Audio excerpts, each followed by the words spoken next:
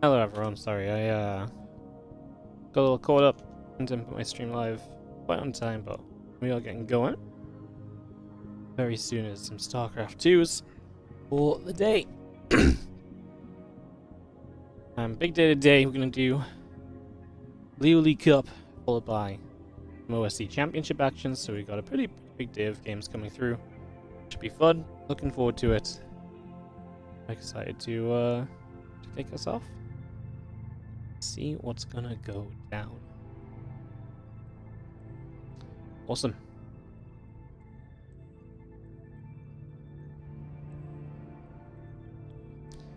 Awesome. We're gonna cast with Lambo again today.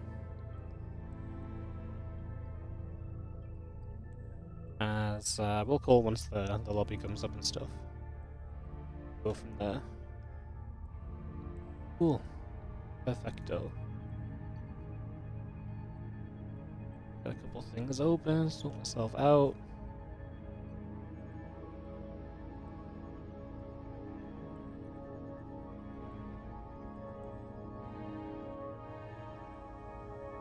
And it is going to be Dark vs Reynor for us to start today with as well, guys. So that'll be coming up in just a few.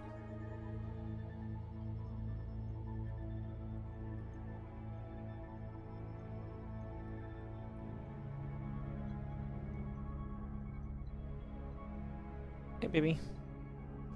You come to pee on my food.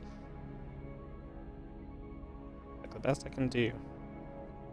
That little tiny corner. Okay? Go. Okay, so they should host up in a few moments. We'll call Lambo. And we'll cast some ZvZ to start us off with at least. And we'll just go from there. Awesome. Awesome. Baby, you can't have anything else. Go see your mom. Go see your mom. Not getting anything off me. Ay, ay, ay. You tell that I'm the pushover. Clearly. Clearly.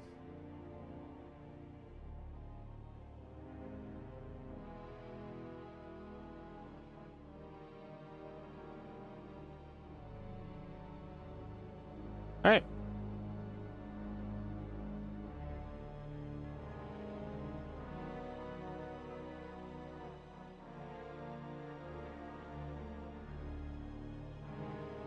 I hope everyone's doing well.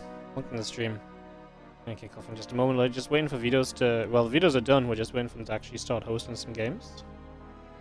So, yeah, as soon as they do that, we can kick off. And get some games on the way. And appreciate your patience, guys. Ay, ay, ay.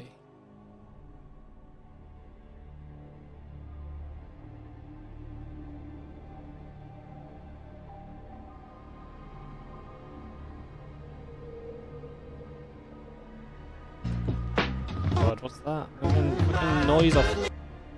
Just scrolling through something to double check things, and I've got freaking noise on. Hey, okay.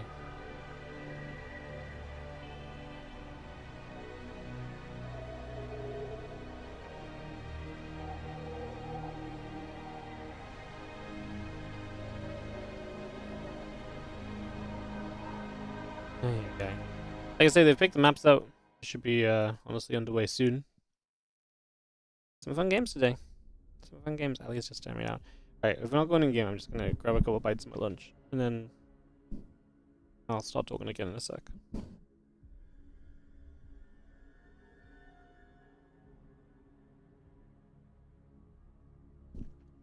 Mostly because I don't think she's gonna go away until I eat it.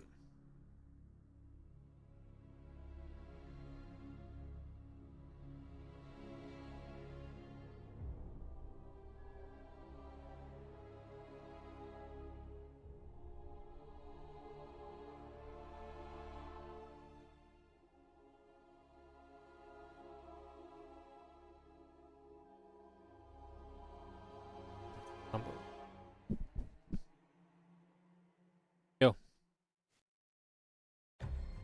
How's it going? It's going fantastic. Beautiful. I I got recognized at the gym today. You got recognized at the gym? Yeah, for the second time ever, so I'm in a great mood. So I had a Pokemon tournament this weekend, and I got this guy in my 5th round or something. He was like, have you played before? And I was like, no, definitely don't recognize this guy at all. He's like, oh, okay. And after game 1, he's like, do you cast Starcraft? I was like, yeah. And he's like, man, yeah, I think I used to watch you. And I was like, oh, cool. He's like, yeah, I don't really watch much anymore and stuff. He's like, the only guy I do still watch sometimes is this guy with a Dutch name. I was like, Rotterdam? He's like, yeah, Rotterdam. He's like, this guy goes, he's such an inspiration. I've never known one guy do the same thing for so long and not get bored of it. That is sick. Yeah. This guy was, this guy was kind of deadpan. Like, he wasn't trying to be funny, I don't think. I think he was just being very serious, but it made me laugh. Pretty funny. That is hilarious. I mean, it's also a very accurate description of Rotterdam. Yeah. He plays the same build order already for as long as I can remember. Yeah. And we have another funny thing happening here in the lobby. Yeah, we thought we were gonna cast some ZVZ, but we're gonna cast some PvP. That's actually rough. You remember when you were like, man, it's a nice bracket to not get any PvPs? Yeah. I mean, yeah. It didn't look like we were even gonna get a single one. I was very happy about it. Surprise. Dog played Protoss recently in something as well, right? I don't know what, but... Yeah. I just remember seeing him as Protoss somewhere. So, yeah, he's joining the Protoss hype train, apparently. That's, I mean, yeah. So yeah, welcome to the PvP. Top left-hand side, our red Protoss play here is Reynor. And his opponent, the blue Protoss, is Dark.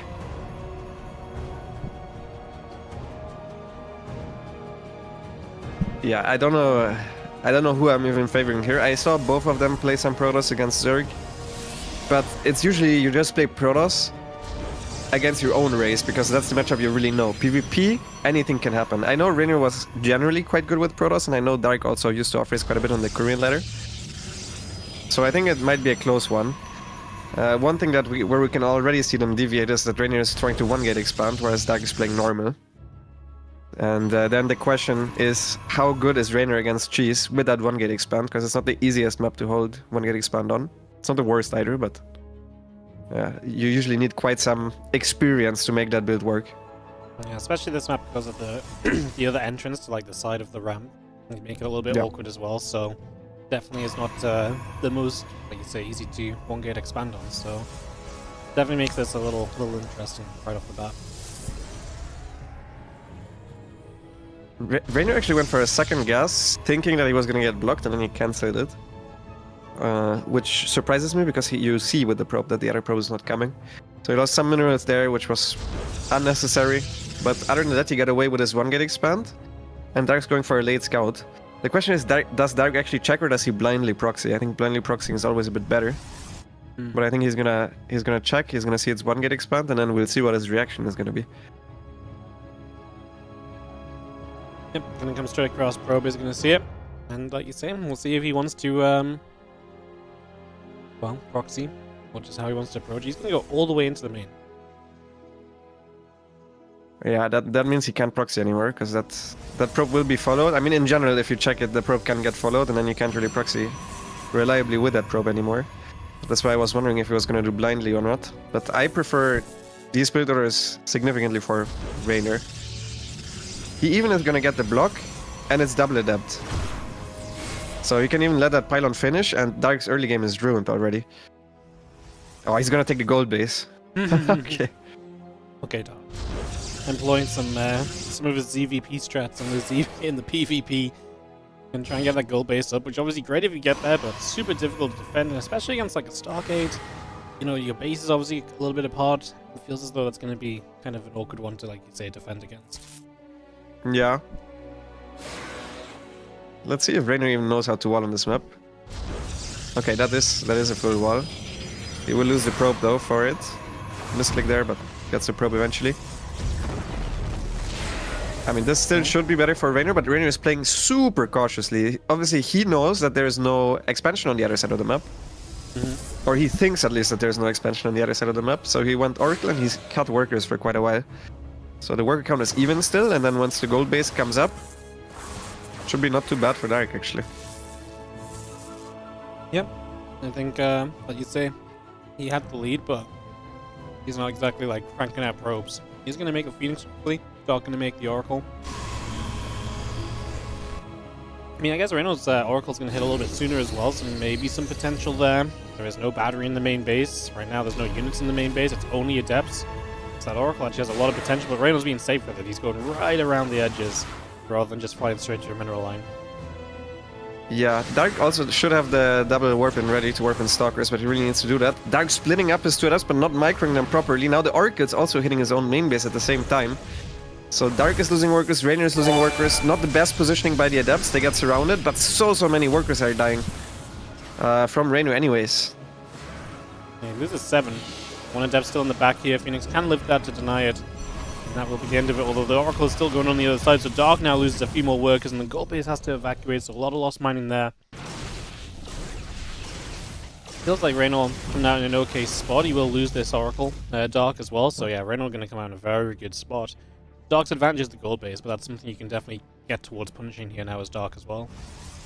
Yeah, it's 2 Stargate units against 0 at this point, so that is the biggest advantage that Reynor has. He simply has more units out on the map right now, and these bases from Dark are also super split. So Reynor could do something like the Adept run by towards the main base, attack into the main with a... I wouldn't even have minded seeing a second Oracle at this point since he's so far up in army. Instead, he's just poking with 2 Adepts, not really using his army advantage any other way. Poking where the Stalkers are as well, unfortunately, so Dark can definitely defend this location. The Adept shade backwards. You get one more probe, and Dark still trails by about 8 workers, so not great. And the Dark Shrine is the cool move from Reynor, because if Dark tries to cut corners to get back in this, he might just knock out a Robo, in which case he's going to be in a lot of trouble. Yeah, obviously losing that Oracle hurts in the long run. Not only because of all the scouting that it can get done, because of the stasis word spam, but also because it's your form of detection when you go Stargate into Blink.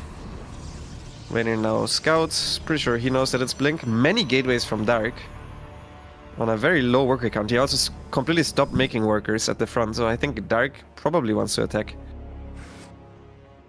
Yeah. It makes sense, right? He's going to have a slightly faster blink. He's going to have a lot of units. He's just going to be missing detection. DTs are going to be such a thorn in his side in this game, unfortunately. Yeah. Yeah, he will legit have no detection. And he also has no way of scouting right now, because, as I said before, he simply doesn't have a Stargate unit anymore. Good focus right there on the stasis ward. Needed to clear that one first. And now kills the 2 Adepts. 2 workers go down, it's not too bad for the 2 Adepts, but all of this is still distracting Dark. And now the first DTs are gonna get warped in. Yeah, the fact DTs are already warping in when Dark is wanting to be somewhat across the map with Stalkers is not ideal. He actually starts a 3rd base, but yeah, DTs are just going to do so much damage. This might be a here the DT and GG. Obviously, you can build an Oracle. It's not like he's detectionless, but one with an Oracle, it's freshly built. I guess you can energy overcharge it nowadays as well, but you can also only drop 1 Revelation. It cooldowns a little bit, so if the DT stays split, it's going to remain to be an issue. He's going to start the Oracle now, so he's figured out what's going on.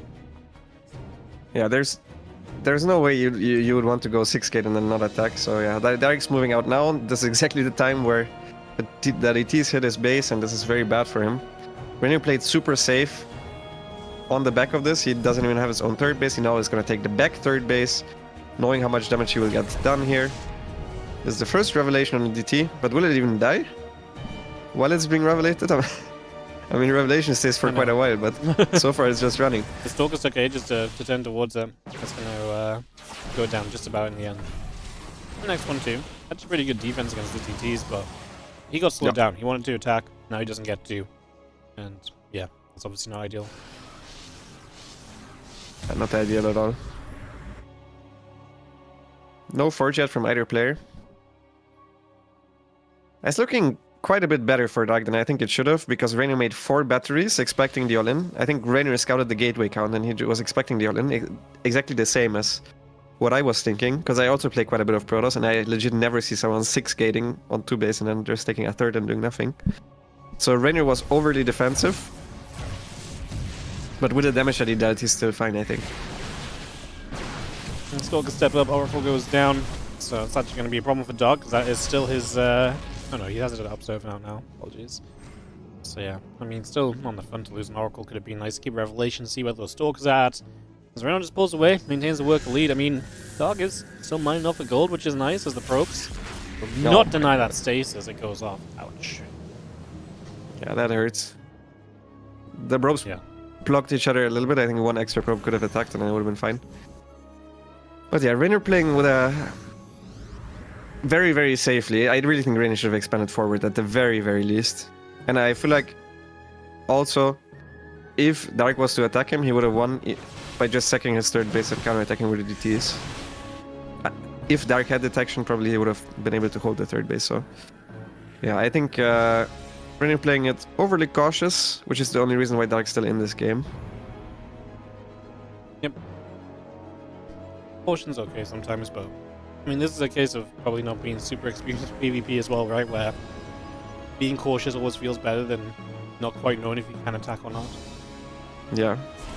I mean, if I had to guess, I would say Reynor is more experienced in PvP than Dark, and Dark did something that is a little bit weird, or not too high level, and then that's what made Reynor so cautious.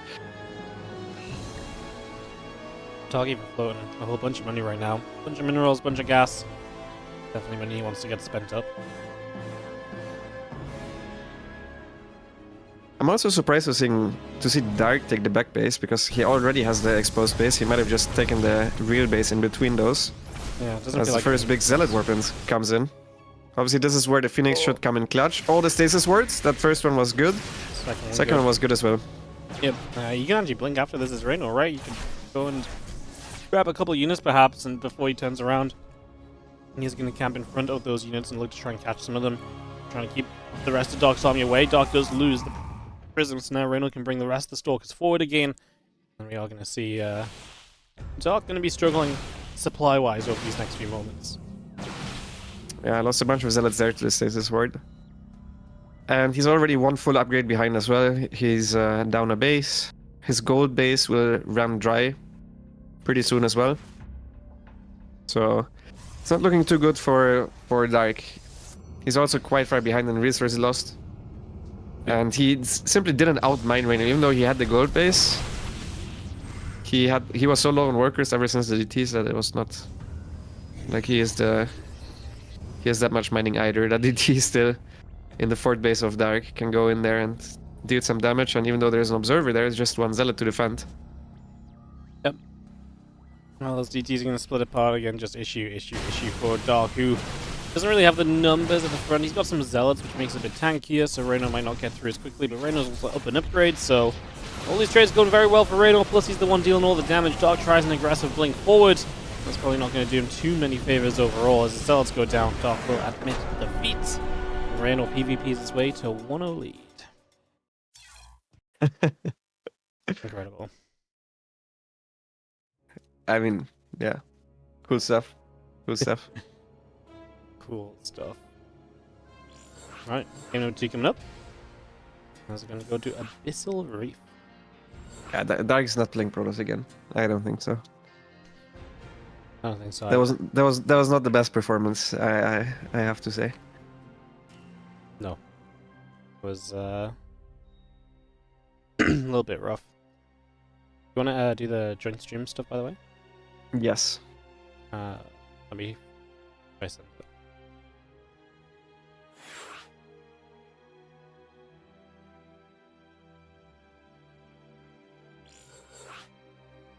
I think I sent it. Okay, I got it. Sweet.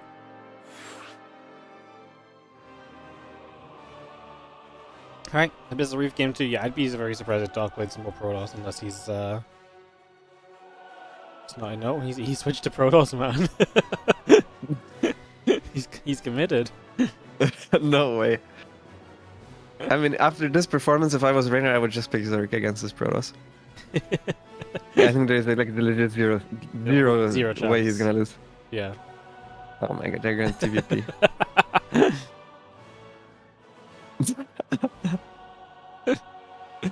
I mean, this is interesting now because Reynor obviously he played more Terran recently than Protoss, so his 2VP should be better than PvP. So Dark can now say, if you play Terran, then I'll play Zerg.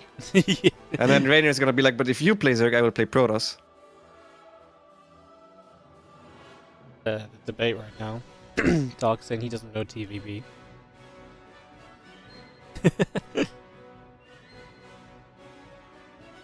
Yeah, exactly. Dark is saying exactly what I said. If you play Terran, I will play Zerg. But then Reynor can go, if you play Zerg, I want to play Protoss. Yeah. So I think we end up with PvP again. Yep.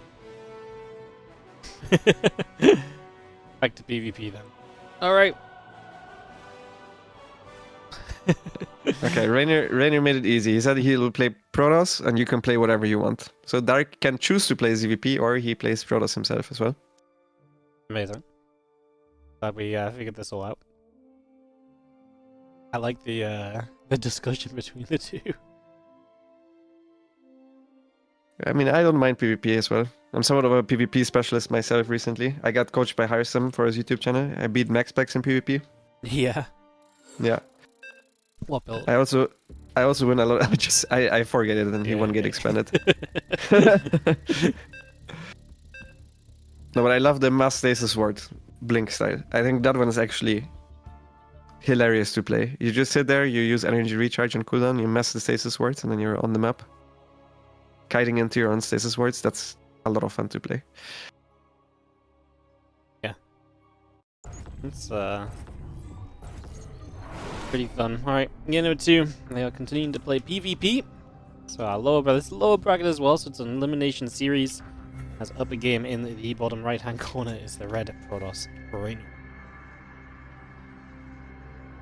And his opponent in the top left, it is the blue Protoss from Korea, it's Dark.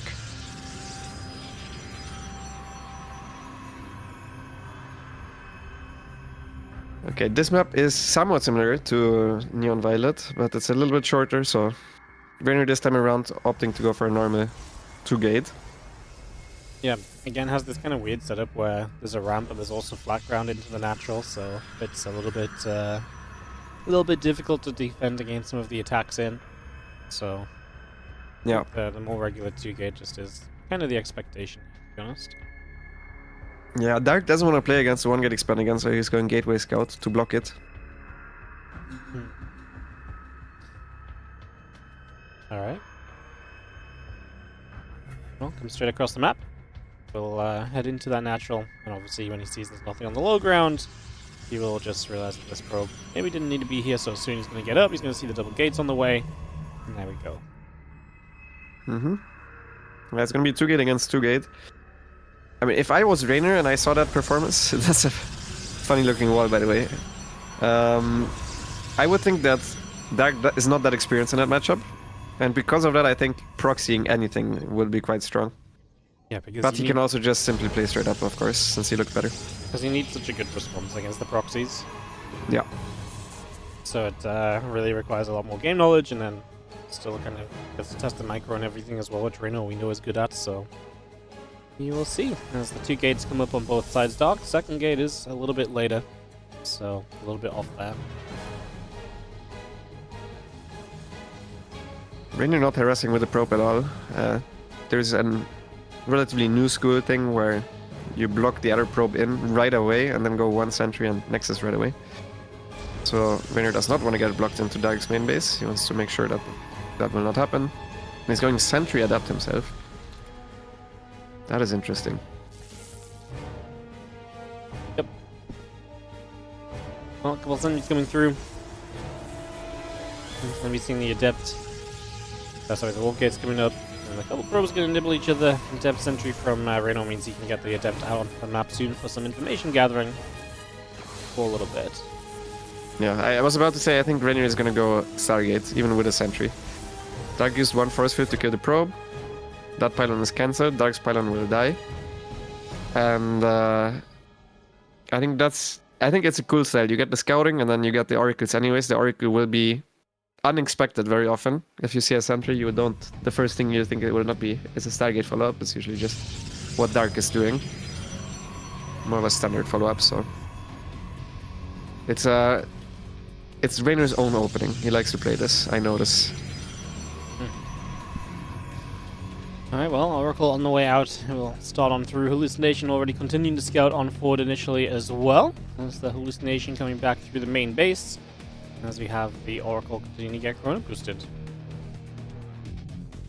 We'll see everyone getting information so everyone knows what's going on, and Dark's still yet to drop down some tech in this game. He's just got 4 sentries. It's a lot of force field availability, and he now drops down the Twilight Council. Yeah, I wonder what he wants to proxy, because that Twilight is too late to proxy a Dark Shrine. Maybe way down the line. Could just be a third gateway to poke at the third base. Yeah. Well, a couple sentries is going to come through. The Wolf Gate setting up. Twilight Council, the probes and the adepts continuing over as well. It's for 2 adepts. So those will hit in an off timing. An experienced Protoss will see the lack of extra warpen. And be careful against the potential of 2 adepts. I don't know if Reynor even saw how many units there were in the main base still. But yeah, Dark's even now proxying a Dark Shrine. 2 adept run by into the proxy Dark Shrine. There is a probe at the wall, and Reynor blocks in time. Trade gets cancelled. Good defense from Reynor, and Reynor is going into Robo. So I think Reynor is going to go into like Immortal Charged Icon with mass stasis wards. It's very funny because I also off-race with my Protoss quite a bunch. And all the Zergs get to the same conclusions very often, even though we don't talk with each other about how we play Protoss, obviously. Because why the hell would we do that? But a week or 2 into the new patch, we both play Protoss, and then we talk with each other how we beat, I don't know, some main race Protoss players.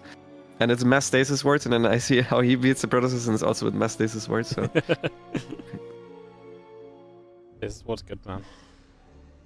Actually, so insanely good with the new change with energy overcharge, being able to just put so many up.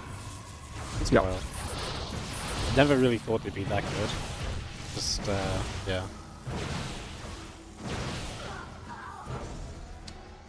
Probes go down. Just gonna have ourselves the Forge the Nexus coming up. And yeah, Blink on the way through as well. A couple extra gates on the way out. Robo Facility gonna pop out an Immortal.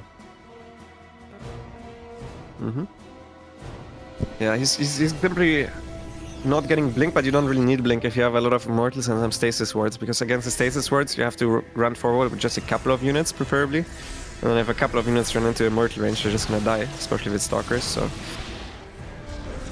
so that way you can skip the Blink and get only the good units that are very strong in direct fights. You can hit good timings with it, or even go into... Like, usually what happens in my games is they go for Disruptors, and then I go Phoenix. But we'll... and he already has a Stargate for that. But we'll see if Dark even opts to go for that. So far he's just on 3 gas, messing Stalker Zealot. Yep. That's exactly the ideal start. He has the Dark Shrine, which is actually going to be targeted here with the Oracles, potentially, so... You know, this is just not going anywhere for Dark. He's adding on gateways, but Reynor already up a couple of probes, up a good amount of army supply, plus 1 attack coming through. It's looking good, kind of across the board here for Reynor, who is... I mean, he's going to be, missing Twilight upgrades, but I'm not even sure if I hate that so much for now. On his way to Twilight Council, as long as he gets towards Archons fairly reasonably timed, so I'm not too worried. Obviously, no Archons against the charge ups can be scary, but I don't think Dark can really afford that many charge ups so quickly that'd be like an issue. Yeah. Super early second Forge as well. I know the way Reynor plays is also with a lot of static defense and just sitting there on 6 gas. And yeah, I as you said, I don't think Dark can kill him before the Templar Archives finishes up. It's a very quick building to build, and it's already on the way. So yeah, Reynor will just try to get a massive army of Immortal Charged Archon and stay defensive with mass stasis wards. Super, super hard to attack into. That type of setup you can already see with a lot of cannons and batteries. He's ready for an attack from any position, honestly. 4 stasis wards at the front. Observer ready. I mean, you cannot kill that, I don't think. No. Does not seem like the sort of position you want to run into. Dark, though, is about to get his Prism, and he is at the very least going to move onto the map to test the waters and see a little bit of what is up. A couple of Oracles pulling back down toward the bottom, and the Oracle's going to get over there. The +2 up on either side, the shield upgrade coming through even from Reynor, and he is starting to add on an additional Phoenix here, so maybe just patrol around, deal with any War Prism play. As yeah, those Stasis Wards, I feel like have a high chance of connecting. Yeah. We'll see about these ones, because theoretically Dark can already see them, but yeah. Okay, so that's the second one off at least, but the first one already catching 4 Zealots. If Dark had any intention of attacking forward, it was definitely slowed down here. Need those Zealots. Yeah, Reynor just obviously has some more preparation time, can pull his army into position. The Stasis Wards everywhere give you a good idea of where units are moving to, so that really does a lot for you. And puts you into a better position here as the Stalkers are going to shut down that Prism, so that's a complete shutdown, dropped off a single Zealot. I mean, you basically pressure it to make a play with the Phoenix, and have to get Stasis Ward as well as the Archon get caught. Zealots get caught as well, and Reynor gets even more time to add more units into this defense. I mean, there's so many Stasis Wards that he can fall back to as well. Dark is using the Archons as a force field right now, but I mean, eventually they'll get unstasis, until he'll probably have to back off. Or he just commits. I mean, there's a forward base. Dark is not making probes, which leads me to believe that I think he wants to attack still, or at least kill that Nexus, but with the War Prism that, he doesn't even have quick reinforcements, so it's going to be hard to run into this position. Especially once Reynor kites towards his extra Stasis Wards. I think the initial fight for Dark was not too bad, but now that all of his Zealots are gone, all of the Archons are low on shields, I think it's time to back. Yep, steps back a little bit. Immortals still gathering up together there from Reynor. As we do see the Zealot's going to sneak into the main base. The Dark is going to cause Reynor to have to warp into defense here at least. And defense will be warped in. Reynor about to finish his +2 attack upgrade to even out the attack upgrades in this game as well. So that's a little factor too that we can look at here as the Zealots will get cleaned up in the main base too. So it takes a little bit of effort, but we will get there. And Reynor just continuing through with those upgrades. +3 attack, +2 shields. Really making this as strong as possible. Yeah, this is also a Zerg specific thing, where we get shields instead of armor. I'm not sure why Protoss players always get armor. I think the only unit that it's actually better for is the Zealot, and it's obviously a little bit cheaper. But I think for the Archons in particular, the shields obviously does make a lot of sense. And Reynor with those extra upgrades, but also simply with having the better army composition. He has 5 Immortals, way more Archons. Still has a lot of static defense that he already has ready. He still has the Oracles that, as you could see, they even help with the Zealot run-bys, etc. He's in a good position. Dark's now going into the Robobay. That's the common response. It's the usual response, but it's very late. It will hit after Reynor is maxed out, so Reynor can attack if he wants to, before even the first Disruptor is out. Yeah, he's even going to add 2 more Robos, so almost indicative of the idea that he knows it's kind of late, but yeah, not exactly ideal as the Stalkers split around that right-hand side. A few gates, and the Archons continue to come up here for the moment. +3 attack and +1 armor continue to come through. And a couple of batteries finishing up as we speak to get those batteries online. And the army of Dark still looking to press forward here for a little bit. Maybe you can pick up some stuff from the low ground. He has a lot of Stalkers. And use those to blink back. Gets a couple of shield batteries. And he's even force-feeding some Immortals away, trying to kill workers. Doesn't really work out too well. Reynor's Phoenix once again finds the War Prism. And this is a little bit of a deja vu here in the main base of Reynor. Yeah, I'm just going to be seeing the Zealots at least get to unload this time. Last time we only saw 1 unload. I'm actually going to be seeing this time a whole bunch get to come out, so Reynor will have to deal with the Zealots again, but not going to be that much of an issue. Easily handled, and Dark still unable to really get through at any point. Yeah. Fleet Beacon on the way. He could go into carriers, but I think this is just for a mothership. Now starting +3 shield and +1 armor. Reynor's upgrades are very sick. Just like his army is very sick. Yeah, looking very good. The Archon's going to get there. Just going to push those Stalkers back. And we do have the Fleet Beacon about to finish, so like you say, probably just a mothership. Reynor's army gets even better. Okay, this is where Reynor needs to watch out a little bit against these Disruptors. There's 3 Disruptors out already. First one is somewhat wasted, the second one is quite far forward, could potentially be focus fired. And these are better upgraded Zealots now, and also way higher numbers. Good DT warp in from Dark, because there's no detection from Reynor whatsoever, so the T should be able to clear up the Zealots eventually. This army doesn't really have that many Zealots with them. I would love for Dark Zealots to attack this. There's really not that many Archons left over, and I think could have a good chance at winning that fight. Just let the DTs deal with the left side and use all of the Zealots to come in here. Yeah, I think so. As soon as the Archons went down, definitely just bring your Zealots in and let them kind of be the you know, the tanky kind of frontline that you want. Reynor starts to rebuild a mothership. He has a lot of gas, by the way. Could rebuild a bunch of those Archons, which we just lost out on. As Reynor tries to make a retreat happen, obviously Disruptors are going to chase, and we're actually going to get a good connection on 3 Immortals, and then kills 3 Stalkers as well, so great Disruptor shots. As the reinforcements from Reynor will be a little slow to come across. Still ahead on workers. Mothership on the way will help as well, still on great upgrades. A lot happening at the moment. I think you should go carriers now, if I'm being honest. I mean, I usually go Phoenix first, but if they're set up like that and you have... I mean, Reynor has a setup where Dark cannot kill him whatsoever. I feel like carriers are not too bad. Yeah, he's adding extra Stargates now. Maybe realizing it himself. He already has a lot of Immortals, which are good against the Stalkers. Could go into carriers. The issue with going carriers is usually the mobility, where the other guy can continuously base trade, but if you already have this many cannons, shield battery set up, and your ground composition is already so good, I think it's not necessary. And he also finally gets Blink, like he should have gotten it a while ago as well. Just no reason not to get Blink, it's always useful. At some point you're going to want some Stalkers in these armies, so yeah, kind of surprising that it took so long to get there, right? Mm-hmm. It's just what's going to cash the Stalkers as well, so the Stalkers are Dark at core, and that's the problem. Even if Dark has a supply lead, attacking in it's going to be a big challenge, and that gives Reynor the chance to go into production like carriers. Yeah. Yeah, attacking into this is also hell. Reynor is set up for a surround here. Dark's army is not even all together. This is very scary for Dark. This is very, very scary for Dark.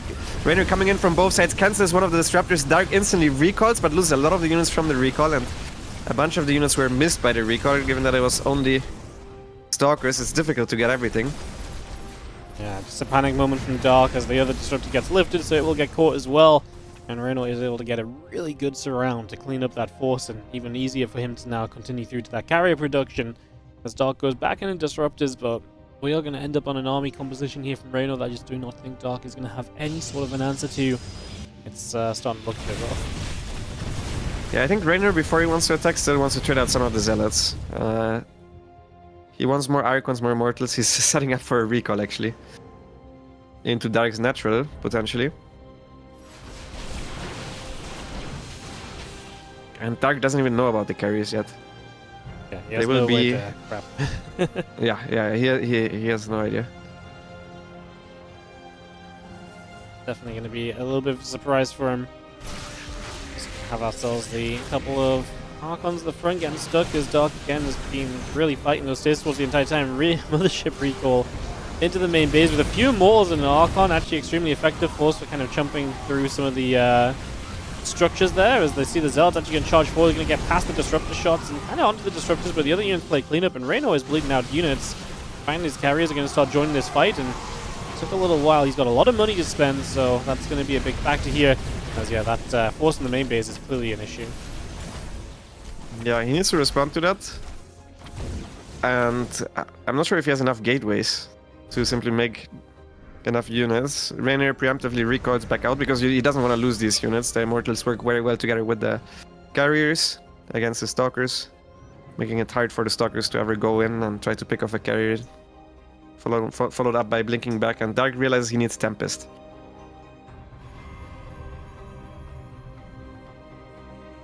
Not a bad choice. And just kind of necessity as the carrier count gets that little bit higher. There's just no efficient way, like you say, the Stalkers can't blink into fight carriers because of the Immortals. Tempests are the answer for the moment, but Reynor recognizes that Dark starts to invest into high-tech units like Tempests. Maybe Reynor just sends it because his army's already looking very good here. The counterattack maybe slows him down a little bit. He does not have supply to warp in, so that makes it kind of scary not to just turn around and try and come back to deal with it. Yeah, I think the carrier with the cannons defends it actually by himself, but he does go back. Just seeing the Zealots. Does Reynor have an observer on the left side army? He doesn't.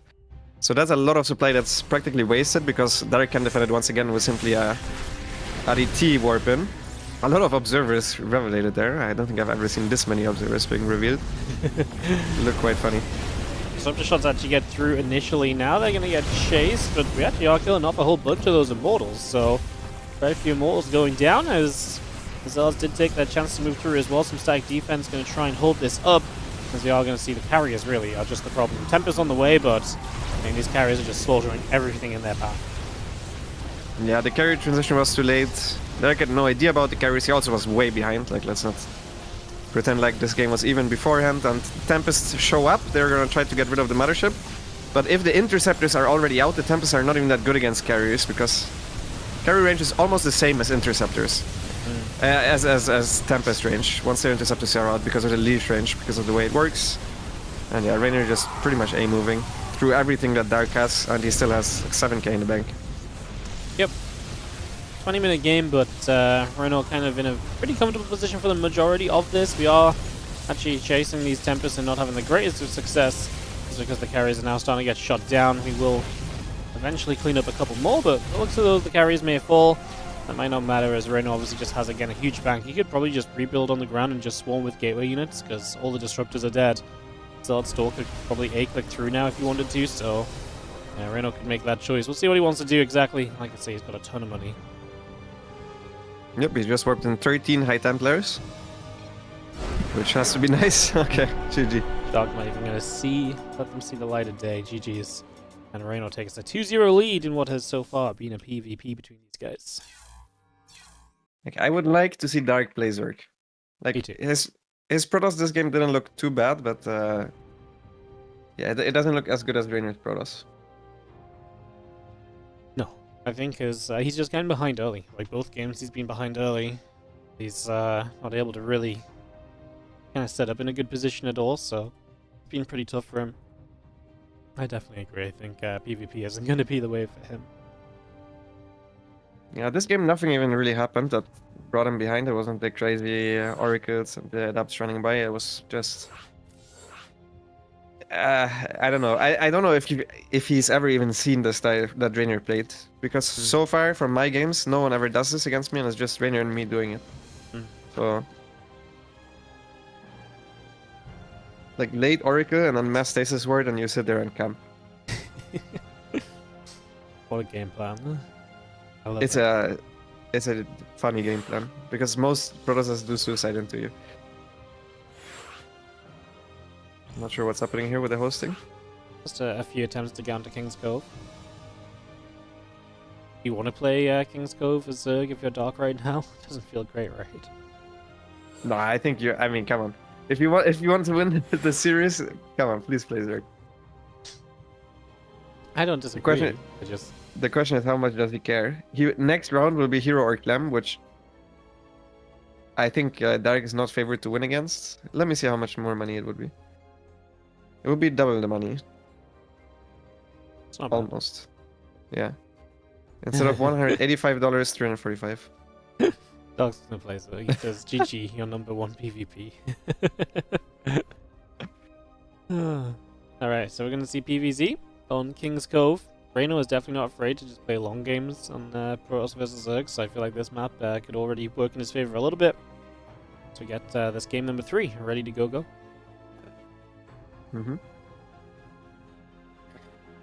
Yeah, I think the last game was the one where Dark should have played Zerg already on Abyssal. Yeah. If he wins in a dominating fashion, then Reynor will already play Zerg on this map, and then he doesn't need to worry about actually losing against someone's off race. Because there's always pride involved. Whenever you play against someone's off race, there shouldn't really be, but the way everybody else sees it, and you yourself, is always it always feels worse if you lose to someone's off race. It doesn't feel the same. Like, you could treat Reynor as a normal 6-3 Protoss, 6-4 Protoss, and then you would probably have an easier time, but you're generally afraid of losing against someone's off race, and then you also play worse. Also, Reynor's PvZ is higher than that, obviously, but I think if he plays Protoss, he's like around that level. Alright. In the bottom right-hand side, then, since he's now going to get to show some PvZ, which is what he intentioned to show us in the first place, I think. It is going to be Reynor, who's up 2-0. One more map sends him through to the next round of this lower bracket. And his opponent finally playing his real race, showing his true strength. It's Dark.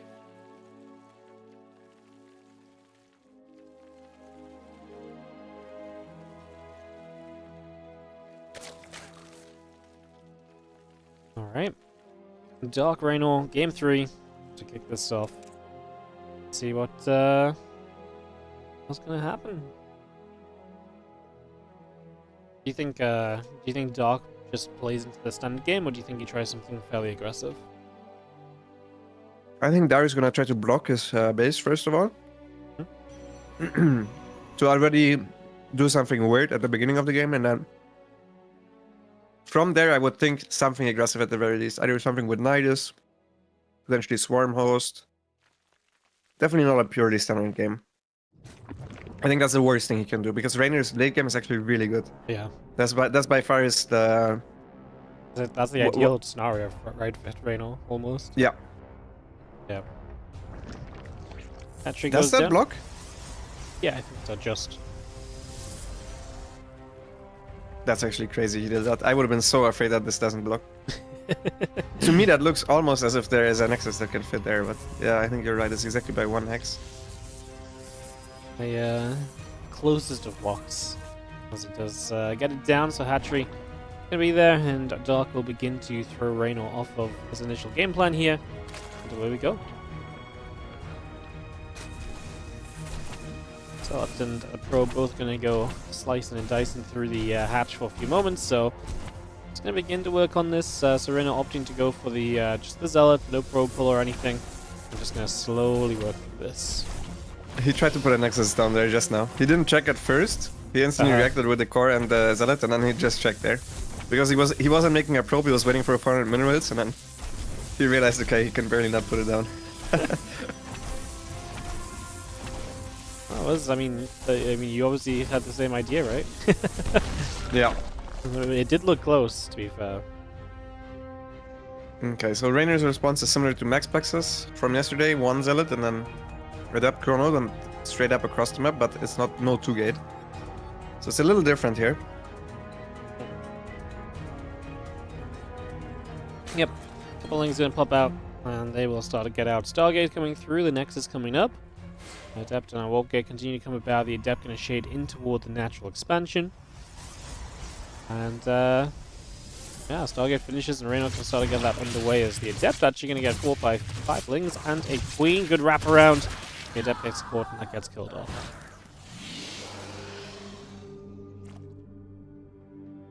I don't know, I'm a bit afraid that this is going to be a stomp with the way it started out, because this was not the best reaction against the proxy hatch. And after that one Adept dies, I think it's actually quite a bad position for the Protoss. Reynor's going to have a rough time either dealing damage now with the Oracles or holding a 3rd base, or rather, even starting a 3rd base, so... Yeah, it's not great. Dark already making 6 extra links. He saw the double Adept move out, which could have been 3 Adepts together with the Oracles, so losing that 1 Adept really matters. And we'll see where he wants to go from here. A little bit creep pushing out. Adept's going to come up to this side, he's going to start hitting this hatchery, which is going to finish building in just a few moments. So that hatchery going to finish, a couple of Adepts will still shade through. The Oracle is going to be there. And the Twilight Council coming up to being about halfway done as well. Still got our gate coming online as we speak. So Twilight Council, Gates, Oracle, all coming through. The Ling's going to get up to the high ground already, and again trying to see a bit of what else is going on. I'm a little bit afraid that Reynor is going to play Glaives, and I think Glaives sucks from behind. Like, it really, really sucks. Yeah, it's Glaives. I hate it. I think this is going to get stomped. He might even hold it with just Zerglings, because Reynor's spot is really bad. It hits so late. Like 6 minutes. It's going to hit very late. Oh, Overlord's getting pushed away by a Stalker. There's a couple of Adepts pulled back. This Ling is actually giving chase to those Adepts, and the Adepts not tucked behind anything. There's at least an Oracle here, I guess, to play defense, though. As the Lings turn around, and they go toward the natural. Oracle activating to play clean up a little bit again. As melee upgrade starts, Dog is going to be pretty melee upgrade committed for the moment. And yeah, just going to be seeing the rest of these units gathering up. I think the Glaive upgrade timing is not even gonna be the issue, it's just the lack of Adepts. Like, he's gonna have 8 Adepts when he moves out. It's just not scary. Like, even without a Baniness, it's just 8 Glaive Adepts, he can hold that easily with just Zerglings and Queens. If he starts making Zerglings at a reasonable time, like let's say 60 workers or something. And Reynor's worker count is horrendous. 41. He needs some serious damage with these adepts, but I mean, 8 adepts, Ling's already seeing them, Bane Nest coming up. Feels extremely unlikely. Yeah. So Glaive is already done, which meant that it was too early because you don't want it to finish as you're shading out. There's no reason to get it that early then. Dark starting up a Spinecrawler, his Bane Nest is done, which means he can morph Banelings. 4 Banelings are on the way. It will hit at least before +1 melee, which is good for Reynor. But yeah, we'll see, maybe I'm wrong. Adept's gonna come shading, the Queen's gonna be there, and we do have the Adept's gonna commit into this mineral line, so they are gonna start a fight. I mean, the Banelings are struggling to find the Adepts. They got completely stuck behind the Queens, and so these Adepts actually get a better start to this than expected. Good split from Reynor as well. He will end this with killing 3 drones, but that's about it. The trade was kind of neat there, because Dark sent the Zerglings in for no reason. For the Banelings were there. So it kills 4 workers overall. Obviously this is terrible for a Glaive build order, but this went better than I expected, if I'm being honest. I thought this would be even worse. He now ends up with an even worker count, which is the normal outcome after Glaives, but Dark being significantly up in upgrades. And yeah, Reynor will have to go for Robobait to try and stay safe in this game and not just simply die to your Hydra Bane. Moves into that, actually gets quite a few of the Lings here, and this Dark is on his way to that Hydra Den. A couple of Banelings even morphing and just try and rally into that mineral line, see if he can catch Reynor not quite paying attention.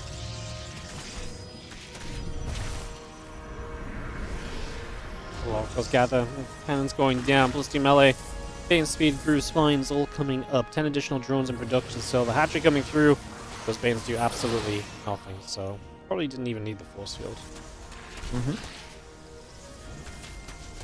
I wonder if this Robo is gonna give Dark the idea that it is actually Colossus, because from what he saw so far, it could also simply be Childhood Icon, for which you would also have an early Robo for Immortals and a Warpism. But yeah, I definitely like the Colossus follow-up, and Dark really needs to scout. If Dark knows this is happening, he can still either commit to the attack that he's planning on doing right now at 5 gas, get like 12, 14 Hydras, and then Massling Bane to try and bust the 4th base or even the 3rd base. But I think what would be even better is just simply going for Hive and Lurkers. Yeah. I mean, Hive, I think against Colossus, the Hive is just so good as well, because you can also just access a couple of Vipers, right? And 2-3 Colossus do not have a fun time once Vipers start hitting the field, so I definitely feel like that's a factor as well, as the Hydras do come down through the center of the map. Extended Thermal Lens coming up, I think halfway done. Batteries, cannons, all coming in. Nexus finishing soon. Good unsiege there with the Observer going back, realizing that there's most likely going to be an Overseer with the first couple of Hydras. And Dark saw the Colossus now for sure, couple times already, and didn't start an Infestation, but he thinks he's far enough ahead to kill his opponent. I'm not sure I agree with this, because Reynor actually did the perfect... I mean, Reynor's follow-up to the Glaives was perfect. He realized he's up against Hydra Bane. He went very Sentry heavy. Hydra Bane has nothing to break force fields. Colossus plus Sentry heavy should be literally the best thing you can do against a Hydra Bane attack. There should be no way for Dark to win a fight, simply. If the Protoss army is in a good position, which it is right now. He has a lot of force fields ready. First Banelings go through, they kill one of the sentries. The next Banelings get force fielded off. Wow. The 4th base is exposed, but Dark can't even get close to Reynor's army. Yeah, these Colossus obviously can just sit in the back and do so much. You lose the 4th. That's something which I think Reynor can just get back to. He doesn't lose too many probes in the process, so it really is just rebuild that Nexus and get set up again. He is supply blocked right now, so a couple of pylons have to start. He will build more batteries and cannons on this low ground. There's the Nexus coming back in as well. And Reynor has held well enough that Dark agrees. He has to get an Infestation pit down, so this attack did not do enough. Killed a few units, killed a couple of probes, denied the 4th, but obviously at a huge cost of your tech time. Yeah, exactly. His tech is going to be so delayed. And he didn't kill any of the gas units, which means Reynor's going to have 3 Colossus now, and way before the Hive is even started, he started his own Templar archive, so he's going to have High Templars out in time for these Vipers, and he's probably going to have Storm even by the time Dark hits the Hive tech. He could also even try to go for a timing himself now. I wouldn't be the biggest fan of this, especially on that map, because you need to fight into a huge concave of banelings. But yeah, what I would like to see from Reynor right now is a second Forge. And just maybe Storm started. Maybe second Robo, second Forge, Storm started. Instead of the second Robo, you can also go Fleet Beacon. Ooh. Oh, that's not pretty. So many Banes went down. First on the left, then some on the right. Yeah. Just a little disaster for Dark right there as he sets up into a concave wall from the left side. From Reynor's going to stop the Lings from getting through, so that's going to buy you a little bit of time to respond. Banes are going to crush through into the natural though, and they will get in, so Reynor going to have to find a response over there. This is where a lot of the units are going to be attacking. So far, only 2 probes went down. Actually, only 2 probes will fall in the natural. As long as we can get across there now and start cleaning up, we do open up the natural wall off, but I mean, Reynor's now back in that direction. Dark trying to find some different directions, but stasis wards across the board. And there's just no way in. I mean, I love these stasis wards when I'm not in the game against the Protoss. Yeah. Okay, Ultra Cavern actually, no Lurker then. He's gonna try to play Ultras, which we have seen before on this map, trying to play the mobility game, and Dark's very good at this mobility game. He's good at dropping, run buying, Nidus worming, all of that stuff, and making it hell for Protoss to move out. The thing is, I'm not sure Reynor ever wants to move out. He's not he's a Zerg player playing Protoss. We know that we as Zerg players very often we're just banking on Protoss players moving out in a lot of scenarios. So I don't think he's gonna give that to Dark anytime soon. Scorpius trying to hold behind this new wall off that was on the way up. As you're going to see a Weapon in High Templar get killed. The Colossus taking a little while to get back over this direction. A few Lings leak into the main base. We drop a couple of force fields down. There's a cannon in the main with a battery, so that should deal with the majority of the Lings. They have enough wraparound though. That's actually going to be good for the kill. But now the Lings, the Stalkers get there, so the cannon did its job of buying a bit of time. And Reynor just really needs to get this area walled off again so he can stop having to deal with these attacks through that are so far penetrating quite nicely. Why was it a slow warping? It's not sure. It's powering the gateway, the pylon, so that means it should be a quick warping. Maybe it was on the pylon from the high ground or something? Was it that far back? I don't think so. But... I'm so confused. I mean, that was for sure a slow warping, right? It looked like the high templar was warping it slow, yeah. We need to take a look at it. Oh, because apparently it's a gateway. Oh! Yeah. Why is it a gateway? He must have manually... Unwarped it? Unwarped it, yeah. That's wild. I forgot gateways that can exist at this point in the game. Dude, that was the most confusing warping I've ever seen. Yeah. His Cybercore died, it doesn't matter. Your Cybercore can die, warp it is research. Yeah, you already have warped it. He's just unwarped accidentally, right? Yeah, it must have been. Further away. Night is coming up, and gets denied actually, so never mind. That's an easy shutdown right there. As you have the 14 probes going down though, so this fourth base ended up taking some damage. Reynor actually taking quite a lot of probe losses. Still in a healthy work count overall. Actually got a decent bank as well.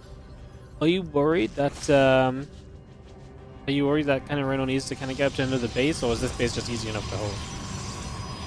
No, I think he's good with the first 6 bases. He just needs to defend properly. I think that's the main thing he needs to do, and then also if he trades out some zealots, he needs to add more immortals, I think, to his army. Those are his 2 main objectives. Try to trade effectively, defensively, while making your army better. Like he's just started now with second forge. He's losing these zealots, which I think is fine. He needs to start some immortals. He needs to understand that Dark is actually super committed on the ultras. He's getting a lot of them. And that means that I believe he needs more immortals, because Reynor's army right now is not good against ultras. It's 0 immortals, 3 colossus. It's like the opposite of what you want to have. Oh no, oh he's not paying attention. Oh no, Reynor! Oh, that's terrible. You need to be kiting already the moment you see the ultras, and he did not do that, so now the ultras are just running on top of his army. He's trying to focus fire the overseers, but more overseers are coming from the back of Dark's army, and that was the worst engagement possible. As I said before, his army is simply not good against ultras, and he didn't respect the space cow enough. Talkers are the only thing that's actually decent against ultras, and they're doing better than expected, I'm not gonna lie, but that was that was so good for Dark. just an extremely good fight. Those ultras come crashing through, and the moment they get there, it all falls apart for Reynor, who had played a pretty decent defense up until that stage. But like you say, start adding on some immortals, realize how many ultras there are, because if you can start again and fix that, then yeah, the game would look a lot better for you. But unfortunately, it takes a bad fight before that happens. And he was actually up in army value. He just built the wrong army, which isn't that bad, I think, in itself, as long as he has his army together and he's kiting the moment he sees the ultras. But he didn't pay attention for like legit 10 seconds. Maybe a little bit less, like 5 seconds. He didn't look at the ultras coming at him, and then the ultras even got a couple of swipes on him. Which also meant that while they were swiping away, the other ultras got even closer from the sides, and then... I mean, that engagement had no business being that good for Dark.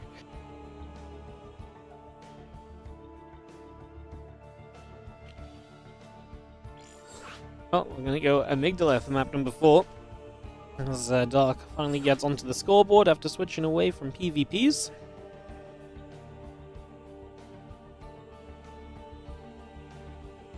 That was an awful early game, by the way. We don't need to we shouldn't forget about that. I think Reynor was legit very, very, very far behind after the start. Like crazy far behind. He played well to keep himself in the game. Someone's not accepting. Yep.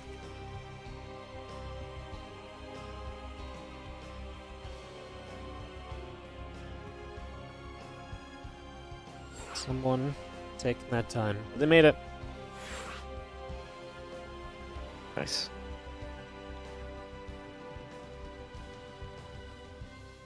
Did Reynor play the whole series as Protoss? He got a 2-0 lead with PvPs. So he won 2 PvPs against Dark, and now he lost 1 PvZ. Yep. And we'll see what he's going to swap to here. As play on Amygdala. Going for Reynor to race pick, and he switches over to Zerg, so it's going to be ZvZ for map 4 of the series. It would be so cool if Dark now switches to Protoss. Last second.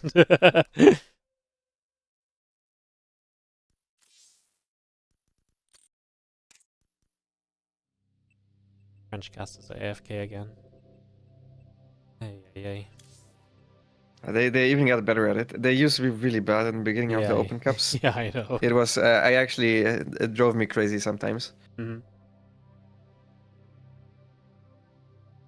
Oh my god, Dark's actually playing Protoss.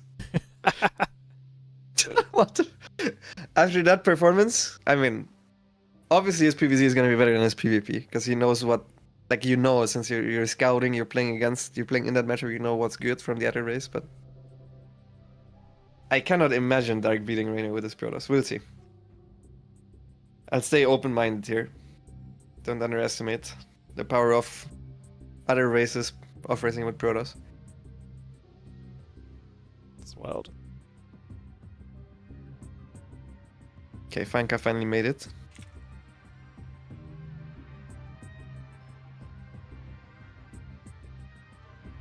This is also a good Protoss. So far, they didn't veto any of the Protoss maps because Reynor probably thought he was going to play some Protoss himself, and Dark maybe thought the same, but so we might end up with the 3 best Protoss maps in the map pool. All right. So we are gonna go into this ZvP. Now Reynor is the Zerg and Dark is the Protoss on Amygdala. I have a channel point bets, and instantly it's 95% for Reynor. Because I do map by map. I will not lie, I do not have faith in Dark's Protoss. I'm not gonna sugarcoat it. I don't know how pretty this is gonna be. As in the bottom left, red Zerg is Reynor, and he is finally on his main race, just as his opponent goes back to an off race. Yep. Both players playing 3 games so far with Protoss and 1 with Zerg. Exactly what we like to see. Top right is Dark, of course. Beautiful. Alright, well. Away we go. I have no idea what to expect from Dark. No idea what sort of style he's going to try and bring out in this series, to be honest. Yeah, I like that he's not no scouting already. Uh-huh. Zerg players, whenever they off-race, they never gateway scout. It's either you block or you no scout. I also don't even understand why so many Protoss players are gateway scouting. If I'm being entirely honest, I think it's weird. But you will never see, just as I say that Dark is actually gateway scouting. From the European Zerg's off-race against Protoss, you will never see gateway scout.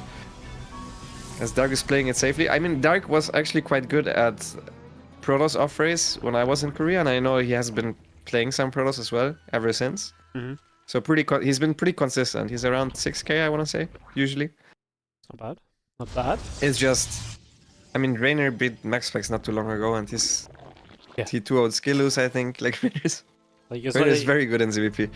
Yeah, Reynor's ZvP is fantastic. And maybe if we're talking about a Zerg who's, maybe ZvP is not that better matchup, maybe we have more hope for Dark, but the fact it's Reynor, I feel like Dark needs to do something spectacular almost, which is already putting a lot on him right from the very get-go. Yeah. He even has 3 probes on one inner patch and only a single one on the next. It's the small things that trigger me.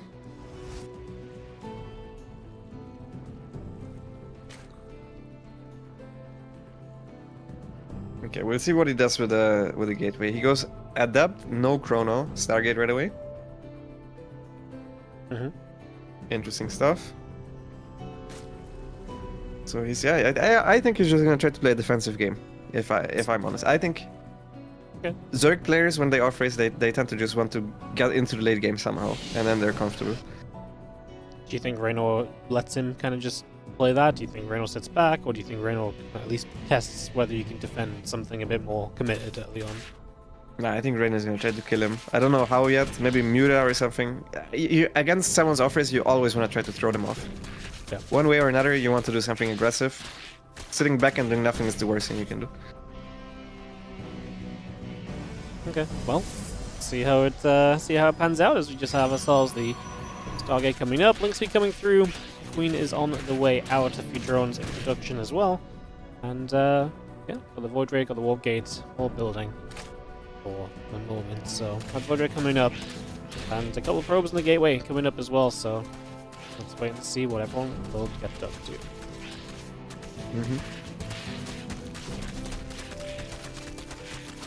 What's with the race choices? So I'll just go over it once again, because this might be confusing and they're both playing very passive.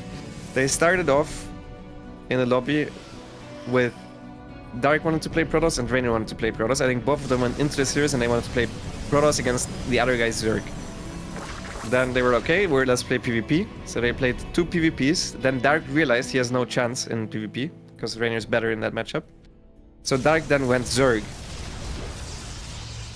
And because Reynor lost with his Protoss against Dark's Zerg, Reynor now said, okay, you know what, I will have to play Zerg, I'm not gonna beat you in PvZ. But now Dark gets to get this try in PvZ, because that's, I'm pretty sure, what he wanted it to initially do himself. So that's where we're at. It's been a journey this morning.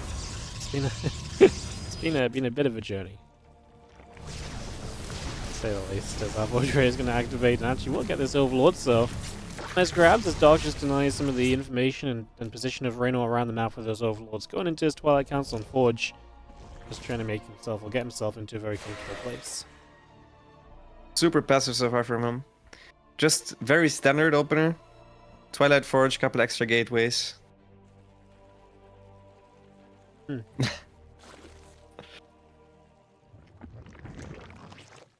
Eva Chamber, Roach Rowan both coming up as well, so we get those started. But Ling's actually going to catch on the Adept, so those two are going to go down, unfortunately. So there goes a little bit of the presence on the map that Dark was holding on to. That's now going to be cleaned out as well. So unfortunately, that's going to be missing for him in these next stages. You know how Dark always makes 5 Overlords at once? You know, he also made way too many pylons, and it really hurts his build order. He wants to blink all in. This is not how you blink all in, by the way. In case you're a Protoss player, don't learn this. But yeah, he's trying to blink all in right now off 3 gas, and he's not even properly mining the 3rd gas. Love it. I want to say my Protoss is better than this. I'll also start playing Protoss whenever I play against the Zerg, which doesn't happen too often, but... Oh, it's Definitely a bit of a situation that we've got going on as this Void Ray is going to go through, get the Overseer. That Overseer will go down, and we just have the rest of the Ling still moving about the map for a few moments as the Oracle comes around the back of the Natural. Going to try and drop a little cheeky Stasis Ward in. And that Stasis Ward's going to get cleaned up pretty quickly too. Good pick up there for Reynor. Dark Sapphire managed to do nothing offensive. He also loses 2 of his first Stalkers right before Blink is done. That really hurts. Especially while you're Blink Auditing. And is that even in range of the Watchtower? It is. He's proxying a pylon in range of the Watchtower. So Reynor knows exactly what's up. I think Reynor didn't pay attention because he made an extra run of drones. But with the early game that he's had and going straight into Hydras, I think he's allowed to make that extra run of drones, if I'm being honest. Good Zergling counterattack forces a double Zealot Warpin at home.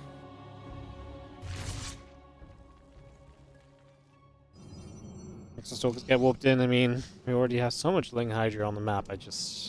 You look at the few warp-ins at Dark and I'm like, they are meant to come through and win this? Like, I'm not seeing it. We do see the Stasis Ward going off right there, so it's going to get another catch. As we do see the Hydra's already just pushing this back. We're going to deny the gateway, we're going to deny the pylon and Dark. His supply is going in the wrong direction. Yeah. I mean, this is not good. I'm not gonna lie.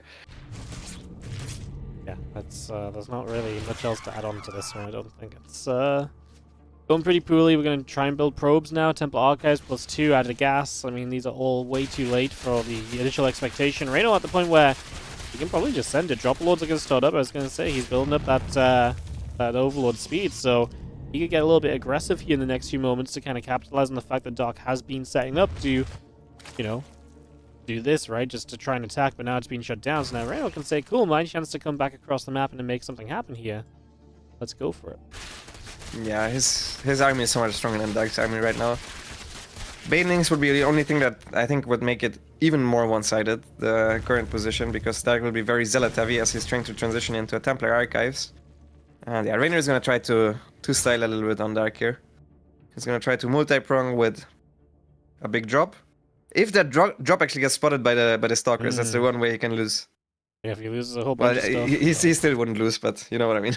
Yeah, it wouldn't make it close. It'd make it a more competitive game than what we currently have between these guys, as it's not going to be good enough. The Stalkers are going to start catching some of those things. We actually kill the Prism over there as well, I believe, so that's not ideal. The Dropper Lord is going to get through, it is going to get set up, and problems continue to rise up, unfortunately, on the side of Dark here. As a couple cannons will come down, the Ling Hydra continues across. Azal's going to get chased away. I mean, again, you can't really pick much else for Reynor to be ahead in right now. Yeah. The quintuple drop is entering Dark's natural as already 30 probes went down. Reynor is now doubling his supply. He also has a transition ready, and GG is called. Reynor takes the game and does the series 3-1. We didn't get to see a single ZvZ, which was what I was mainly here for, to be honest. Yeah, that was one of the series that we've ever watched. Yeah, that was not what I expected to see, I guess, is the easiest way to put it. PvP's PvP, PvZ's ZvP. Cool. Well, we learned a lot from that series. Main races are good, and that PvP is where Reynor excels in off racing, I guess. Oof. Yeah. Yeah. So GG's, that's our first series. Now we have a little bit of a TVP interlude before we get to Maxpax versus Serral. So it's going to be Gumiho versus Skillus, then Maxpax versus Serral, and then Hero versus Clem. Good matches still. Good matches. Why is everybody leaving the yeah, party? because it would make more sense just to invite Skillus and Gumiho in, but instead they make a whole new party. Okay. Okay, that makes way less sense. Yeah, look, I'm not saying it makes sense, I'm just letting you know how they do it. Okay. Did you know that my Protoss in competitive matches is undefeated? Oh, really? Yeah, I played once Protoss against Solar and I beat him in an Open Cup, and I once played against Wayne in an Open Cup and I beat him. 100% record, man. It's nuts. So good. I didn't do it quite chat like these two did it, but I just played Protoss for a while. Whenever it was Golden Aura or Dynasty, I would play Protoss against Zergs. And I was actually also planning on playing Protoss at the ESL Europe, like the actual EPT tournament, but Oh, I yeah. didn't get a single Zerg. I was very sad about that because I had some really good stuff prepared. Uh-huh. I actually practiced build orders and I just didn't get a single Zerg. I was really sad about that. Sucks. Yeah, that really did suck. Alright, well, we can get in the new party and we can have an idea of where the videos are at or where the videos are going here for this Gumiho Skillet series. Also an elimination match where we're probably going to see everyone play their main race. Just at a guess. So that would be nice. I mean, if Gumiho starts playing Protoss, I'm gonna lose it. Yeah. Gumiho played Hero yesterday and kind of had a lot of trouble, right? Lost the one game he won was one which he was very ahead in, and then let Hero come right back into it, and he just about managed to scrape it into his favor in the end, so that was a little bit concerning. So it'll be interesting to see how they handle, or how he tries to handle Skillers, because Skillers has been playing very, very well lately, so should be an interesting matchup. Yeah, he's also coming off an even worse series though, to be honest, because it was the most one-sided series from the first round of matches that we've had. It was against Clem, of course, and Clem is definitely better than Gumiho, especially in that matchup. But yeah, I think both players will get to play their game more so, and I guess we'll also get to see if Gumiho actually wants to play like that always, or if it was just that he was afraid of Hero and he wanted to wait until Hero maybe suicides into him, and that's why he played so passively. Yep. Well, I think it was definitely a point well made. As we do have Ley Lines, then Frost Line, then King's Cove, then Neon Violet Square, and then whichever map was not vetoed. Amygdala apparently for map number 5, so that's going to be our map order going into this best of 5 number 2 of the day. Mm-hmm. Cool. This off in a moment or so. Get into the action here as we go into Ley Lines to start it. Yeah, I need to go for a quick break. I'll be right back. Sure. Probably once the game starts. What's up, guys? I will carry. My voice is a bit sore, so apologies if I'm a bit quiet here and there. But battling through. As we're just waiting for these guys coming back. We're all in the lobby, so should be good to go in just a moment or so. Shouldn't be too much downtime before we kick this off. And yeah, should be able to go straight into this Gumiho Skillet series, which, like we kind of alluded to, has been pretty fun for Skills in general. Has just been pretty good lately. So yeah, we'll see what happens as GLHF gets gold. Kick off into the Ley Lines for map 1 of this map 1 of this series. So Ley Lines to start us off. Pretty fun map. Very standard, but not with the most kind of boring of layouts. It's a pretty fun layout for a standard map. It's made a lot of games very interesting on this map in the map pool, so should be awesome as we kick off into map number 1. Top right corner will be the blue Korean Terran player. This is Gumiho taking on the red Protoss from Europe. It is Skillus from Team Liquid, of course, as well. And yeah, Skillus had a very unfortunate series against Clem yesterday where he just, quite frankly, died. He really did just get killed off in that matchup. There was not really much else to add to it. It was not pretty for Skillus in the slightest. I don't think he's going to come out of this one and come out of that and be feeling good. I think he's going to want to redo, so yeah, we'll see what he can get as we get ourselves into this series. Definitely looking for redemption today, and I think both of them are, because Gumiho obviously had a messy series too against Hero. Both of them would love to come into this matchup and be like, look, we can play better than we played yesterday. And obviously one of them will hopefully show us that and be able to get into a spot where they can go up and take some maps and obviously advance through to the next round of the lower bracket. I'm back, by the way. Hello. Welcome back. As I was saying, obviously, it was kind of a miserable series for both of these guys yesterday, so I think both of them will be looking to improve. Yeah, it didn't look like fun, especially for Skillus. Gumi at least got to play the game, but Skillus didn't even get to play a single real game. Yeah, if we're being honest, like that was not pretty. As we see him trying to delay the CC for as long as possible. Gets it delayed by about 55 minerals. Not too shabby. Gumi opening up with a very standard Reaper expand. He's become a lot more standard, it looks like.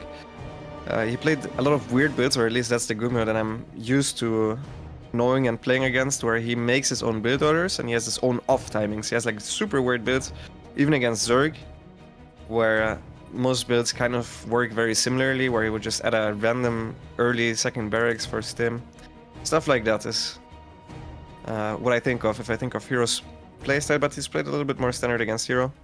And so far this opening is also very, very normal. Yep, Reaper tries to come across, but the Adept is there already to meet said Reaper, so that kind of gets turned around at a moment's notice. And the Adept will continue to shade about here for just a little bit longer as well. The Adept will continue to Chrono Boost and continue through with this as the Reaper will continue to kite back against that Adept for just a few more shots. And just trying to pull out of there as best as possible. It's just pulling straight on back. And Adept is actually going to commit into Reaper and 2 Marines. Should be able to get away. We'll actually have a shade. And that's going to be all good, because he actually threatens the Reaper with that shade, and then should just cancel. Now the second Adept shows up, and Gumio didn't go for a Hellion. He also stopped entirely with the Marine production, because the barracks was producing a Tech Lab, and this is a very scary shade. Finishes the first one on top of the Reaper, will get a Marine. Most certainly will get the second Marine as well. Good focus fire there. He also gets a full scout, kills the Reaper. That was not well microed by Gumio at all. And even shades out, so it's a lot of mining time lost, and he's most likely still gonna lose an SCV or so. Yeah, very nicely done. Now that done. the Cyclone's out, yeah. Yeah, very nicely done by Skillus. You will lose this Hacked Adept now. So just a combination of victories there for Skillus as he gets off to a very good start. Again, the blink starting up on the side of Skillus back at home as the Gateway and Robo Facility come up to follow it up. Come in to follow it up. That is exactly, by the way, the build that I was talking about. I've never seen this build ever before. Reaper, 2 Marines, then the barracks makes a Tech Lab. The factory goes there right away for the earliest possible Cyclone, I suppose. Followed up by just a second barracks, a random second barracks, and then into a third CC. This is the most random opener I've seen. It's definitely, it was definitely a little bit out there as the Cyclone here trying to get the Stalker, just about able to grab that in the end, so Stalker will fall as we continue to come back to get another Stalker, so Gumiho getting some work done with the Cyclone all of a sudden. Now going to threaten Stalker number 3. Stalker gets one more shot, but that'll be it. It's another dead Stalker, and that is kind of a disastrous follow-up after it was looking pretty clean early on. Yeah, it looked clean at first for Skillus, and he wants to be slightly aggressive as well. He went for a 3-gate blink with a War Prism, so losing 3 Stalkers is quite annoying, especially against a 3cc opener. So Gumio should take the economic lead, and it's going to be hard for Skillus to find some damage, since one Cyclone is still alive and his tank production is super early. Even though his starport might be late, I think he should have the setup that he needs to have in order to defend these Stalkers. Well, they're going to go blinking in and start a chase after SCV. Now jumping on the siege tank. 3 Marines going to get there. Tank is actually going to be saved, so we don't even get to kill that. And Skillus has a lot of attempts to get stuff done, but none of it really coming through in his favor just yet. Yeah, this is the first time he also scouted the 3rd CC, so he knows exactly what he's up against now. I wonder how he's going to react. Still no Robo, and he went charge at first, which isn't that great. Yeah, I definitely prefer Gumio's spot, and the Cyclone ran by even. Just getting workers now. He's not even kiting. If he kited, he could have killed more. Yeah, he had no reason to actually lose that in the end, I think is what it comes down to, right? He could have kept that alive for a whole lot longer, so yeah, this could have been, like you say, even freaking better than what it was, which is kind of crazy because it was already pretty darn good. And yeah, now we're going to kill an Observer as well. Man, Skillus currently not catching any breaks. Not catching any breaks. I mean, Gumio's starport is very late. I'm not sure if this was meant to be this late into the game, but his first 2 medevacs will be out super, super late. Which means that his initial aggression will also be weaker. I wonder if Gumio's just gonna sit back and maybe go for a 2-2 timing, because his upgrades are so early. Oh my god, he has no units. Dude, what was that build order? He had no units. He had 1-1 almost done, but he had no marines. That was so random. I looked at Gumio's army and I was like, hold up. There's nothing here. Which is kind of wild, right? Because it felt as though he should have had a little bit more, considering how things are going. Yes. And that was not even that committed from Skillus. He just randomly died against 1 Zealot Warpin with 5-6 Stalkers. Well, that was a game. That was a game that happened, yeah. That was one of the games, so yeah. Okay, today's games are not quite going the way we thought they might. Maybe they'll just keep getting better. Yeah, I mean, this is low bracket. The big 4 are still playing. Yeah, the big big 4 are still playing later. Yeah, that'll be very good. Obviously, Serral versus Maxpax, Clem versus Hero. Our winning bracket matchups is Skillus. And to just grab himself a lead. Just like that. I really felt like Skillus was just the one losing everything, and then Gumio had no army. I mean, this had to have gone as well as it possibly could have for Gumio, with killing the first 3 Stalkers, and then barely the tank surviving while killing another Stalker, the Cyclone run by killing some workers. I wonder how this build is ever supposed to hold an actual 4-gate blink. Yeah, I mean, based on what we just saw, it wouldn't. So yeah, but I mean, he obviously plays practice games, so he knows more than us how this is supposed to play out. I just don't. This was so. It was so weird, man. baffling. Absolutely baffling. Straight up. Alright, well, we go to Frostline here for map number 2, and we'll see if we can get back on track as in the top right. Hopefully, be able to play a little bit better. And in this one, hopefully get off to a bit of a better setup. It is going to be Gumiho, who maybe had a good setup, but just was not able to execute from it. Yes, and his opponent in the bottom left, winning his first map of these playoffs. It is Liquid's Yellows.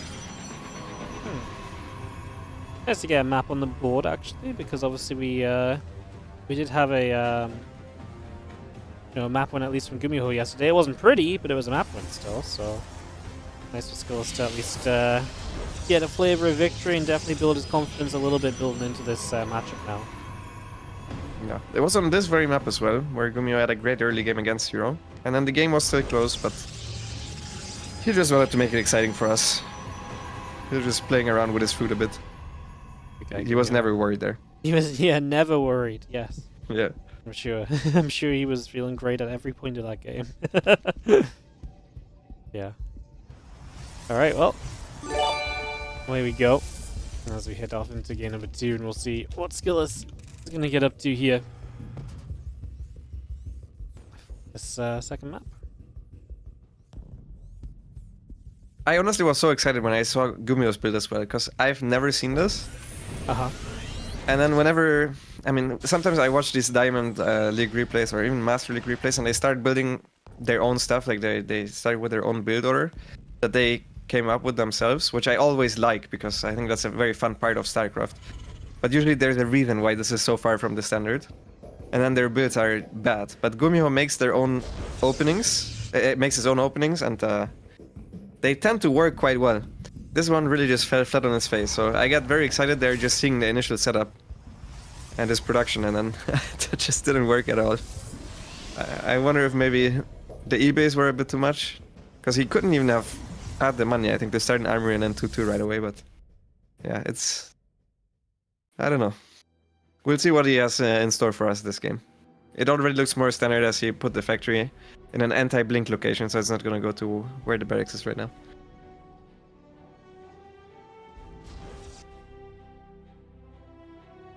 Well, just gonna have our Twilight Council, the choice from Skillus, nice and quickly. Not really too surprising there, as the Adept is immediately in position to help deal with the Reaper. So the Reaper gets turned around for a couple of moments. That is going to be, so far, handled pretty decently, I would say. Yeah. Gumio with a super safe Rex on the high ground, by the way. Reaper expand, not Rex on the high ground, CC on the high ground, I mean, of course. I wonder if that is more economic than putting it on low ground and putting a bunker, because that one you can definitely hold with a Reaper expand. I'm used to seeing this only with gas first, not like that. At the very least.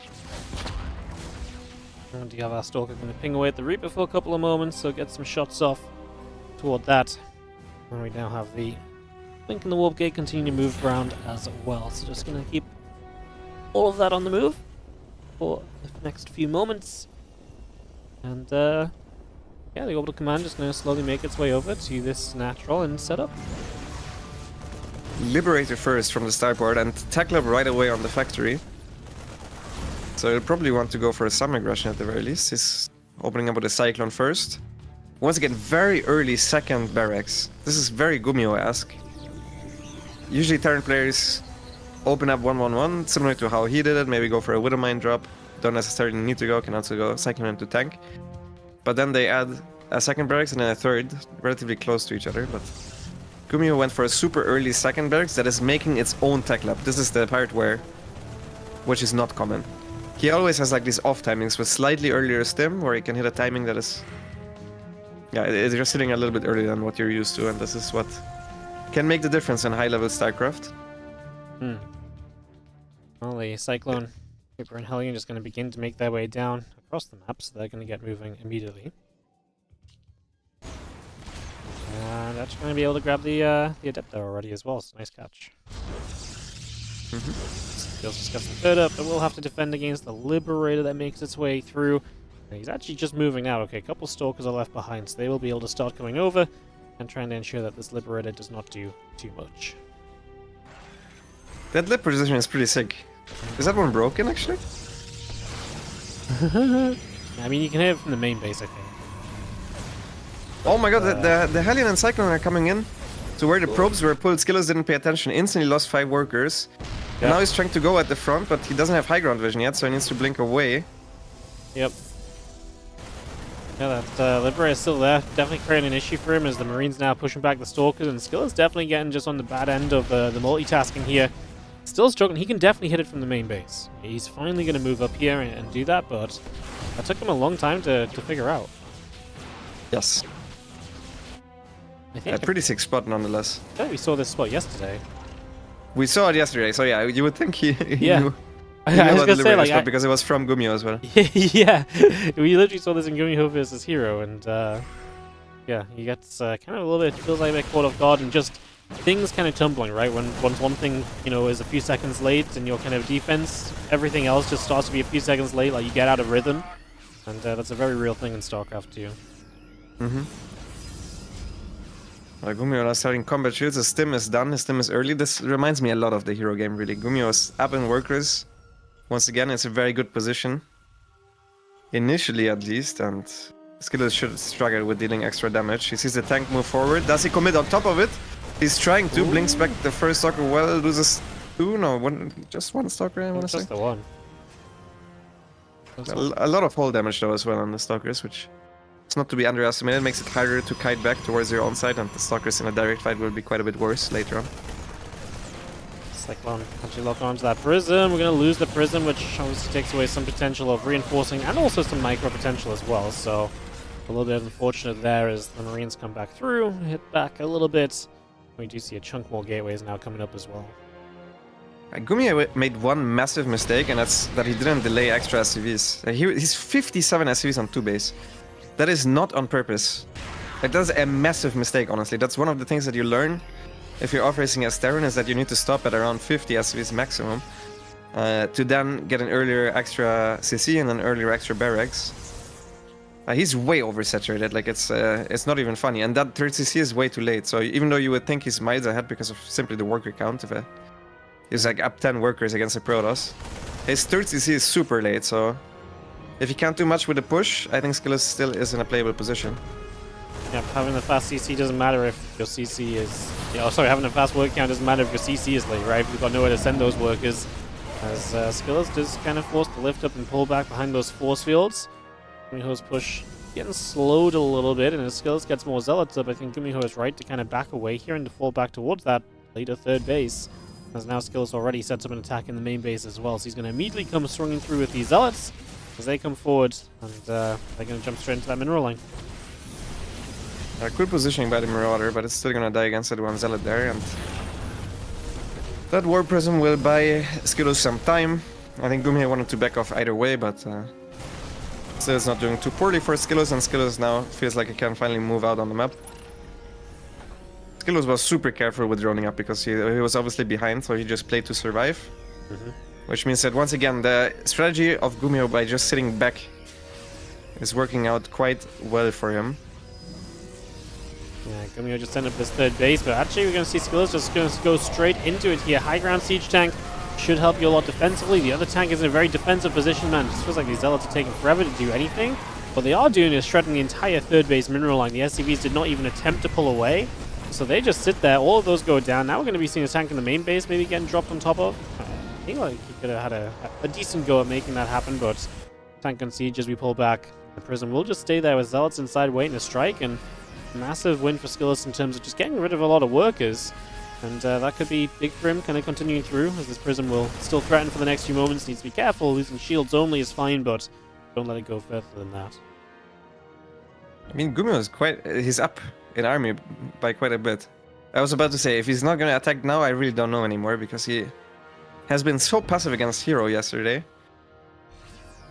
And now really is the time to attack, because Colossus range will not be out. He obviously knows that, since otherwise there's no way Skillos would be attacking while he's getting the second Colossus or something. So at the very, very, very least, he can deny the fourth base for free. Gets a lot of workers. That's a mistake by Skillos. 12 workers go down, transferring to that base.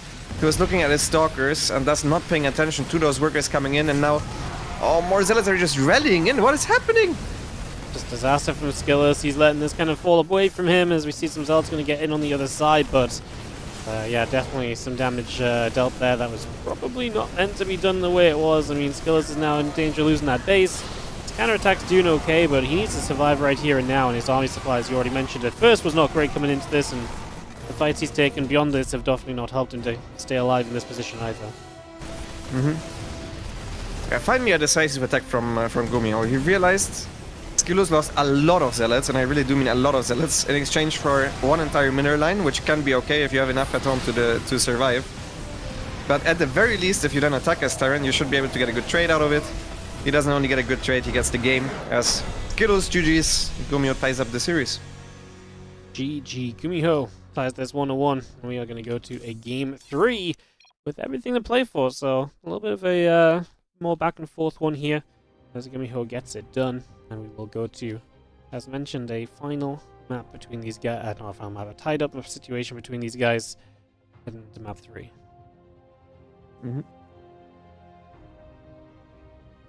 Alright, well, it's a little bit messy. You know, it's definitely not been the cleanest game. It's definitely been a little bit here and there, but we'll see if one of these guys can start to tighten it up and tidy it up a little bit to close things out a little bit in the next couple of games.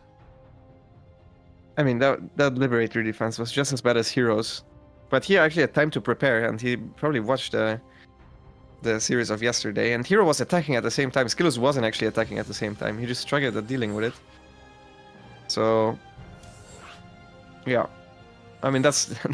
Skillos was behind ever since then, of course. And then you can't really trade out your army for workers, purely. And expect to do well defensively, but also the fight that he took obviously was a complete disaster. So yeah, we'll see. I think he's gonna play better next game.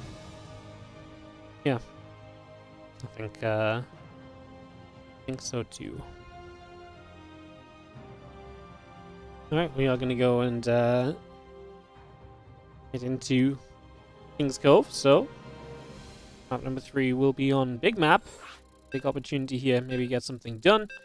As ready ups happen, and we GLHF our way into this. Yeah.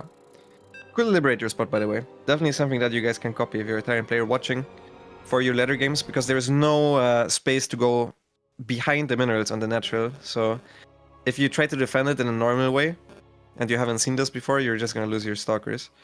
I'm not even sure if they can attack it, but at the very least, only 1 or 2 at the same time can attack it and get in range of the Liberator. So it's a It's a great little trick to go for a fast Liberator on that map. Maybe surprise your opponents on the ladder.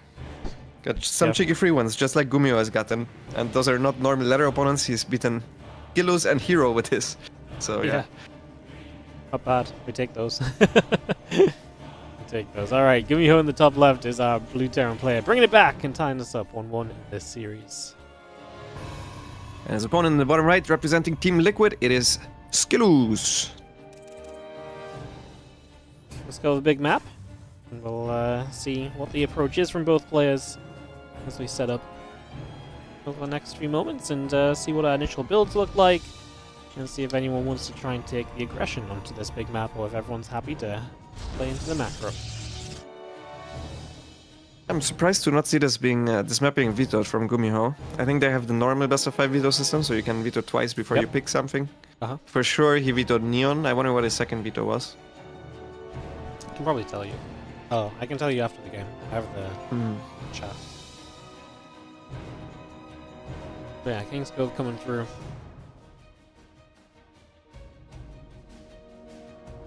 Yeah, it's a good map for us, right? You can set up 3 bases quite nicely. The 4th base comes very naturally from those 3 bases, and that's the problem, is the Terra and the Protoss never really draws themselves out at all.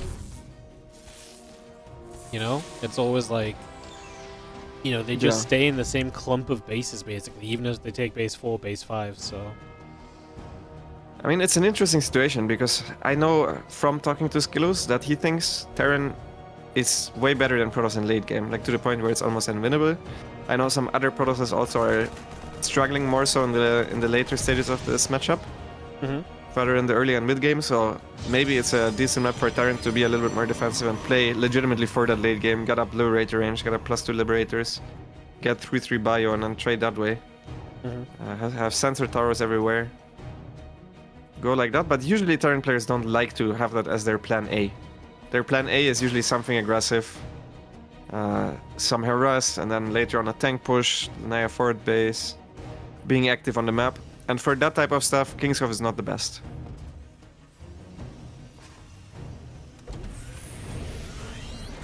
We'll see what the plan becomes then for Skillus open in Stargate. So he's going to go into that much safer way of playing on a big map like this.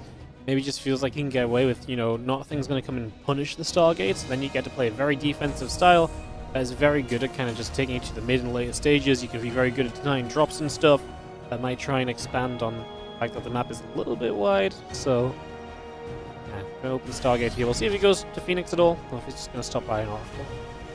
3cc is very good for Gumiho. 3cc is kind of the best thing that I think you can go for on this map against Stargate. So that in itself is good. Double Hellion I'm not so sure about. Yeah, he's gonna swap it over and probably is gonna get some Marines in a Cyclone, which also should be good against the Phoenix opener. It's important for Skillus to understand that this is not something super aggressive. But he has no scouting information whatsoever so far. All he knows is that there's an early factory. So it could still be like a Cyclone, Medevac into more Cyclones and some Vikings. Some type of pressure build. So already he's starting a second gateway. I think if Skillus had our vision, he would go for a third Nexus already. Well, a couple of Hellions coming across. The Phoenix is going to be there to just, again, move around and see a little bit of what is going on. So we begin with that for a few moments, and yeah, we just have our barracks coming up, the CC coming up, Cyclone and Marines all building in. This Phoenix going to be not afraid to just go across the map and just get some scouting information straight away. Skillus can't be happy when he sees the CC. He went Robo, second gate, power gas before third Nexus. So his third Nexus is going to be super late. And if he's unlucky, he might even lose the probe to the 2 Hellions. Oof. Yeah, not ideal. As the couple of Phoenix will continue to chase those Hellions. And we'll come straight across. Hellion's going to get lifted, going to go down. The Adept's going to be there to punch those Hellions back as well. The Hellions will not do much, but yeah, 3cc just does not trade well for you right now. Because you're put, you know, as Skillus, you're just trying to be defensive and safe, and 3cc just says, you know, none of that matters. I was never going to attack you in the first place. Yeah. I think it's important for Skillus to at least continuously produce probes. Set a forge maybe a little bit sooner than he otherwise would have needed to. He doesn't need to invest as much into units. And he's doing that. He's doing a good job of that so far. Almost always having probes in the production tab, going for some observers. No immortal, no extra units. I would love to see a forge thrown down sometime soon as well. And he's trying to harass a little bit with the Phoenix. He's gonna have a hard time finding too much damage. So even just tiny pickoffs are good for him against someone that is opened up with 2 Cyclones defensively. Well, 7+1 still coming through. Missile turret is on the way out. Starport continuing to play as well, so we bring all of that into action here as the Marine Cyclone and the Siege Tank just gonna sit tight. I mean, no reason for Gumiho to get on the map. He knows fine well attacking into a whole bunch of Phoenix is not gonna end well for him, so it's exactly what we'd expect, which is hang back and wait it out.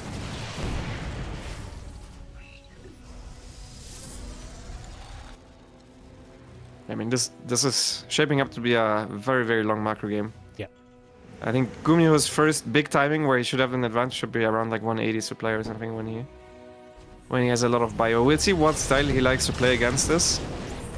There's some Tyrants that try to Doom drop against Phoenix Colossus and then try to at some point focus fire down the Phoenix, get some good trades and then drop his opponent to death. On this map I think is going to be a rough thing to do. Also, his Starport is just super late, so I don't think Gumiho can be too aggressive against Colossus. So the one negative thing about his opener is that it was 3cc without an early Starport, so first you always want 4 medevacs. You can't compete with the Phoenix count with your initial Vikings, so if you want to attack you either need a second Starport or it needs to be very Marauder heavy. Well, you have the Phoenix going to come across and they're going to begin to immediately jump into the STV line, just get a couple of workers already as well, so they're going to be able to grab just a couple. But yeah, this is just everyone building up, feeling good about their build up, and in absolutely no rush to go anywhere else with it right now, I feel like. Which I think is very much so the correct decision, right? I mean, both setting up defensively and for a longer game. There's just no reason to rush into anything else. Yeah. And Gumiho can't do anything aggressive, and Skillos I think doesn't want to. Yeah. Which I also would agree with, because obviously Gumiho has more production than you would otherwise have with the very fast economy that he went into. So, I mean, we'll see if Gumiho actually wants to play late game. I don't think most Terran players like the late game as much. I think most Protoss players also don't like the late game as much, but Gumiho so far is just sitting back. I still think he's gonna attack the moment he maxes out, but we'll see. I think they have the panel going to come down. A little bit of bio starting to move across, so we will see Gumiho trying to take a position on the map, trying to get across the other side right now. Making his way over here as the Zealots, Colossus, Phoenix gather together. And now Zealots especially just going to make their way across the map right here, so away they go. As they head up to the 12 o'clock. And the Bioforce of Gumiho heads down the left-hand side. Colossus in position, immediately going to turn the Cyclones around. And as the Zealots run into the third base, a nice counterattack by Skillos to immediately start just making Gumiho turn around and give Skillos even more time to get better tech up. And he's getting a bunch of damage done as well. Yeah, that was not well defended by Gumiho. He also put the fort base on location, which also got delayed heavily. Lost 11 workers, which just shouldn't happen against just a couple of Zealots. And all of this is due to one observer being here, spotting the move out, spotting his defense. The Zealots could just run in there and deal all their damage. Not sure about this fight. A lot of the Zealots are disappearing. The tanks are shooting away at the Protoss army, but Skillos has so many units here. He even has a gateway at the top to reinforce. All the Colossus are still alive, and Gumiho has nothing against Colossus. I mean, he just straight up lost the game there to that one Zealot run by. Yeah, that's crazy how just a few Zealots can do so much, but Skillos puts himself in a fantastic spot all of a sudden as he can set up, just continue pushing on through. So yeah, this is going to just look better and better for him. And yeah, just like that, we are going to have Skillos potentially going up 2-1 if he can execute a final fight to shut this game down. And we feel as though he's probably just moving up this ramp away from doing it, to be honest. So up he goes, and away we head. It looks very good for Skillos right now. A couple of force fields to help. Zealots on the ground still looking good. The problem is there's not really anything that hits these Colossus, and that means they can just do their thing forever. As Skillos takes a 2-1 lead in the best of 5. Yeah, convincing win by Skillos. I mean, This was mostly due to realistically the Observer and then a good Zealot run by. Mm-hmm. Really not. Couple little I things, don't man. know. Doesn't take much, apparently. Doesn't take much apparently. I thought I was the only one losing to Zealot run bys like that. when I outplaced with Terran. Yeah. No, it's a common occurrence. You're not.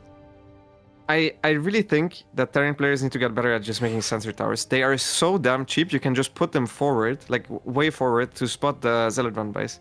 If you lose a sensor tower, it doesn't matter that much. It's 100, it's like you're basically using a super good spotting Marauder, you know? That's the way I see it. Like when I play Terran, I put the stasis ward on almost every lane.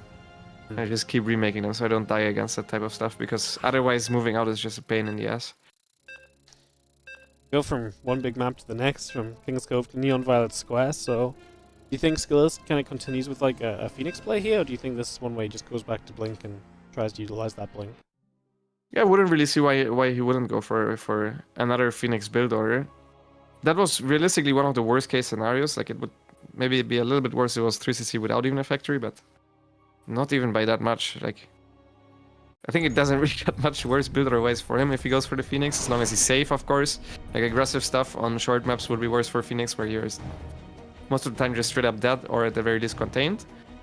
But after the last game, I wouldn't hate it. I'm not gonna lie. I think Phoenix would not be bad.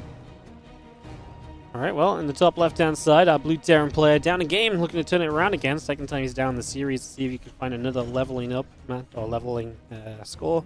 It is Gumiho.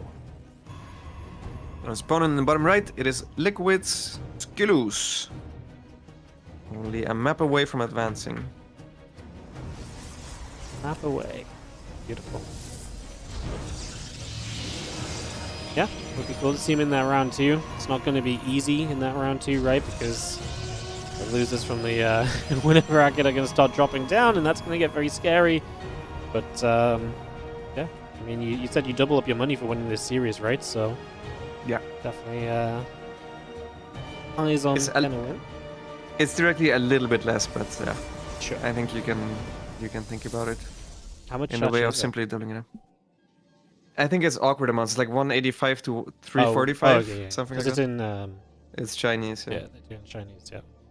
Okay, not bad though, right? I mean, just less than double up on 180 is pretty decent. So that's pretty decent. And then also you have a chance to keep at beating Maxpax or Serral in the next round, which I think that should be worth a lot as well. In just having a go at it, you know. Yeah. Very cool. Alright, well, we get ourselves set up with the Cybercore coming through. Paper is on the way. We'll set ourselves into Neon Violet Square, like we kind of alluded to. I think this has the potential to really be a little bit of a longer game again, or at least set up to be a little bit of a long game. Obviously, it never really went very long in that last game because of the fact that we just kind of died, but yeah, I think the potential is definitely there. Okay, Gumiho went gas first this time around. Reaper straight factory reactor. Hoping that it's not something like a low ground gateway with a double adept, otherwise he would have straight up died there. Well, he's scouting around for the probe or any proxies. He will see none of that is here, and Skillus went just straight up for a Stalker sentry build, probably late blink, and complete no scout. He obviously has one map to give away now, so it's usually a very good choice to go for either massive greed or something very aggressive. Oh my god, he's going Stalker sentry into Stargate. Okay, that is very unexpected. I thought only this is like a 5k classic, like the 5.5k process. Like to do that. Alright, well, gonna get to see it here in the lower bracket of the top 8 of Liuli Cup. As we do start off with the a little bit of action coming through. Gumiho gonna be setting up a Cyclone, Marines, and a Medevac also on the way right now, so bringing that over as we speak. I think Gumiho's build is not very good against Stalker Sentry into Blink. So Gumiho was probably quite sad to see that hallucination. But it's actually against Stargate. he's up against Stargate, which is quite a bit better against. Skillus now also knows exactly what's coming. There is one negative here for Gumio, and that is by the time the Oracle hits, most likely he will have moved out with the Cyclone and the Medevac.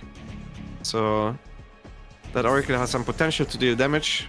He also, since it's Neon Violet, doesn't know... Oh my god, it's a Fleet Beacon. Doesn't know if Skillus took the back base or not. What the hell is a Fleet Beacon for? Is it for Tempest? Has to be, right? Oh, he missed the force field.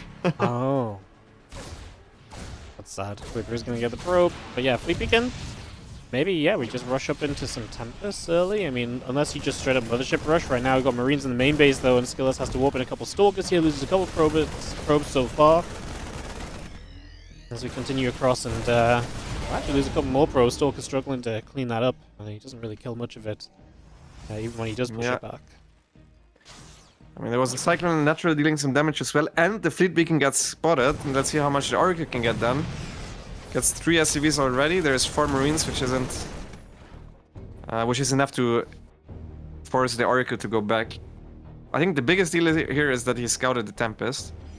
If you don't have a Starport, theoretically, I can see why this would be good, because you can go behind the main base of Gumio and just start fighting the SCVs there. With a Starport done, though, I feel like you should just be able to kill that with Vikings. I'm very intrigued to see how this plays out. We do have the Marine still producing through, Tempest sitting overhead for the next few moments, and we take a little bit of time to see exactly where both players would like to take this and see what their next moves shall be. It's going to be seeing the Banshee flying into the main base, chased by a Tempest. Not great, because there's not really any way you can hide that Banshee now. You can't exactly just keep it alive somehow, some way, so that is going to be destined to die. And, yeah, you just have to recover from that loss, so... Oh, well, Revelation fades. It's going to help. And we drop it again. He also forces the Tempest to stay at home, which I cannot imagine was the plan of Skillus, right? Maybe he would have liked to... Oh, it's mech against... I don't know what the hell I'm watching here. What? This feels like the worst possible time to go mech. Am I crazy? Like, well, unless his plan is to what, like mass Viking and like Magfield Cyclones or something, maybe that works. But I don't love it, to be honest. Let me tell you, I play a bunch of Protoss, and I tend to always lose against Hero Marine with my Protoss. But recently, I've beaten him like 3 or 4 times. In a row, and every single time it was because he played mech. Mech is not very good. I think beating mech with Protoss is so much easier than with Zerg or Terran that it's not even funny. Yeah, you basically get to pick what you want to do, and all of the responses are kind of fine. Yeah, it's terrible. I'm just going to come out and say it. I think it's freaking terrible. I hate it. I do not like this choice at all. I'm not a fan, and I mean, sometimes he's making Thors. Sometimes he makes it work. He's making Thors. Okay, right, okay. I mean, yes, I guess, because of what we see on the map, it kind of makes sense, but... just still would have preferred us to just not be playing mech at all. Does it make sense, the Thors? Yeah. I mean, against Tempest, maybe not so much, because the Thors have to get in range, and that's going to be difficult, I guess. Right, they're good against Tempest, but I would think just a couple of Vikings is enough. Okay, Skillus needs to go back. I mean, see, there goes the Tempest. You don't need to. Okay, you don't need Thors against that. What the hell is happening? Well, in that case, I don't even. I mean, he's just going to go for a power push, right? Like, he's just going to have a very strong army on the ground that doesn't even need to necessarily be sieged up, because the Thors can just shoot at any point. It's going to be a large, clunky army to push into position, though. It's a very odd army to move out with. He has exactly 2 tanks. He now has landed Vikings and 2 Thors. No SCVs with this. A bunch of Marines that are not... They don't have any stim upgrades or anything like that. Skillus really doesn't have that much because he opened up with 1 Stargate, Oracle, and Tempest. So, I mean, he has Stalkers. The question is, are these Stalkers good enough? Charge is not done yet. I think Skillus needs to slow this down a little bit more. I would like him to move forward with the Stalkers, as he does right now. Blinks forward, focus fires the Thor. The tanks are not sieged up. I mean, this has to be good for Terran. I don't know why the hell he blinked forward there. He's like, I will kill this Thor. And he's like, well, actually, there's a whole rest of the army you actually need to deal with.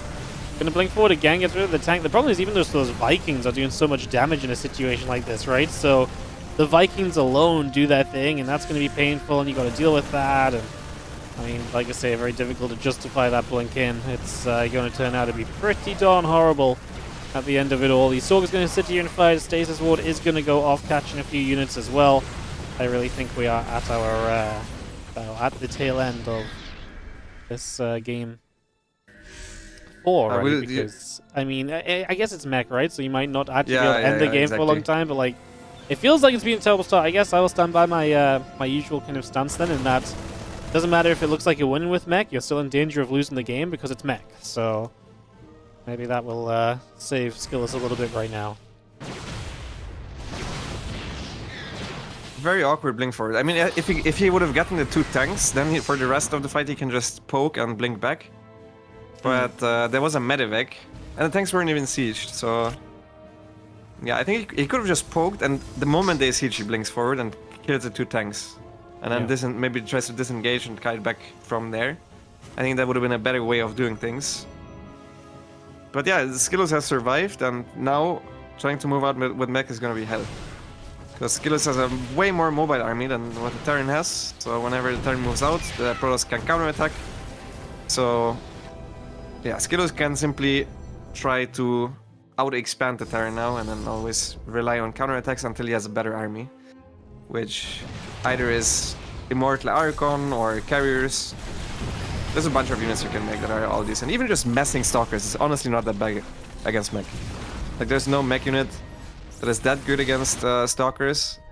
That isn't a siege tank that is already sieged, and the siege tank that is already sieged is not very mobile, so you can work around it, which is exactly what Blinkstalkers are fantastic at doing.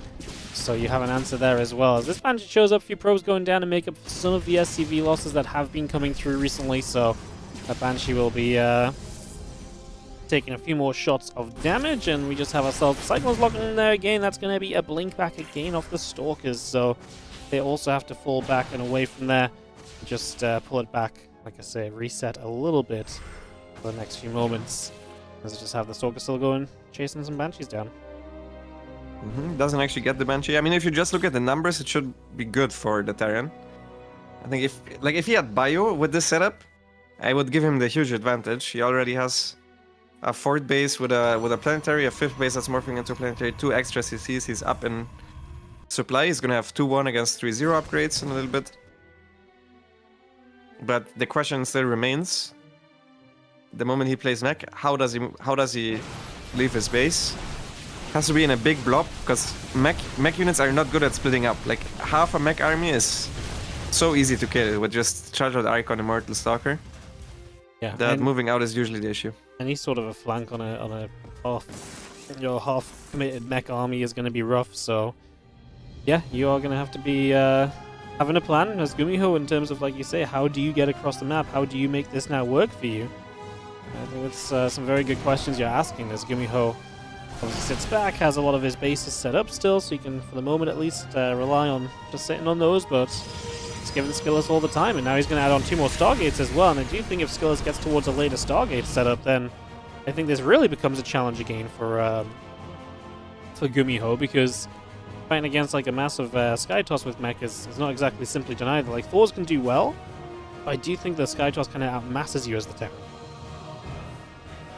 Okay, yeah, there's his transition. If you get mass battlecruiser up, I think it's actually good. It's the only thing you can do realistically from camping. Getting there without being super out-expanded is rough, though.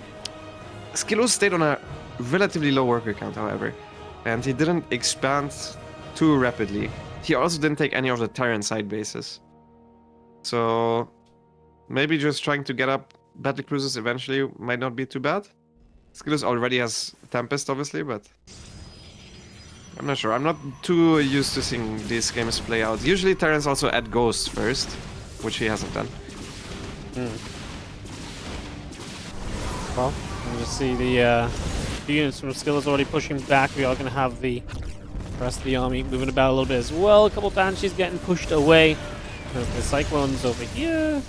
We're still getting some shots off. We continue to go back and forth for a little while. We have our Nexus coming online on 2 different locations, so Skillus really is just mass expanding and just saying, well, yeah, if you're not going to come across the map and hit my bases, I will just out-expand you and, like, you know, as we've mentioned, kind of put him into a difficult position that Gumiho does kind of, at some point, need to actually find the response to, otherwise this ends up being extremely troubling.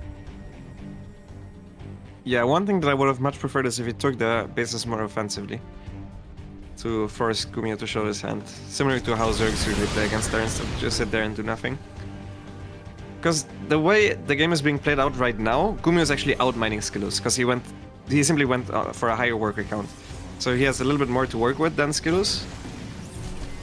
And then I think Mass Battlecruiser actually should be good against what Skillus has, if he gets up Mass Battlecruiser. Then the question is still, how does Gumiho trade out his army? He still needs to get rid of his army to even start the Mass Battlecruisers. A couple Battlecruisers by themselves are not that great. And he's still remaking Cyclones even. I really think Gumiho is expecting Skillus to suicide. And if that doesn't happen, I'm not sure if he's gonna attack, but he needs to trade out his army. Because it's Mass Cyclone. Yeah. Cyclones are just not gonna, I mean, he's still building Cyclones, but they definitely don't scale well later and deeper into this game, so definitely something that we need to start figuring out and getting on top of. Otherwise, this really does probably just get away from you. And, I mean, Skillus is gonna have a couple new oracles coming up, so you can keep track of things more easily as well. This game is, I still worry just a lot for Gumiho as he tries to set up for potentially some BCs and everything, but feels like he's a long, long way off of anything immediately effective, honestly. Does Skillus realize he doesn't have Storm because he has 3 full energy high Templars running around? Probably not. Skillus did this the other day as well in the tournament. I think it was Skillus. Running around with a bunch of high energy Templars and then try to storm, realize he didn't have it. Wasn't fun. It doesn't sound very fun. No, Storm's pretty good. Usually you want to have those guys ready to use that ability. So yeah, unless he has a reason to try and cast that, he is not going to notice for the moment, which is, like I say, going to be pretty rough. He missed a revelation. He had it queued up from so far away. He completely whiffed it. Skill's making his life a bit more difficult than it needs to be. It's definitely the motto of the last couple of moments, as we do have the Banshee going to come back through. Just going to fire up a few more shots. Try and get a little bit more done. The Tempest going to fire back on that Banshee as well. Just going to take that out. And Tempest and Mothership, Archons, all going to come across now and make their way through. He actually did get Yamato, but he's just messing Ravens. And I haven't seen this before. So I'm cautiously optimistic as to seeing what Gumiho's game plan is. Oh my god, you can just disable the Mothership. How come I cannot adapt it, but Terran can disable it? What kind of bullshit is that? That's a 2 supply unit that... Oh, you gotta be kidding me. It's not even tier 3. That's funny. The Mothership is back to being a waste of resources. What am I... That's actually disgusting. Well, yeah, Mothership will get taken out a little bit. I mean, I guess that affects the cloaking, but I guess it doesn't affect like Time Warp and stuff at least. It shouldn't... I mean, you can't Time Warp if you... Yeah, but I mean, like, if you've already dropped it down, yeah. Yeah, but the unit also doesn't attack. Even the auto attack of Mothership is pretty good now. Actually, I forgot about that, yeah. Actual Mothership attacks are, for once in the game, actually fairly good. Actually some good damage.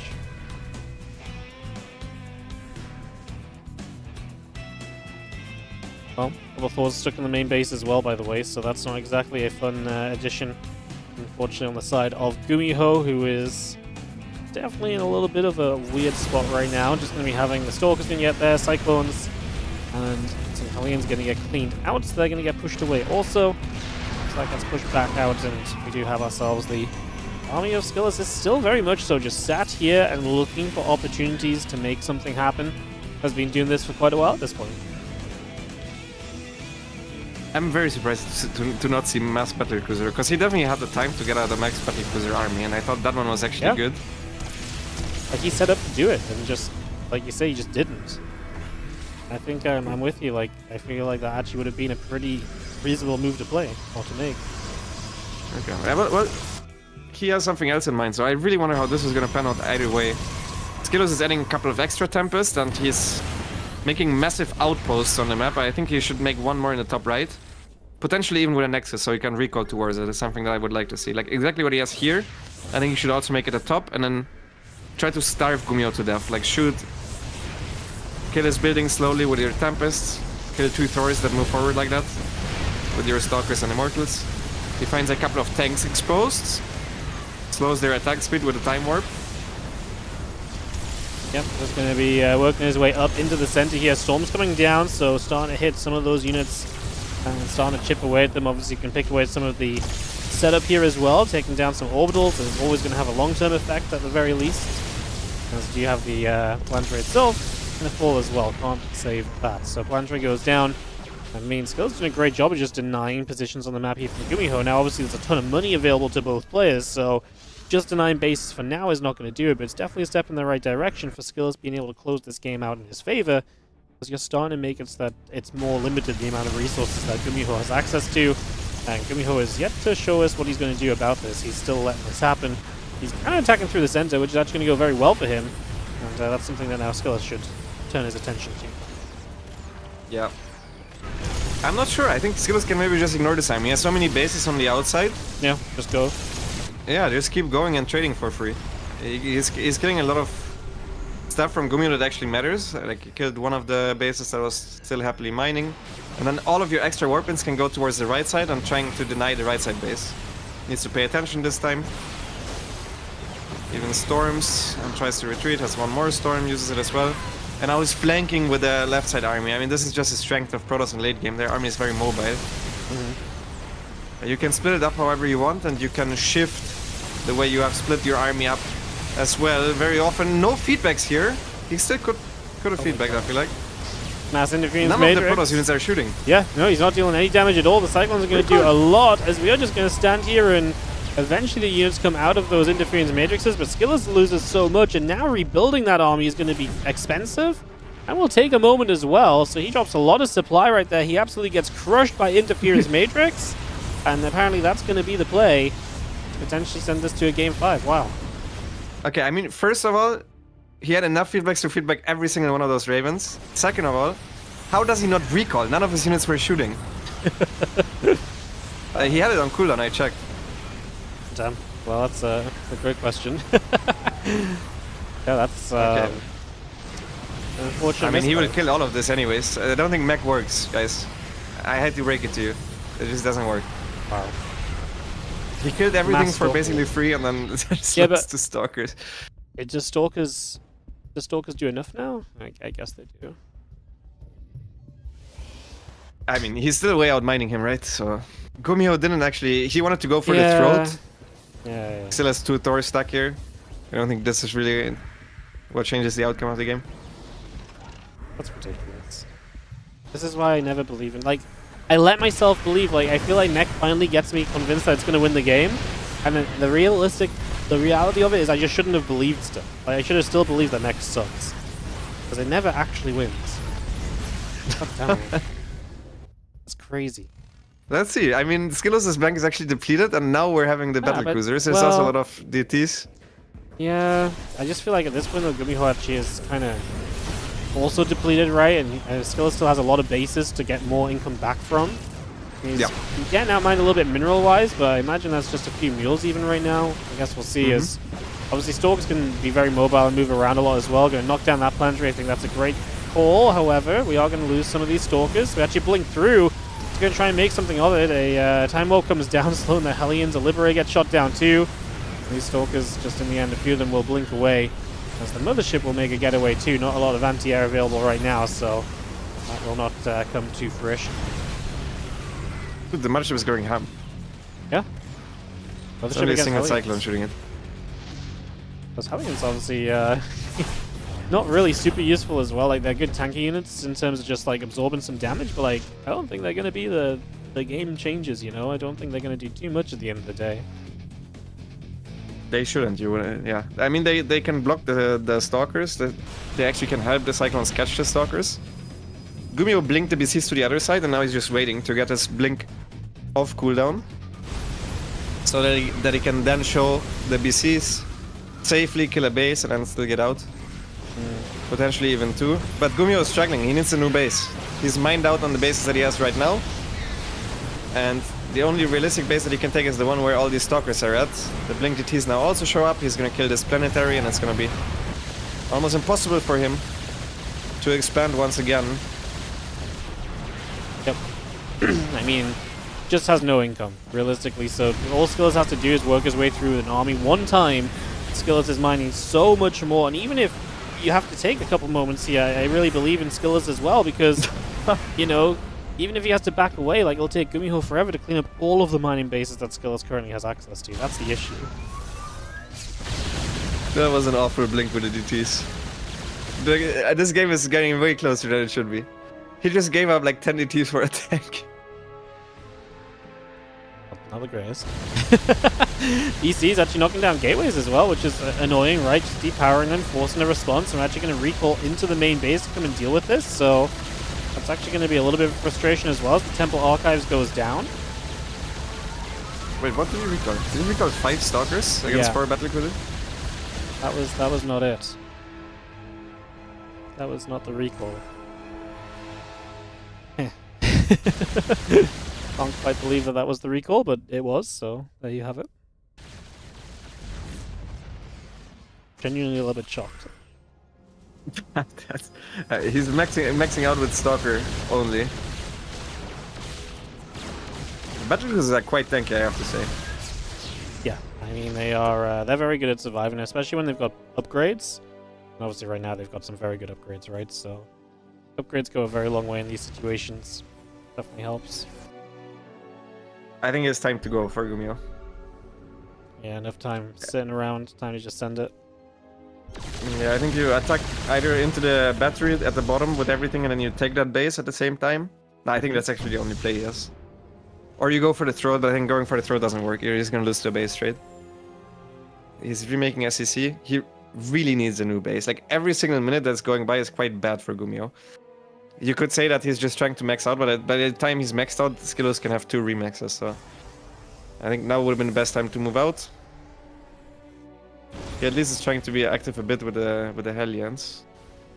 Yep. Something, some sort of benefit at the very least, but it's tough to say that it's going to be good enough. Just kind of sit here and see Skill is just going to come forward again, just going to hit these bases. I mean, these orbitals and CCs just go down so quickly, and kind of need to have some mining still. Now a couple of Tempests can shoot with BCs from afar as well, so that also feels like it should be pretty decent for you. So that should also kind of work a little bit in your favor right now as we continue on by. He's remaking Tempest now. Yeah. Shouldn't be a way to fight the Tempest off, right? No, they really shouldn't, and it also makes dealing with the BCs a little bit more simple. It basically solves his biggest problem in the game currently. Yep. So we are going to get a probably a positive resolution to this on the side of Skillis, and so that would mean he'd be advancing through to the next round of the lower bracket. Let's see if he can, like we say, just put the finishing touches on. We've seen him heading in the right direction for a while. Now we really just need to see him, like we say, close it out and get this victory. As the BCs are going to linger, and BCs can obviously be very scary because they can go wherever and then just teleport back to safety, you know, when needed, so they can keep themselves very safe in a lot of situations. So the Tempest count really is an issue. We do not have a good setup against Tempest in the slightest, and it's going to be rough for Gumiho. Yeah, this is a bit of a different army from the one we had before. It's a tank Hellbat instead of Mass Cyclone with Ravens. Yeah, that army is not mobile at all, so Skillos can just counterattack, and there's nothing Gumiho can do about it. Gumiho is... I mean, this is... he's very much so dead. Either he moves out, and he has to, if he wants to either kill his opponent or at the very least take another base. And then he dies to a counterattack. Or he splits up his army and then he would just lose the fight. It's really no correct choice to do here. Yep. No winning. That's what this one comes down to, essentially, as we are just going to be seeing Skills continue to move up. Stork's going to blink into the main base. Siege Tank Hellions will be going down. We've got a Cyclone going to get shut down as well. The Thor popping out is also going to fall. And Skillus is up 172 to 121 supply. The BCs are going to come back, and maybe these Stalkers end up in a little bit of trouble. I mean, they're going to have to pull further back here. They walk into a Widow Mine. Meanwhile, Skillus' left side base is going down, but he also has the upper right. He's actually going to warp in a ton of Zealots, which might actually be good just to run into that group of units as well, as the Stalkers will go down. BC is still pretty powerful. It's just a case of having 7k, 2k as Skillus, and then, you know, in comparison, you don't really have anything at all as Gumiho. You've got less than 100 minerals in the bank, so it ain't gonna happen. It ain't gonna happen. Yeah. Skillus is max when he spends his money already. Here he is above 180 supply. Now doubling Gumiho's supply, and yeah. GG Scout. Skillus takes it down. Skillus might be the winner of this series, but Gumiho made you believe there for at least a couple of seconds, if not even minutes. So yeah, no, who is the real winner? I said it was going to a game 5 for a moment or two, right? Like, and yep. Like I say, with mech, it's always a case of I really do not believe in mech. I hate to believe in mech, and then mech makes me believe. Like, I always feel like it goes too far to the point where it's like, surely mech can't lose, and then it loses. And I'm like, oh god damn it! Like again, it always gets me. Always gets me. So yeah, I got once more by mech, as we are going to be server swapping, I guess, to Europe. Serral versus Maxpax.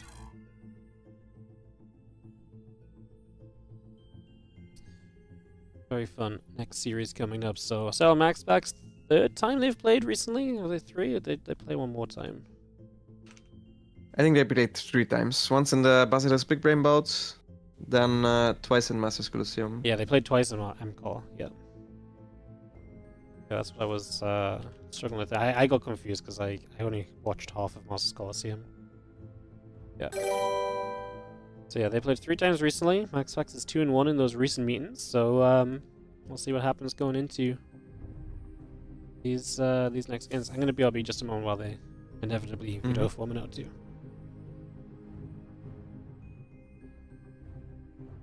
Shout out to the 1k bits in WardiTV stream. Who do you think wins this now? My prediction would be a 3-2 for Serral. I'm gonna say Serral wins this one. Also, shout out to Lemmingers for the 22-month resub.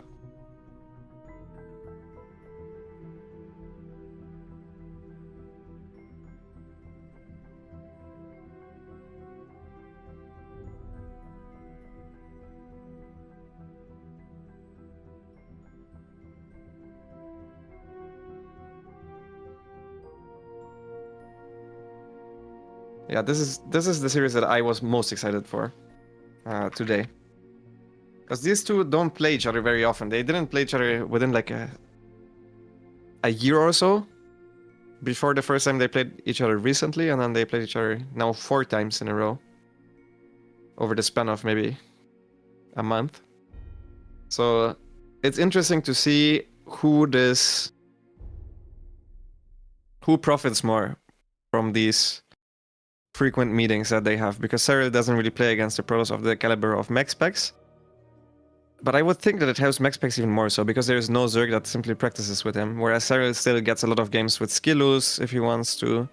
He has a lot of other protoss that he can play with, whereas Maxpax realistically doesn't play with any Zerg of the caliber of Serral. I mean, there isn't really another one, but even the caliber below, Maxpax doesn't really get to play a lot against him, so we'll see who improves quicker within their meetings. So far, Maxpax won the first couple, and then Serral adapted, playing a little bit more aggressively the last time, and ended up beating Maxpax pretty convincingly 4-1. So we'll see if history repeats itself. Serral figures out his opponents and then just ends up winning. Was the second meeting just very Serral favored? I think it had some close matches, but yeah, it was pretty dominating. Serral got out of everything in the early game, I think, with a lead. Okay. And the entire series just started off with him beating Maxpax in late game, which I think is also in a very convincing manner. I think he straight up outplayed him. And I think from that point on, that's just a perfect way to start the series.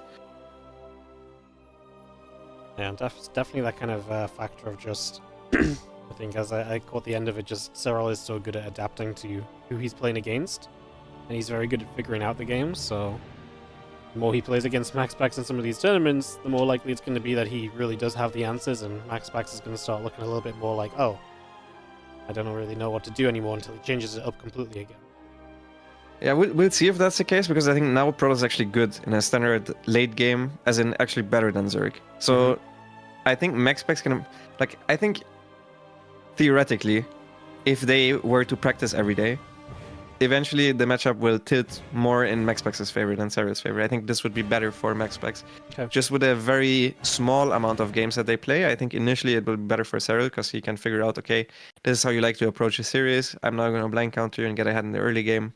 I get the correct matchups, and then I can try to kill you, which is how he played now. Like in the first 2 series, he tried to play very standard, the ones that he lost against Maxpax, and now he played a little bit more aggressively. So we'll see how he approaches it now. I think just draw number of games would eventually favor Maxpax, if I'm being honest, but we'll see. We'll see how that plays out. Obviously, this will not be the case because Serral doesn't want to help Maxpax in that way, so I'm pretty sure they never practice with each other, since Maxpax is his biggest competitor, right? Yeah. Alright, well, fun stuff to listen to, as well, I guess that's still just vetoing other party. Try and sneak in, see where the vetoes are.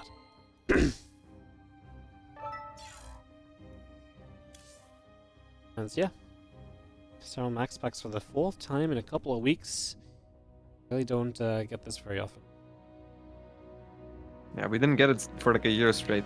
Yeah. Yeah, they didn't play in a long time, and then now it's happening every week.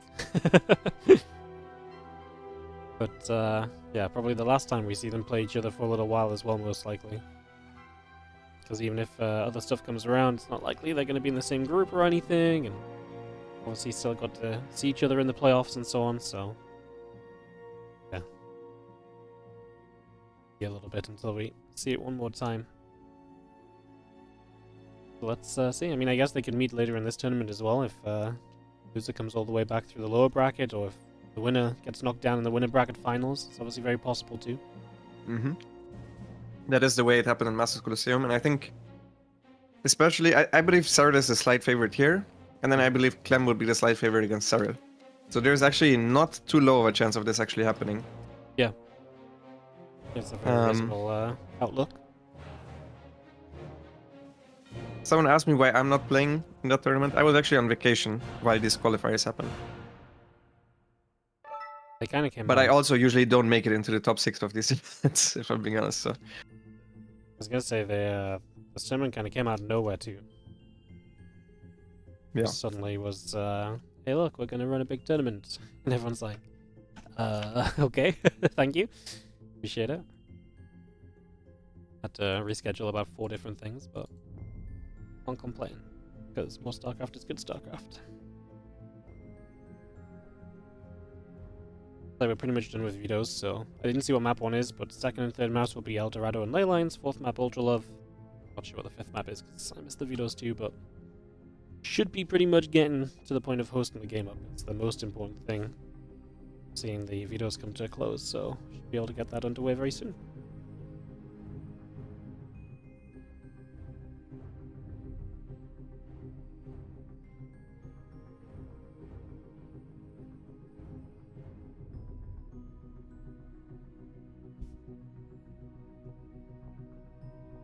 Then after this, we also have Clem versus Hero.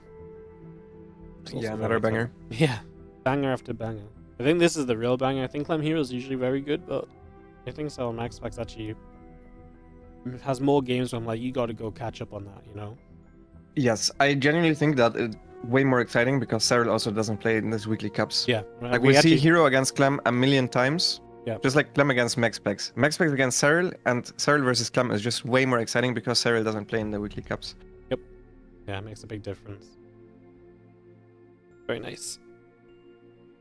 Yeah, I also think this is genuinely good for the scene. That there are some players that simply don't play in the weekly cups. Because we have a lot of, like, we legit have a lot of these cups. Yep. And then that makes the big tournaments simply feel more special. Okay, I think if everybody would play in the weekly cups, then we would get less viewers for the times, these special times like we have right now. Nope, definitely with you. I think it's very nice that actually it's not just a guarantee you're going to see everyone in every single cup. Even just to mix the cups up a little bit as well, as well, it's also nice because, and obviously Serral never plays, but then some people play sometimes, but not always. It helps to mix the brackets up as well when we've got, like I say, so many of these weekly cups currently going on. There's a ridiculous amount lately, so. But they just started up another new European Cup, right? As well. French guys. Which cup? Oh, right, the Monday one. The Monday one's back. I love it. Why do you guys all do them on the Monday? I don't get it. Well, I understand why ESL did it, but why don't you guys split them up? Well, I completely agree. And then I put mine on the Monday to replace ESL Mondays, right? Which I think that was the thing. Like initially, it was like replacing ESL Mondays. Right. So we all started doing Mondays, but then I was kind of thinking it was pretty ridiculous. But then the others kind of stopped. So I just kept mine on a Monday. Apparently, no one else has thought to do a Tuesday Cup. I think it'd be way better for the players as well. But it would be. I don't know. But I think it's just the idea of like. I guess like Monday Starcraft is like what they're trying to sell because we've already sold the idea of Monday Starcraft. I don't know. Yeah, I get that. I would just personally think you would rather split it out. Yeah, I think at first when we were basically all replacing ESL Cups and we all like were consistently streaming on a Monday at a certain time, I can understand like it makes sense for each set of streamers because like you'll continue to do what you're already doing, right? But I think now that some of them stopped for like over a month, I really feel like they should have just picked a different day, personally. Because like it's not like it's been a consistent thing anymore. Like I say, I can also see the point of going back to what you already had. So I get it. It's just probably not ideal.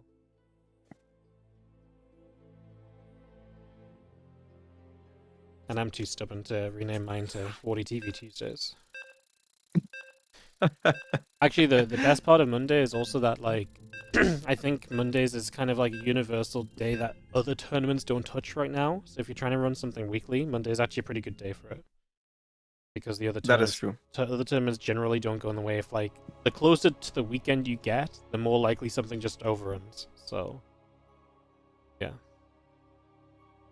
That makes a lot of sense. So there's probably some logic to that. You know what, honestly, I don't think anyone's probably thought about this as much as I have, so I'm probably like reading like 10 layers deeper than anyone else did. Everyone else is probably just like, Mondays sound good, we did that before. So yeah, I'm pretty sure that's what it initially was. Yeah. Alright, we got a heck of a series right here and right now, so we've been looking forward to this one. It's going to be good. As you mentioned, it's pretty special because we do not get to see this all of the time. It's definitely a little bit of a treat when we do get to see it. So let's enjoy it, as we have in the top right-hand corner of the map, the blue Protoss player is Maxpax. And his opponent spawning in the bottom left-hand side, representing Basilisk, it's Serral.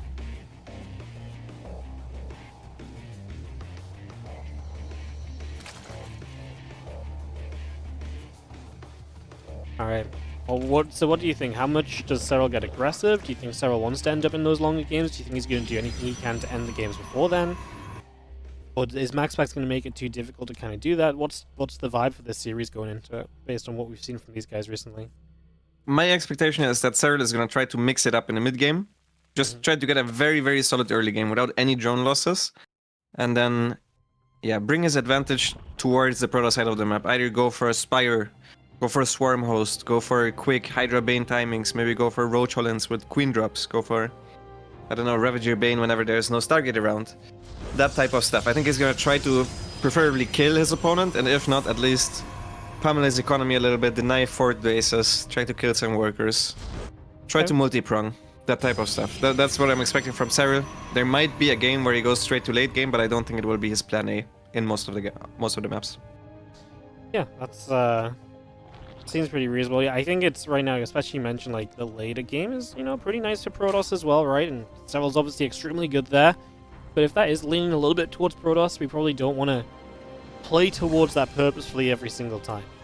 Probably want to mix it up and put a little bit of evidence, try and stay clear of that for the most part. So yeah, I think it's very good assessment. Excited to see what the guys bring us, as obviously game 1 gets going on Amygdala. Amygdala as a map's been pretty interesting. We mentioned a lot of the time that gold base and how much it then, creates an identity around the importance of the middle of the map. Is that something you think Serral pushes or plays around heavily? How interested is he in being able to take and hold onto a gold? I think he's going to take it as a 6th base or potentially 5th if he manages to clear it early, but he doesn't really like to play around the gold too much. I think he's going to take the base to the right of his 3rd as his 4th, and then very shortly after the 5th to the left of the gold. And then maybe he'll take it as a 6th or something. But yeah, it's not too important for Serral. One thing that's kind of bad for him is that he wanted to go for a 4-ling run-by. Because his opponent didn't scout. But he went the wrong path. He went the path of where the Adept walked. So the bottom side of the map. And because of that, the Zerglings didn't manage to get by the Adept. And now he'll have to use them defensively. That could have been 2 extra drones, because Maxpax straight up didn't scout, so you didn't even need to make 1 pair of links to make sure you get the 3rd edge down. Oh, it loses the creep tumor as well. Good shade cancel there from Maxpax. Maxpax getting some of the earlier plays at the start of this match then, so again a couple of bits and pieces going his way, and the Oracle still hanging around. Is going to be trying to see if it can do much as well, obviously get across the map. And as he mentioned, one of Serral's early goals likely is just to have a super clean early game. The cleaner his early game, the better a time he's going to have getting to the next stages. And then, if this is a Protoss favored meta, then you kind of want to have that early game be as clean as possible. Make your life as simple as can be getting into those next stages. Super early double spore. He likes to get those, then he moves the queens towards the 3rd. Then one thing he always does now is he transfers the drones from the natural to the 3rd, together with the queens. That will make the follow-up defense so much easier, because you don't need to defend the area between natural and 3rd base. Already, not a single worker has gone down. At the natural, he has a queen and a spore ready. At his 3rd base, he has the triple queen ready. Slightly out of position there, though, so he loses 2. I think that is still acceptable. And yeah, I think he just simplified his early game defense with this 1 drone transfer that he does the moment he runs towards the 3rd base with the queens. And it's worked wonders for him so far. I don't think I've seen too many early games where he ends up behind. Well, now we get into this next step, which is going to be the couple of oracles on the map from Maxpax. Continue to find damage, but also progressing into that blink and the +1. Maxpax, we know he loves his blink. We know he is very good at being very aggressive with the blink, so this is expected. This is no surprise to anybody just yet. And we will see whether or not Serral can be prepped for the blink timing when the blink eventually does come to the point of connecting in from the other side of the map. So that is basically our next few moments and what we're waiting to set up for. And we'll see how that all turns out. Yeah, that's the most standard opening. Maxpax will go for this 2 to 3 times per series. And then he's going to have 1 or 2 games where he's going to mix it up. But this is his bread and butter. This is where he goes. Just get up his drone probe count as early as possible. Go from 2 gates to 6. Warp in some Stalkers, take a 4th. Go for a Robo, a Templar Archives. Play from there. And Serral with a straight Hydrodon. That is good against Blink. You don't want to see that against Treasured Archon, so he has a good build or matchup. But Blink Stalkers are just so good all around that it's not like even if you have even the good builder matchup for Zerg, it doesn't guarantee you a good outcome of the game. Yep. And you have some Stalkers working their way down that right side. There is a Ling holding the watchtower for a few moments, so just hanging around right there as we have the Stalkers still pressing up, +1 Blink coming through. Continue to bring that over and get into position over these next few moments. So again, we take position, we get settled down, and we just have ourselves the Stalkers going to start hitting that hatchery. So hatch will begin to take some shots, and we'll have the Stalkers already blinking back after some of those Lings, just chasing them from trying to run by, trying to dissuade them from going all the way across the map wherever we can. As the Lings actually trying to hit the front there, and the Stalker just about getting in position to stop those Lings from making their way through. Maxpax forcing Serral to engage into him by just target firing the hatchery. And he still has a couple of Stasis Wards to fall back to. Good diffuses so far from Serral. All 3 Stasis Wards go down, and just 4 Zerglings are caught. The moment Serral has held this, he's gonna start up Hive and Lurker then. He wants to do the Lurker timing this game. He had a super early Infestation Pit, but by how threatening Maxpax is here, at the 4th base of Serral, Serral needed to hold down the unit button for a little bit longer than he really realistically wanted to. He's cleaning this up decently, but the trades overall, I would say, still favoring Maxpax, who's now transitioned into his own charge, and who should most likely start Storm sometime soon.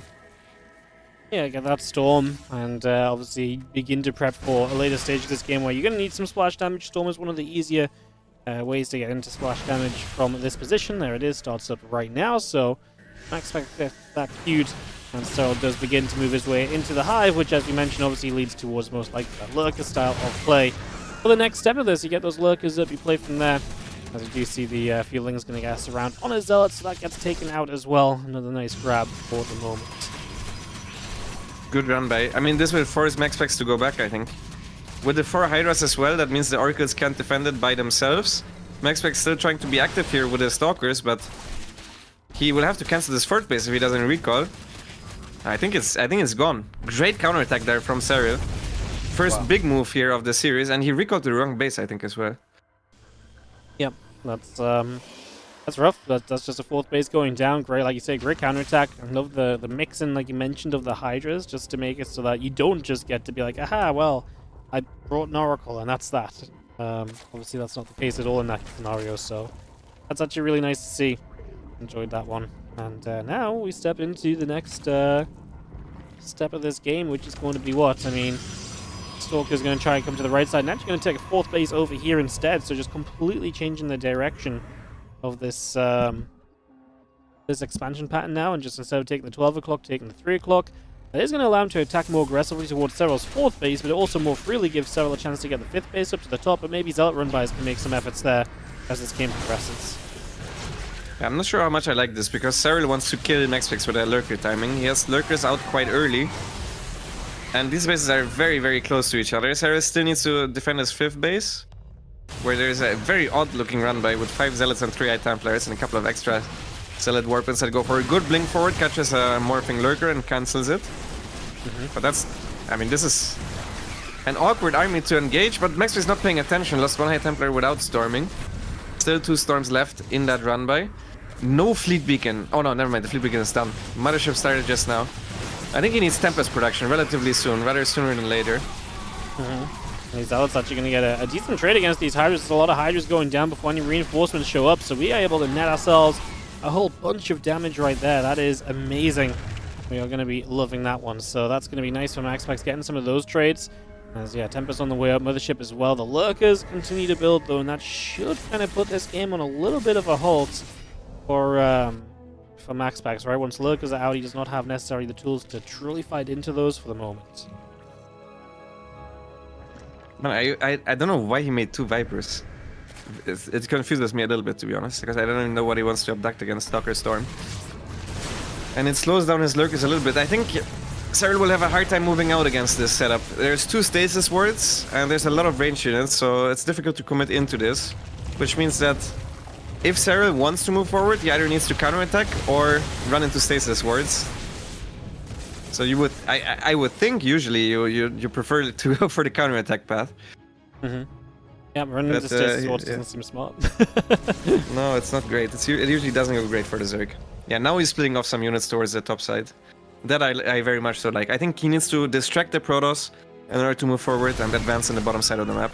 As Maxpax already ready with the pre-split. Has a good chunk of units here at the top, but not enough for all of the units that Serral has to offer on this side. Yeah, there's a lot of forces. The Storm's pretty good against some of the Lings to soften them up. We have one more Storm there.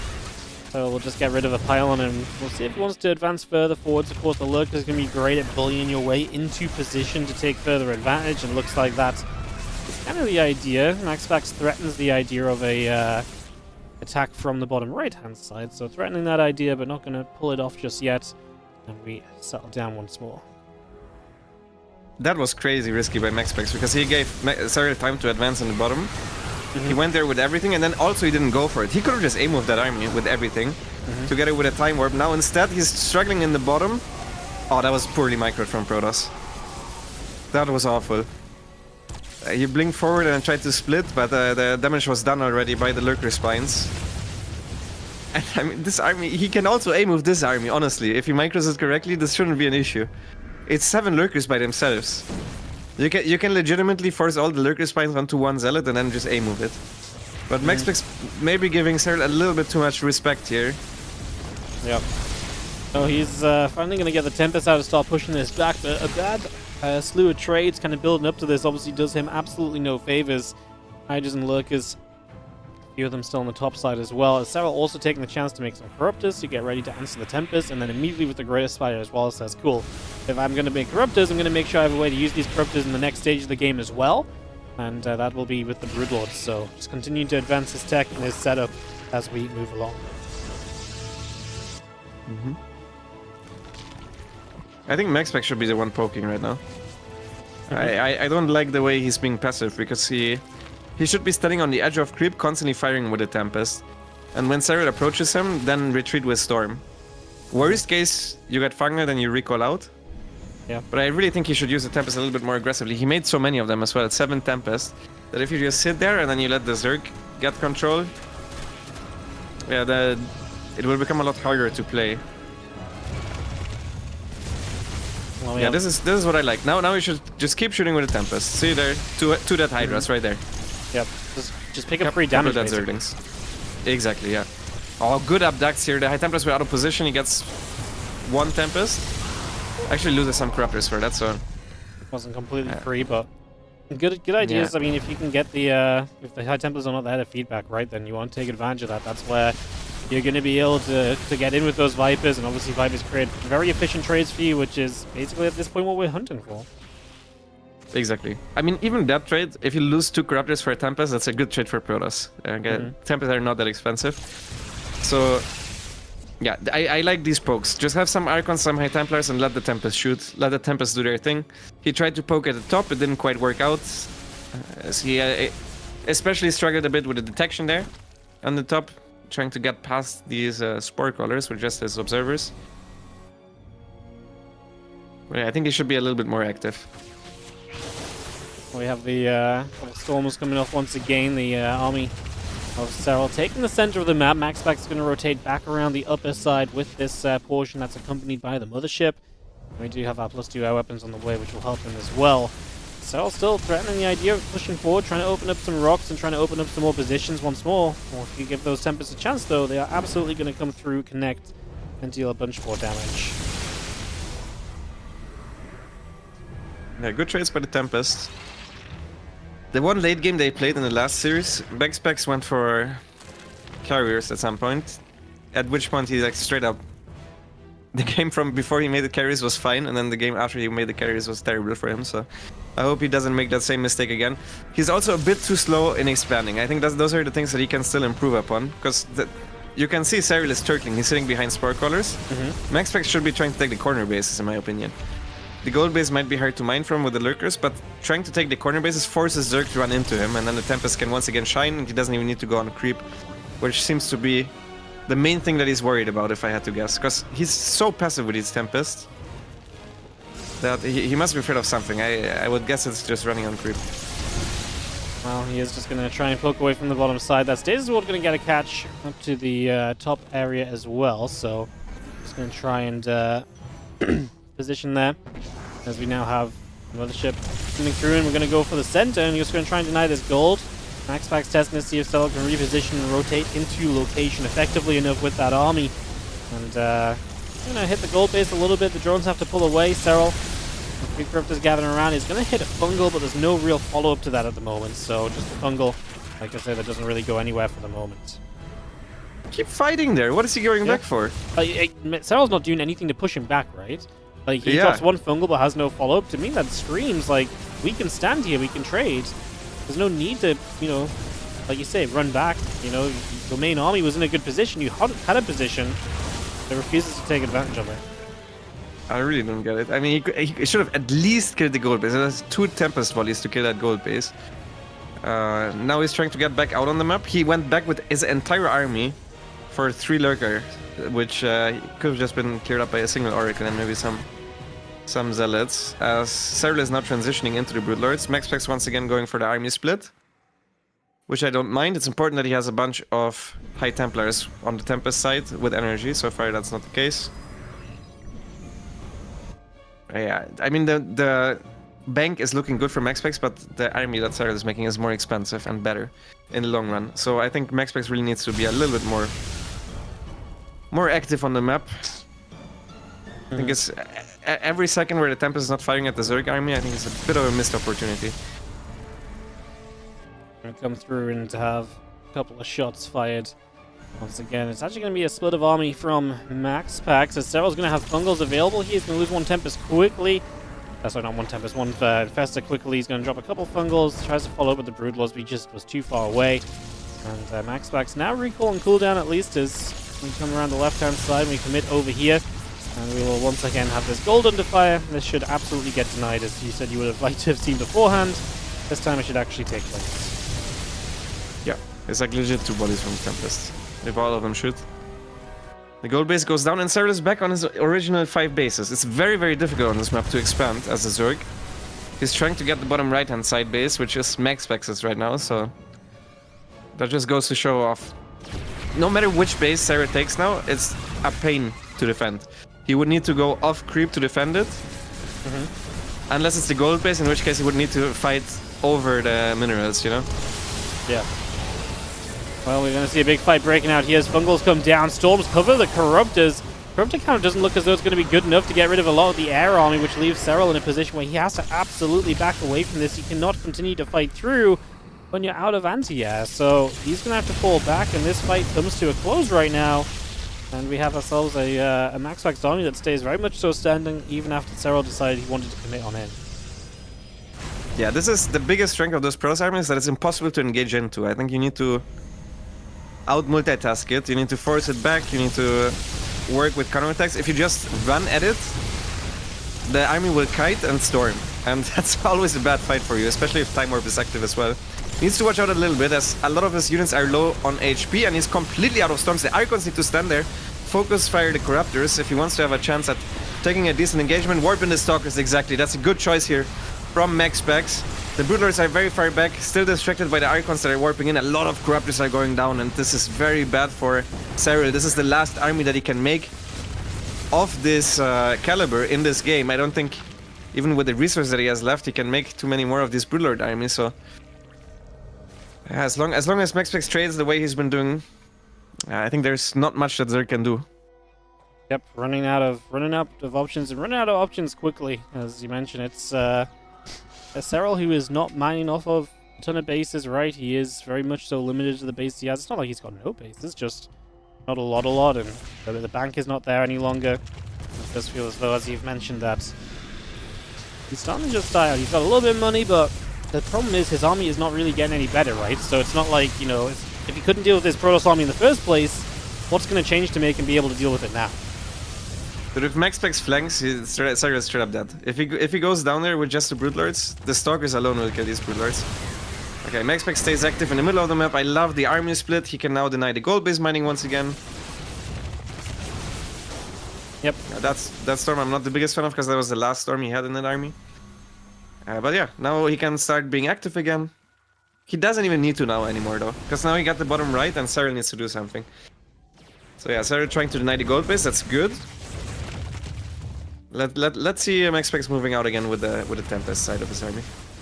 Yeah, just gonna come across. We do have our Broodlords are still whacking away. The few probes going down. Nexus taking a few shots. I mean, Serral's gonna run a few lings up the other direction as well, try and make something happen over there. Although not really going all too well just yet, as the Corrupted Brood and Festa will get back towards the gold, and we settle for a moment or so. It does really just feel like a moment or so as Maxpax, the Stargate, still pretty much maxed out, so a lot of money in the bank. Don't think he should be too afraid of still moving about and trying to get things done right now. Like, he should be feeling pretty okay about that. Yeah, every fight so far went this way. If Serral engages into him, you just mass storms, and he has enough High Templars with energy to do exactly that. So yeah, now he starts doing it again. He goes forward. He pokes with a Tempest, kills the first Spore Crawler. Kills the gas. The moment he gets vision on top of those lurkers, he can also kill the lurkers. Sieges the observer, this time outside of the spore range. So that's good as well. And now the moment the Zerg comes, you just retreat once again. You throw down some storms, you retreat. This is the good stuff. That's how you're supposed to play this late game. And that's why every single Zerg I know doesn't want to get into this stage of the game whatsoever. I don't think this was Serral's game plan. I think he wanted to do more with the lurkers, but Yeah, Maxpax just played it well, honestly. He kept being active. Made it very difficult for Serral to really take advantage of Lurkers anyway. He had a couple of good Lurker fights, but yeah, obviously you stay active, Lurkers have to reposition, and in the end it was definitely some well-played positions by Maxpax. He was able to take advantage of some of the setups that were beginning to build out of it. Yeah, it's definitely not over yet. Serral's army still is very competitive. If he gets a jump on Maxpax's army, he has the possibility of just straight up wiping Maxpax's army, but it obviously needs a Protoss mistake at this point. It needs to either get all of your High Templars caught, not looking at your army at the right time. You can't come back here with abducting a couple of units. That's not the game state we're looking at this point. He needs to watch out with his units, and he needs to catch the Protoss army somehow with a huge Fange. Preferably wherever the mothership is, so it's more difficult to recall. Okay, a lot of storms are dropping now. Good time warp. All of the High Templars are dying. Fange plus Parasitic Bomb will kill all of the Tempest. All of the Corruptors and Lurkers are also low HP. What a fight. I mean, that was as good as it gets. That's exactly what I was talking about. Everything was on one blob. He killed all the High Templars first. He hit the Parasitic Bomb. It doesn't get much better than that. Now also a lot of his own units are low on HP though, and Zerg units don't regenerate that quickly. It takes forever for these Corruptors to be full HP again. That could be scary, kind of moving through from here as we see some Stalker Archon going to step up from Maxpax, but that's the kind of fight Serral needed as his money was running low. He's able to kind of get himself a little bit of a breather for just a few moments. You see Stalkers and Archons going to gather back up there as well. As the Talon goes down the top left, which is where Serral is trying to expand to. So he's going to get a base up in the top, and Maxpax will see that pretty much immediately, so he can come across and deny that just before it finishes. And this hatchery is going to be going down. Yeah, no way he will ever mine for this space. I think Serral needs to do an all-in. I think Serral needs to move out and win basically 2 fights. He needs to beat the army hard enough that the Remax doesn't kill him. Because without winning a fight, he will never ever take any of these corner bases, and he's just gonna get outmined. So Serral is doing what I said, and he's trying to force a fight. Preferably a good fight for him, as here he loses the first. I mean, this is just his strength of the Tempest, right? Every shot a dead unit, couple of dead Broodlords there. And in the long run, 2 Broodlords are more expensive than a Nexus. I mean, it is what it is, you know?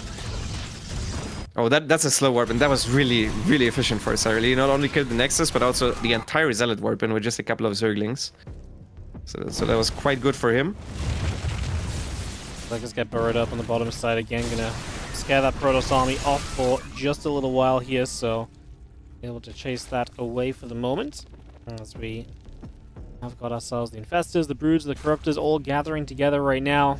2 cannons and the Nexus coming online as well, so bringing up as much as we can here as we ready ourselves for this next stage. If I was Maxpax, I would split my army the exact opposite way, where I have the Tempest shooting at the Lurkers in the bottom. You force the Corruptor Broodlord to go over there, and that means just at the top you secure that base automatically with a more mobile army. Like if Serral was to move then his entire Lurkers over to the top, then you can try to kill the gold base. Like you want to force the Lurkers to split up, and then your mobile ground army should be the one that's winning it. Don't make carriers, man. Come on. Why? There's no need for carriers in this game, right? They don't synergize with the army. The Tempests are here to pick off stuff. The Storms are there. Storm and Icon is there to punish Zerg for diving on top of you. Carriers are not good at poking, not better than Tempest at the very least. And they're not good at punishing a Zerg that's diving you. They need a lot of time until they get their full DPS out. It is just... I don't understand why he's making the carriers again. They worked terribly as well the last time. They legit did nothing. He lost the game, and the carriers didn't even kill anything. Like, you didn't watch the game. It was 15 minutes of the carriers just moving with the army. The Tempest would shoot, and the carriers did nothing like this. Well, gonna get to the top and actually snipe down a carrier there with the Corruptors, so Maxpax is going to deny the top left base. You mentioned Serral's going to struggle to mine from there, so he maybe just needs to go for one big push and, like you say, win a couple fights. Has money in the bank to rebuild a little bit, but obviously so does the Protoss player, so both sides are looking at Remax here. We stepped in a lurker range for a second there, and that's going to hurt a little bit too, so it's also not exactly ideal. As we just have the Broods, the Infestors, Continue to reposition back around, and we settle down for a few more moments. Nah, I mean, Serral would still need to do something. He can't let Maxpax mine from the 2. Well, yeah, that's exactly what he needs to do. He needs to jump on top of Maxpax's army. This is where all the storms come out. Maxpax should recall the rest of his army here, no? He warped in a lot of High Templars. He's warping them into Archons. There's not that many Corruptors here left over. I mean, enough Corruptors for now, though. I guess the Archons are going to be a big deal. The Brutals have to kite back against those Archons, but the Archons are going to struggle to reach. However, here comes the Stalkers. They're going to go blinking underneath. The Fungal will catch some of them. The Brutalords are really trying to fight off this chase right now, trying to make it so that you cannot get away with this jump forwards. Serral is doing well. I mean, both players have money in the bank still to remax, as Maxpax actually does in the end have to step away from that, and so he will step away for a moment. Well, Serral actually doing a very good job once again. However, that's the end of his bank pretty much. He's got no gas left at this point, and that's going to be difficult considering he's been mining off the base he's been mining off of for, at this point, an extended period. Yeah, this is the end of his... Not only his bank, but also the resources that he's mined. Every single base he has right now is completely mined out. He needs to win with the army that he has right now. He knows it. He's attacking. He's trying to force Maxpax to make a mistake. Maxpax needs to chill. He doesn't need to defend this gold base. He needs to wait for his Tempest to come out. Be still... Yeah, exactly what he's doing right now. Try to avoid the Broodlord fight. Good Zealot Warping at the top. Don't let Serral take that base. That should be priority number 1. And then move around with your army. Your army strength is still that it's more mobile than a Zerg army, so that's great stuff from Maxpax. Recognizing what he needs to do at this point, restarts the mothership. His Tempests are out now, so he can warp in one more round and then start fighting towards the Broodlords again. I really want to see focus fire now on the Broodlords, though. No more Tempest shooting at Corruptors, and he's doing exactly that. That's good stuff. Chipping away at those as Maxpax has still got that bottom right base mine up a little bit, and that's just maybe where some of his resources are coming from. Serral is truly mined out of the base he has access to, more or less. The Zealots, a couple High Templar here, trade with some Lings, but they will end up going down, as Serral will have the now push forwards onto this base. This is where some of the mineral mining is still coming from. This is going to be so tough to break through that bottom right location, which is where obviously so much of it remains for Maxpax at this point. Yeah, it would be huge if Serral can kill this base, even though it's not mining anymore. It's a position that is fortified and where Maxpax can at any moment recall towards. And it's a very close base to the only base that Serral can take, you know? Serral needs to mine from the very top left. Otherwise, he doesn't have a chance at winning this game. Well, let's see. Or he needs to kill Maxpax. It's one or the other. But he seems to try to... Like, he traded well enough. The resource loss is now even again, even though he was down 10k before that. So the last couple of fights were really good for Maxpax. The 2 big engagements were really good for him. So if Serral manages to mine his half of the map, he can win the game. Yep. No, resources loss means that it's even, but you just got to mine from the corner base. And that's the one thing Maxpax so far has been great at denying Serral from doing. That obviously may not be the case too much longer here at this stage, as we just have the Archons, the Tempests, Carriers stepping through. The Lurkers are going to be there. They are going to shoot and fire back. And for the moment, at least, Serral's base in the top left continues to come online. And I don't know how long that's going to be for, because the entire Protoss army is here, because Maxpax very well knows he just does not want to let Serral mine from that base. And Serral now going to come in for the fight and try and pincer, based on the fact that that Maxpax is trying to deny that the Neo Parasites go down. Some of those Infestors starting to die. The Broodlords doing their thing. The Corruptors trying to get through the air army. The Corruptors still on the top side, as the Broodlords are working their way through the Archons. Maxpax's supply is plummeted. Serral's supply is kind of stronger, but he's completely out of money. So he's got no rebuild potential at all right now, only what he's going to mine off that top base. Wow. I think good call that he went back there. His army was weak to a Stalker remix, plus a recall, because there were already a bunch of Stalkers. There wasn't a single Lurker at the top anymore, together with the Broodlords at the front, so good choice from Serral to go back. He's so good at taking the fights, it's actually insane. He manages to take positive trades there. Carrier is still being useless in here. Yep. But only one carrier left at this point. This is it's still super close. Yeah, I know. I mean, it's going to come down to this top left base currently of Serral, right? I mean, if he can genuinely just get a little bit of time to mine off of this position, then he can absolutely kind of do enough. I mean, Maxpax has been mining the bottom right for a lot longer, so his money's going to run dry a little sooner. Resource lost is still pretty much dead even, 58 to 59k difference.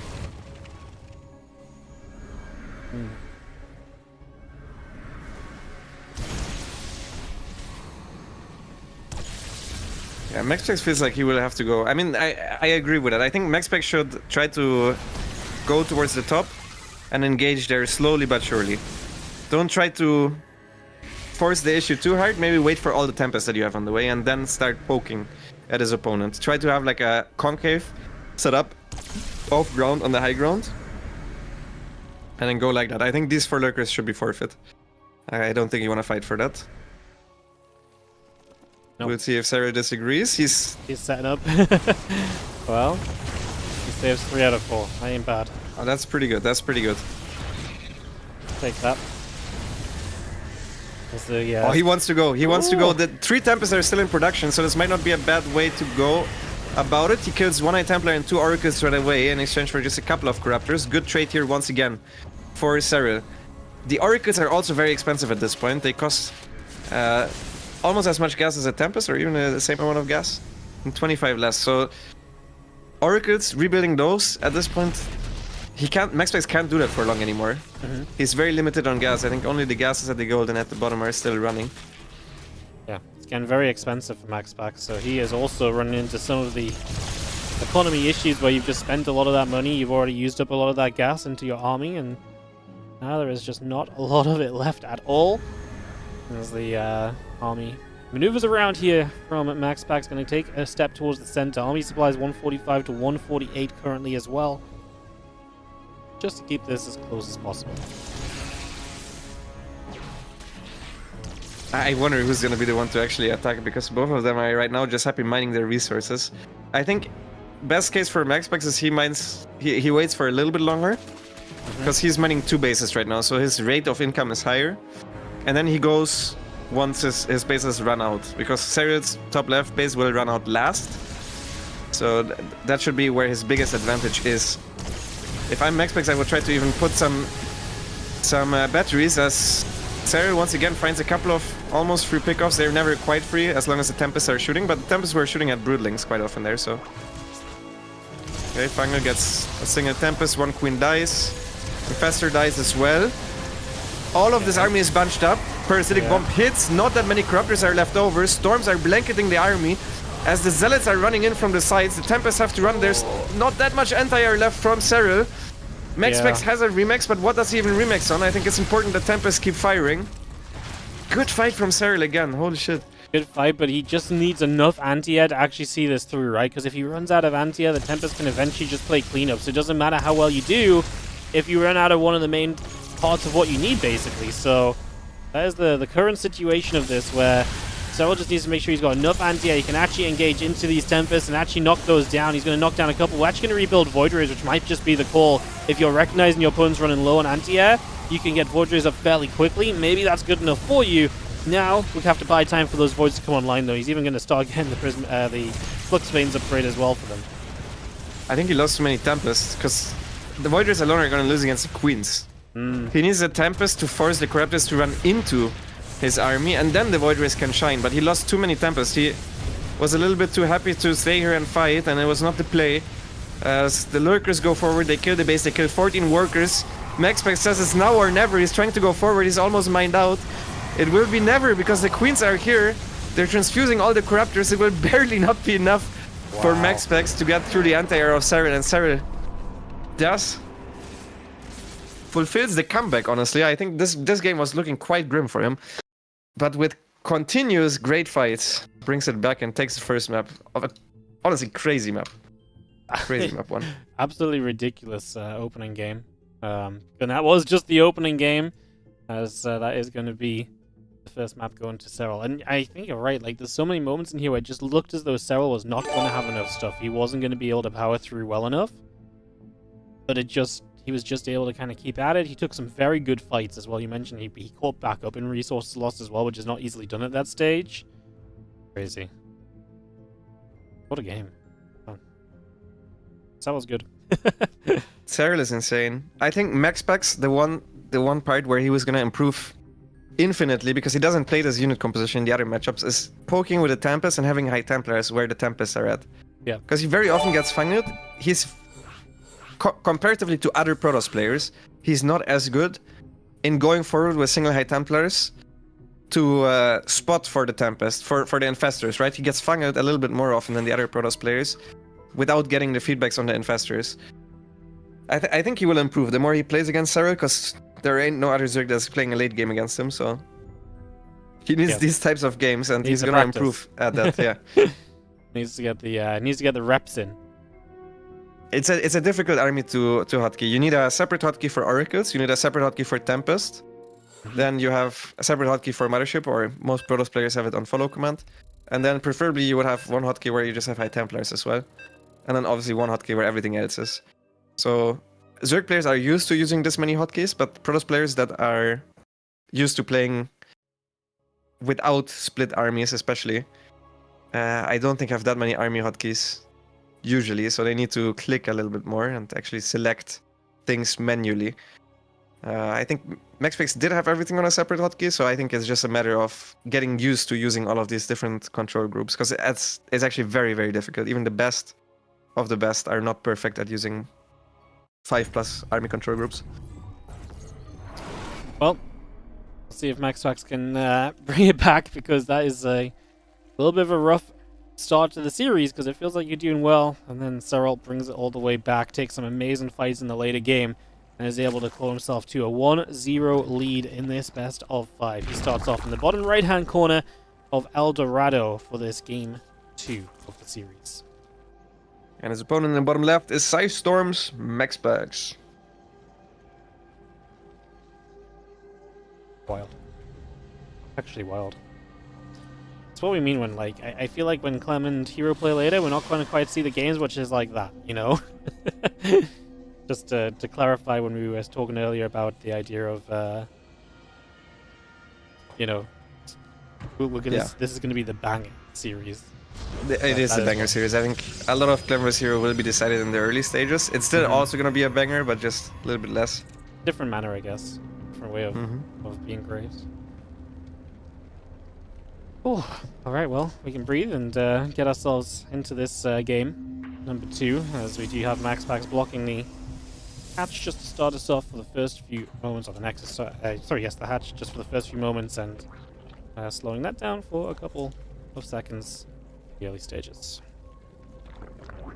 Yeah, someone in chat has said, let me just send out a single high Templar against Broodlords with 9,000 range, but you need to understand that if you have a high Templar in front of your Tempest, or at the same range, the Tempest actually outranges the Broodlord, so the Tempest can kill the Broodlord as he's approaching. So let's say even the Broodlord gets the high Templar, that's a negative trade for the Zerg, because the Broodlord is more expensive. And you can afford to lose a lot of high Templars. It's just important to have them there in case feedback is necessary, you know? And also even storming a couple of Corruptors that are usually clamped up is a lot of damage there that is worth it for one high Templar in a late game like that. 150 gas is not as decisive as getting your entire army fangled, for example, so it is the way you're supposed to play, and I know Maxpax knows it as well. He tried it a couple of times.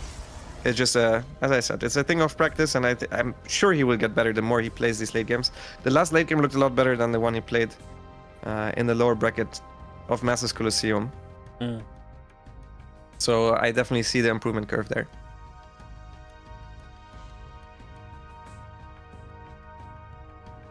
It's crazy to me how quickly, you know, you go from, you know, that series like last week, or even a week ago, and like you learn and improve so much off of that already, right? Like the ability to kind of just look and have that experience, be like, cool, that experience is, you know, giving me the ability to do this and this, and I'm going to improve on that. I also find that very, very impressive.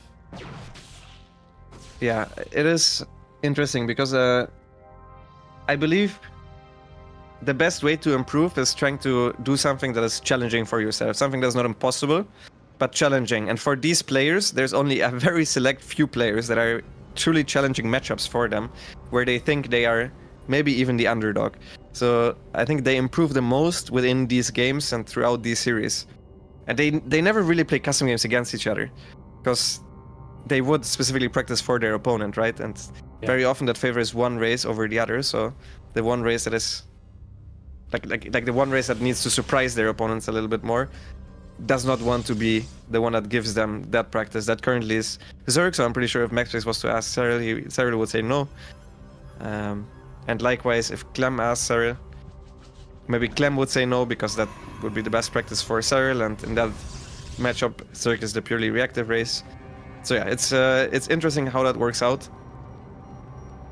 And I think it's also cool to see how much really things change from one series to another. Serral obviously lost the first 2 times he played against Maxpax, and then completely changed, basically not making Infestation Pit. Unless Maxpax deserved to see the Infestation Pit. If Maxpax survived the mid-game onslaught, Serral was like, okay, here you go, you have the Infestation Pit, you get yourself a late game. Which was not the case last game. Last game I think he wanted to go for Lurker aggression. This game will be completely different, as Maxpax is going to open up with an Archon drop after a quick third base. Completely different style here from my Protoss. The single Oracle just going to be moving around, and then, like you say, that Twilight Robo combo, setting up to get the Templar Archives, and Archon drop it up for the early stages here, and yeah, Maxpax just going to be able to do something different, mix it up from game to game, and make sure that these early games, even though that last early game was so long ago, is something that he doesn't look back to. Even though that last early game was fine for him, just wants to make sure he does bring different opportunities into play, because obviously off the Archon drop you have so many different timers you can hit as well, and that's going to keep Serral on his toes a little bit heading into the next stage of the game. Yeah, I think it's scary to go Archon drop on this map, because this map is very good for Swarm Host, and Swarm Host Nidus is actually quite good against Chargelet Archon. So we'll see how much damage he gets done, and we'll also see how Serral responds. Serral might just respond with a Roach Ravager Queen All-in as well.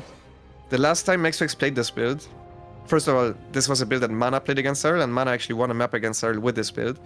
Maxpax copied it, he changed it only slightly. Serral went for the Roach Ravager All-in, and he lost, but it was mainly due to one bad Stasis Ward. So I think there is a good chance that we'll see Serral going for just the same All-in again. And we'll see how that works out, because so far he's just making Roaches. Yeah, Roaches on the way up as the couple of Archons will finish morphing, and so pressure will be applied very soon.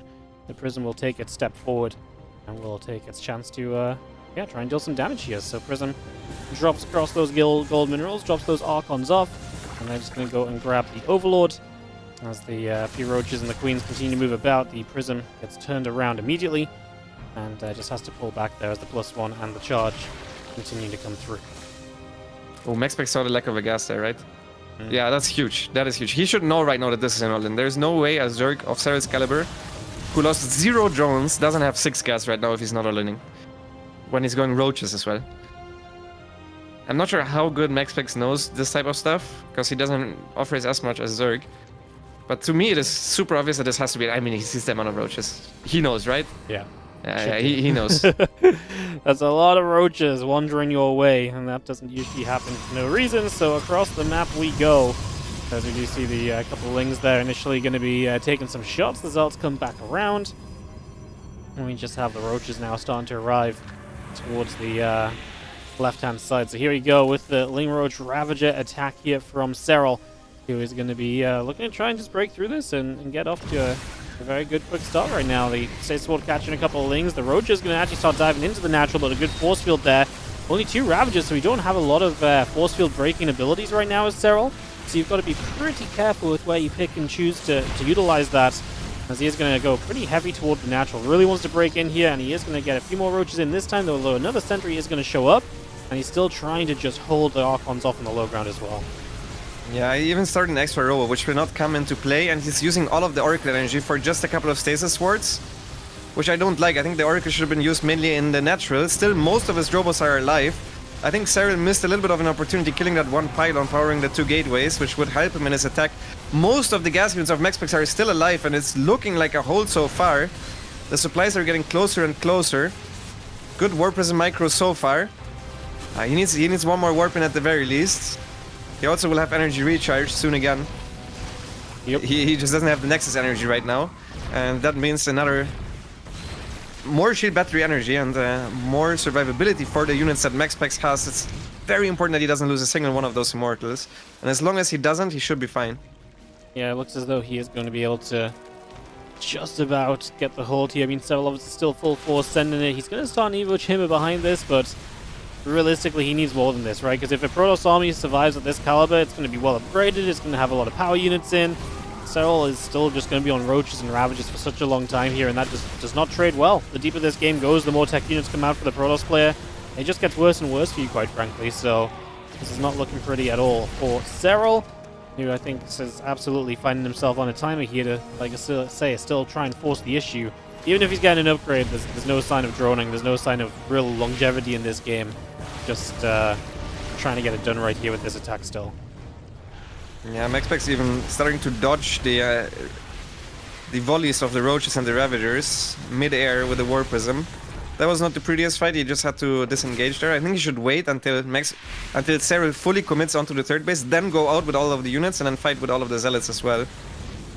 And Maxpax has just F2'd even the Zealots back home from the run-by that he had going on.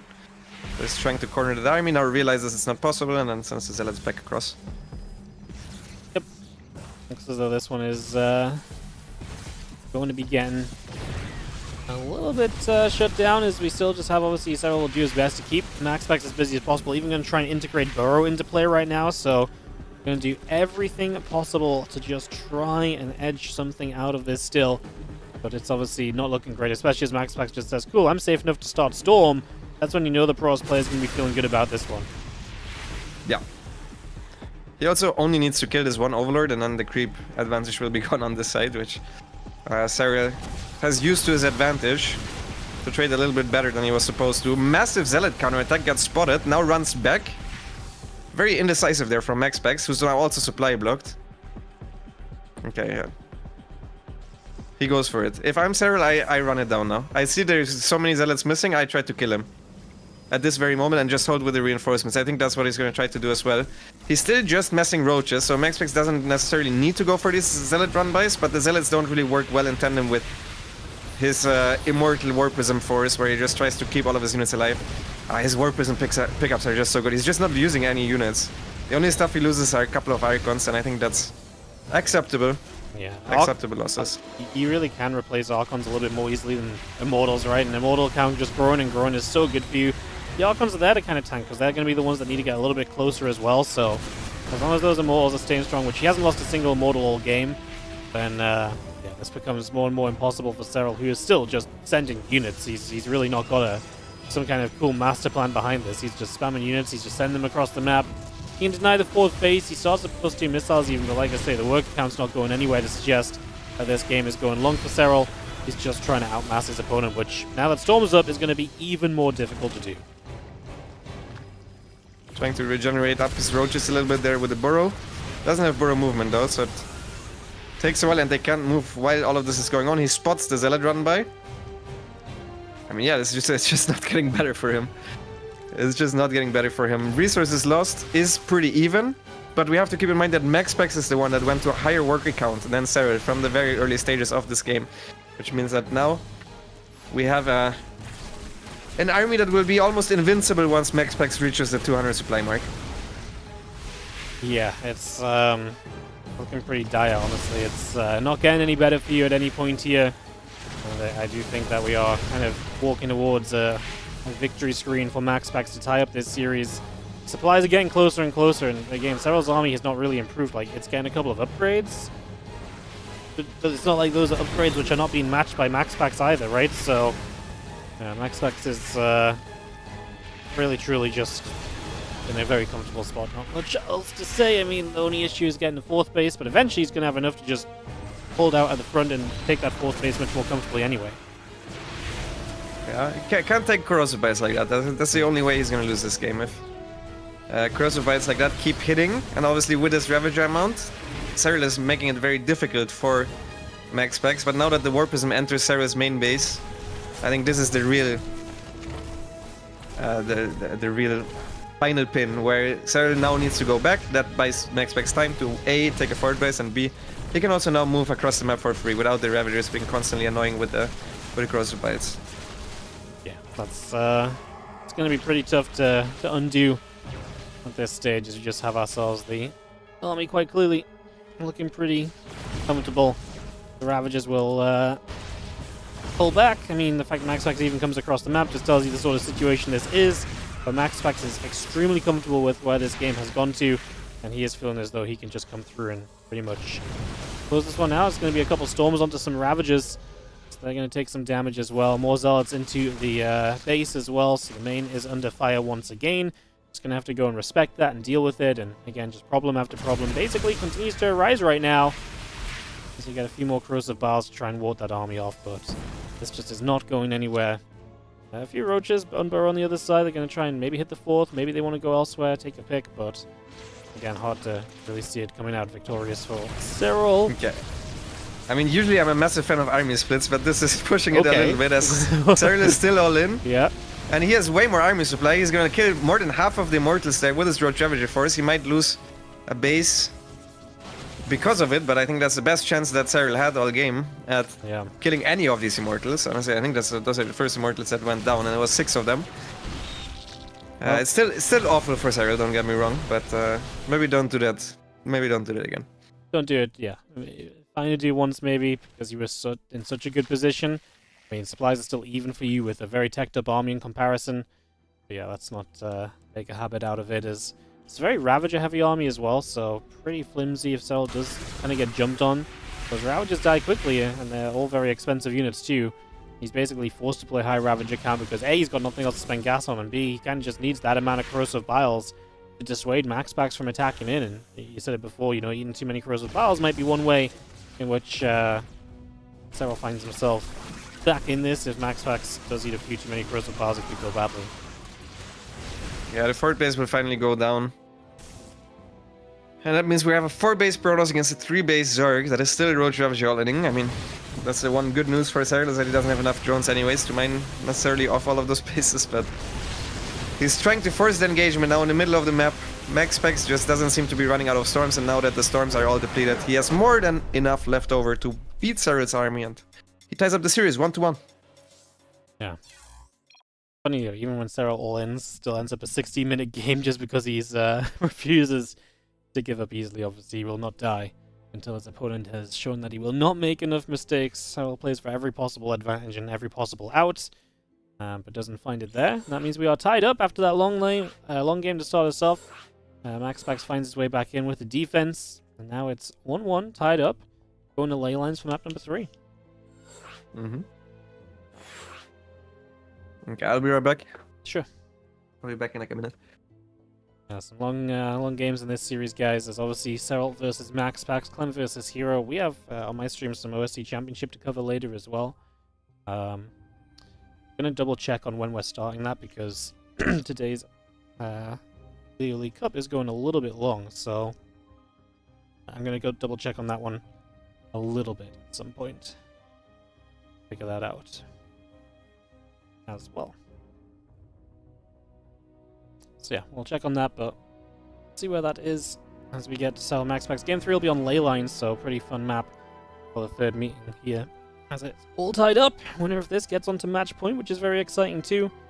So looking good, feeling exciting.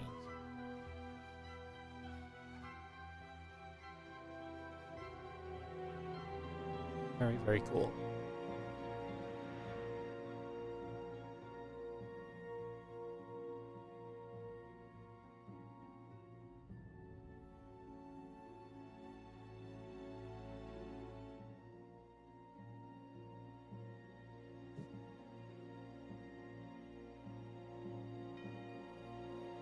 Taking a couple moments for people to ready up.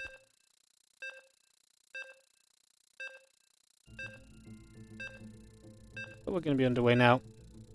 I'm going to be able to start this off until right at the very end. Maxpax didn't have his race set, so someone has left the lobby, so we'll just be a moment longer. Get this back on track again.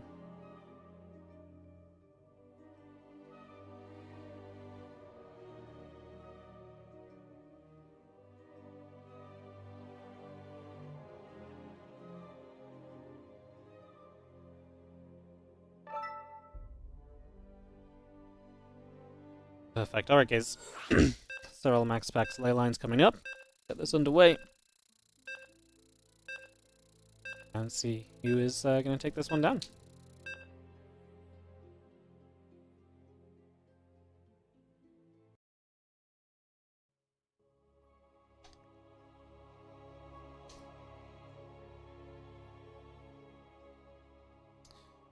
1-1 tied up obviously gives us guaranteed 4 games as well, which is very cool.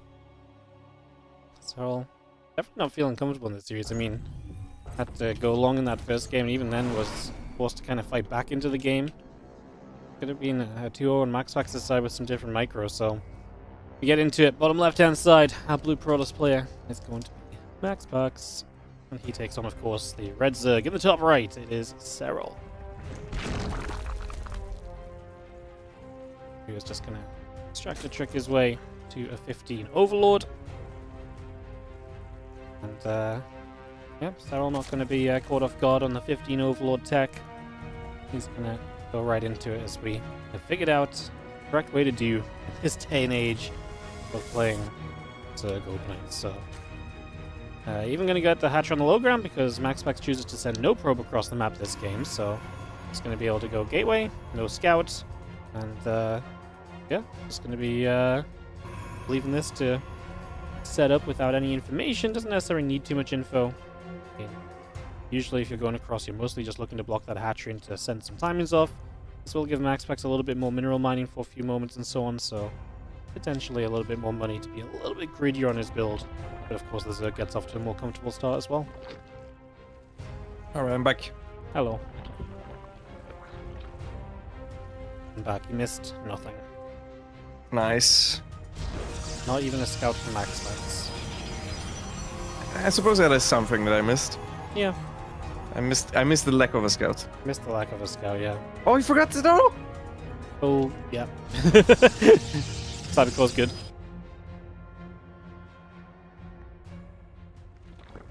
Is that a proper position Cybercore?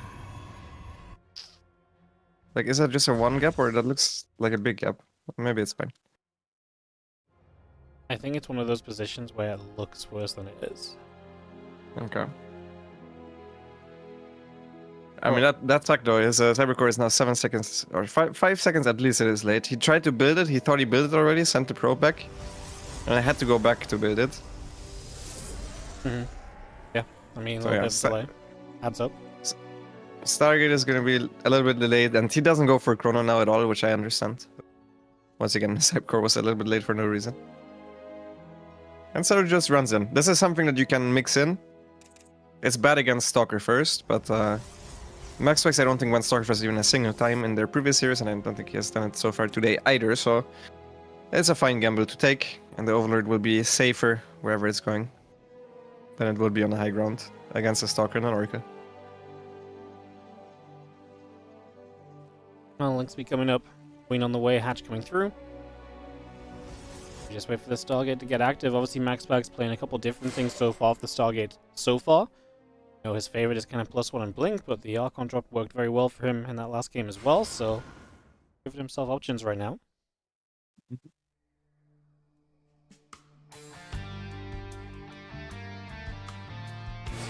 I'm just going to go shading about again. Hatch, Lynx speed continue to come up.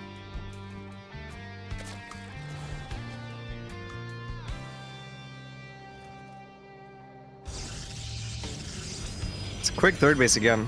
It is that exact same setup that he used last time for the Icon drop build. I think he might just play it again.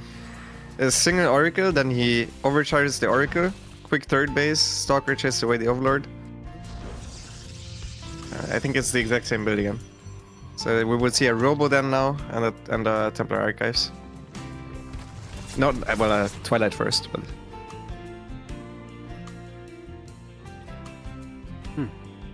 Right. Yeah, there it is. It's the same build again. He so far is 2-0 with this build against Serral, so I don't mind it being played again. And also doing it back-to-back, I think is better than waiting one game and then playing it again after he fails with Blink or something, because now Serral is going +1 melee, which is bad against this type of build. Yeah. So it feels like you can get away with a +1 melee. It feels like there's less chance to do the same thing back-to-back, and now you are going to be at a little bit of a disadvantage build otherwise. Makes it a little bit difficult. There's the melee upgrade starting up off the Evolution Chamber, so we get that underway. As the pylon goes down to the corner, the Overlord continues to come across as well.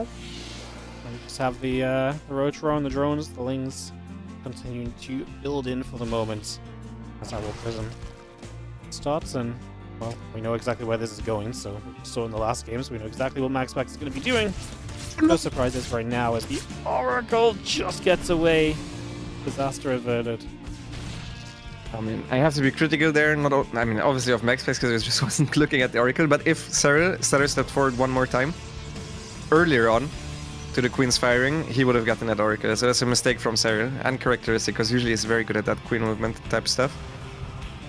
And that instantly would have thwarted the Archon drop, because then you cannot even warp in the High Templar safely.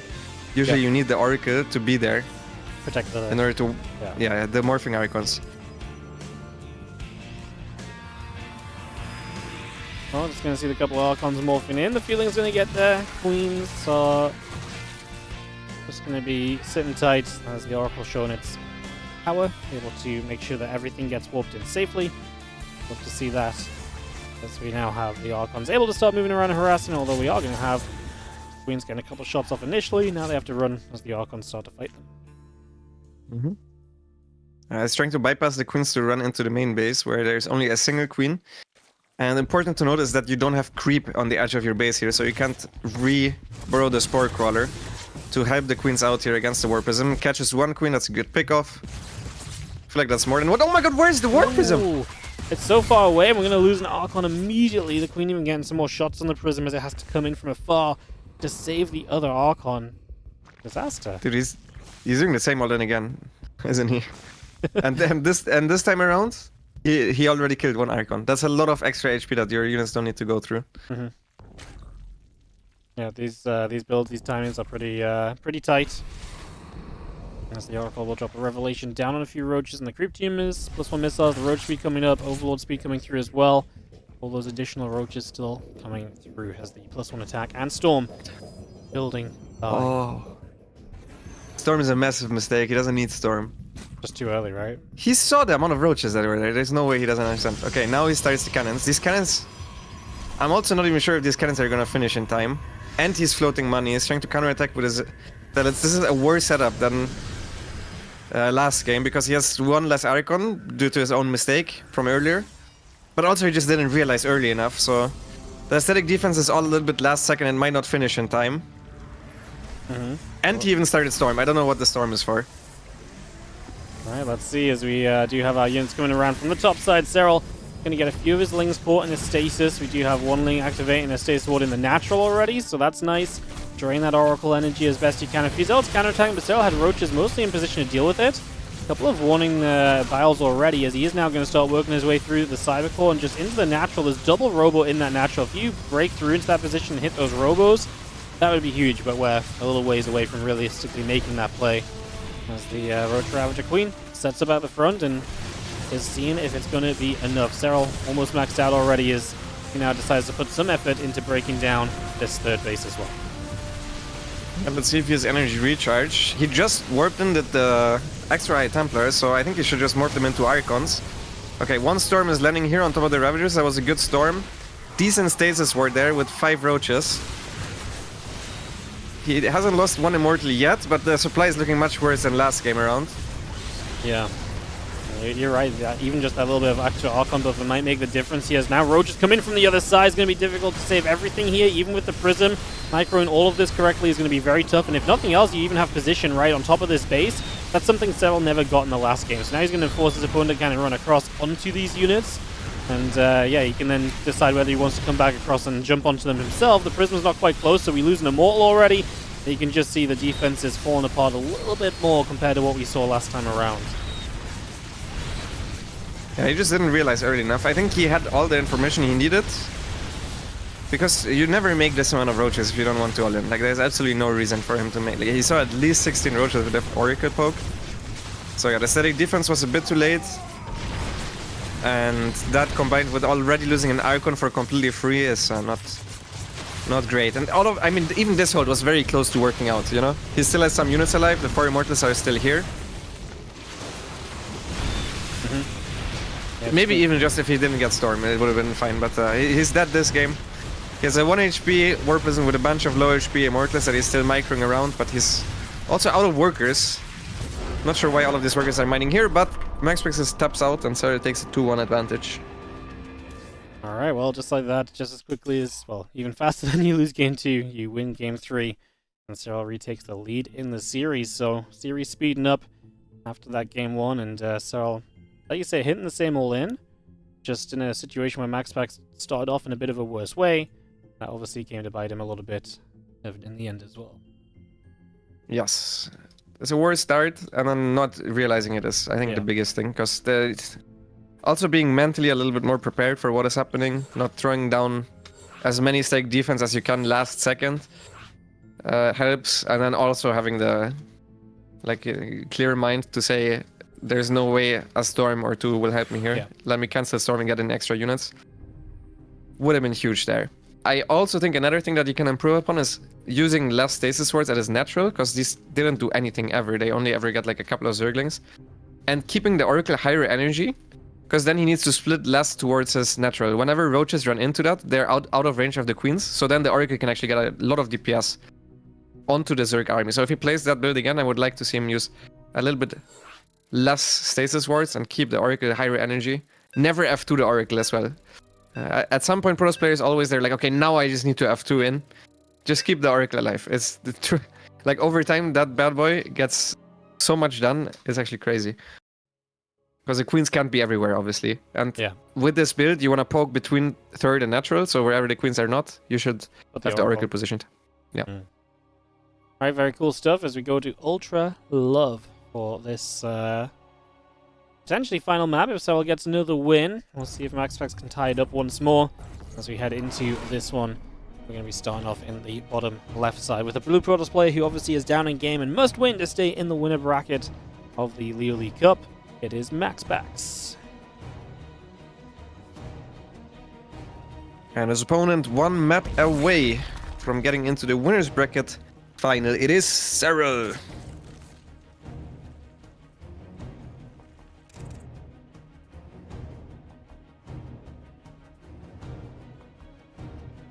Maxpax decides to go across the map with the probe this time, so we'll make his way over here into the natural and see if he's in time to get the block off, as we are 30 minerals away, 20. Serral turns around, he's going to get the hatchery down, so that's nice for him. Gets the hatch on 15 and stops the probe block. Yeah, that's huge. 15 hatch after Overlord is almost the exact same as a 16 hatch. So yeah, that's quite a good opener for Serral already. Getting that down, that's one of the huge advantages of going for 15 Overlord. Besides it just straight up being better, is that you can go for this 15 hatch after the Overlord, which wasn't possible prior with the old 13 Overlord that we used to do.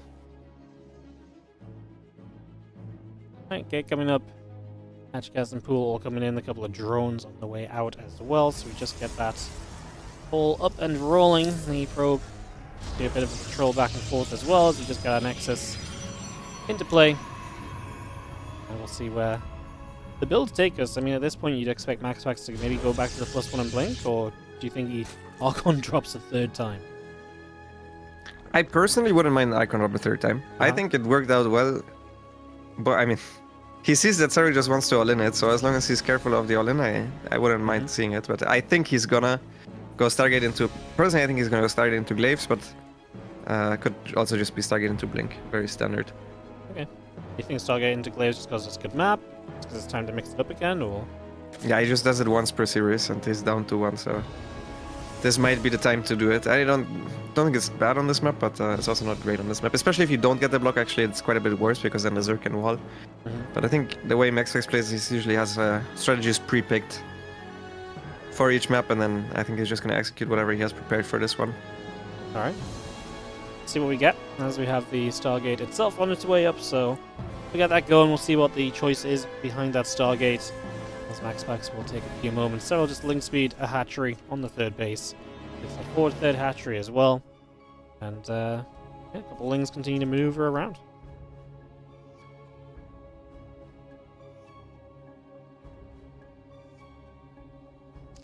Yep. I wonder if he's a player that deviates, because if I'm Protoss and I have a plant, I will block my opponent into going Stargate into Glaives, because then Stargate into Glaives is way better, since the creep is not there to make a wall in time. For the first Roach run very often, sometimes it still is there, but it makes it a bit stronger because also all of your drones are at the third base. So I wonder if he now deviates and instead plays more standard, even if he had something else pre-planned. Yeah, interesting question. It's you definitely got to think it's a possibility, right? Because you gotta have some malleability in your builds to be able to see it to the end against someone as good as Serral. I mean, you can't just be super hard set on strats all the time, right? Without mixing it up a little bit. So we'll see. See what he wants to do. Next few moments, should be getting that tech choices. And third Nexus comes down for the moment. Second Oracle popping. And the gas is there to do as he wishes. Yeah, it's Blink. It is Blink. Yeah, It's a standard opening. No single opener into Robo, no double Oracle into Twilight. It's a 3 Oracle opener. And he's just gonna do the standard, which honestly it didn't go poorly either in game 1, right? Game 1 I think he was in a very advantageous position. Yeah.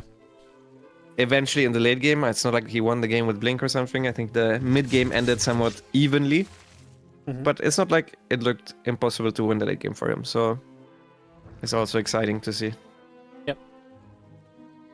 Brilliant stuff as the Queen comes through. I'm going to hit that Oracle for a few moments. Other Oracle flying across. Going to get into that mineral line right away here as the Forge and the Twilight Council come up the gateway, coming around. The Oracles are going to be there. They take out the Queen already. And the Roachron and Lair both continue up. Additional drones on the way through. Continuing in for the moment. Yeah, killing that Queen so far is the most I think he's got done with the Oracles in this series. Yeah. He hasn't really dealt more damage, so that's a good sign for Maxpax as he now activates the Oracle. Does he have energy recharge? Doesn't even need it, Serral is not sticking around to find out. Actually, now he's going back. He wants the other Oracle to activate itself as well, and Maxpax, not being super on top of it, will lose 3 workers at the third base. 4-5 even. Wow. That is really bad. That is so much more than killing a Queen. Yeah, no, that's a bunch of workers going down. It's going to have pretty big hindrance on your economy at this stage of the game as well. So anything you do, any push, is going to be that little bit more depowered because you just took a bunch of losses. So that is absolutely going to be painful for you as the Adept moves about. A couple of Oracles overhead as well, still chasing those Lings around. As the Hydra Den, Roaches, and all the rest continue up as well. So he's going to Roach Hydra in this game. Okay. I'm fairly certain. He started off with the Roaches. I think he expected either a charge build, something that he lost against Hero on this map, or Glaives, like I said, or even against the Icon up there. Just making Roach Run, making a bunch of Roaches early is good. But since it is just a standard Blink, I think he's just gonna add some Hydras, get the range, and then go. Or even just speed. Just a single Hydra upgrade, go to the other side of the map and try to kill Protoss. Will be his game plan. I'm like 95% sure. Alright, well. If he's going to Roach Hydra all in, what's important for Maxpax to do? Like, is this just a case of trying to trade very well with the Stalkers, catch units as they come across initially, and then just prep the static defense? Yes, a lot of static defense. Either Chrono Outstorm or just Mass Stalkers. I think Mass Stalkers is the best, but it's very hard for Protoss to realize that it is an all-in. In this case, if you see the Hydras, because you need to make units anyways against these Blink pressures. So yeah, it's important for him to not take a forward base. And as you said, make a lot of static defense. Both at the natural and at the third base. Yeah, you need to make sure you can cover the pincer into either or. Especially on a map like this where there's a ramp up to both sides. Oh, Roach is going to be here to help the Lings break through into the natural. There's going to be a distraction already from Maxpax. Another Warping gets killed immediately, and I mean, these Lings are just in. They're going to do a bunch of damage to start us off, and that's going to be really rough for Maxpax. He takes a ton of hits. I mean, these Roaches are just going to sit there and continue to trade. The Hydra's still pushing the Stalkers back on the other side for the moment as their numbers increase. They've got Hydra speed now as well. Stasis Sword will not catch. Maxpax getting caught up as he tries to retreat as well, taking even more losses in a disastrous couple of moments. As now Serral going to come across the map. I mean, you lose workers like that, and if you need a mass stack defense, that's going to be very difficult because now you've got way less money. Yeah. Yeah, Maxpax just not handling that situation perfectly. Also, not having any energy at the natural was unfortunate, so he couldn't recall the Stalkers, and then at the same time he was distracted. Stalkers don't trade that well if you don't pay perfect attention to them, because you need to blink them back individually, preferably. And now Serral just has the better units. He got 5 drop probes with the first run by, he got like 14 with the next one. And that just means that he's in a prime position to run over Maxpax's defenses. The Stalkers have nowhere to go. They keep blinking to both sides. Yep. And that's a very awkward engagement to do, because you need to micro on both sides, and it's more than an entire screen away. Yeah, Serral now going for the pincer on the top side of the army. Now that the Stalkers are completely out of range, he turns towards the other side once again. And even though this fight is fine for Maxpax, like if he traded like this without losing the workers, I think he would actually win this game. It's just that he has mining of 20 less workers than his opponent right now. Serral can just focus fire down the Nexus. Maxpax is trying to aim with his probes. And that game is over. GG. Serral takes it down 3-1 over Maxpax, as he is going to get it done with some faster paced games in games 3 and 4 to really get it done. He tried to change the pace up in game 2, didn't quite work. Game 3 and 4 he really found the damage and the unawareness of Maxpax to really put himself into those winning positions. And there you have it. Maxpax gets knocked down to the lower bracket. Serral moves to the winner bracket finals, and that doesn't mean that Maxpax drops down to play Skilless, by the way, and then the loser of Hero Clem plays Reynor, while the winner of the series obviously plays Serral. So Hero Clem up next, final series of the day on this Liuli Cup playoff day.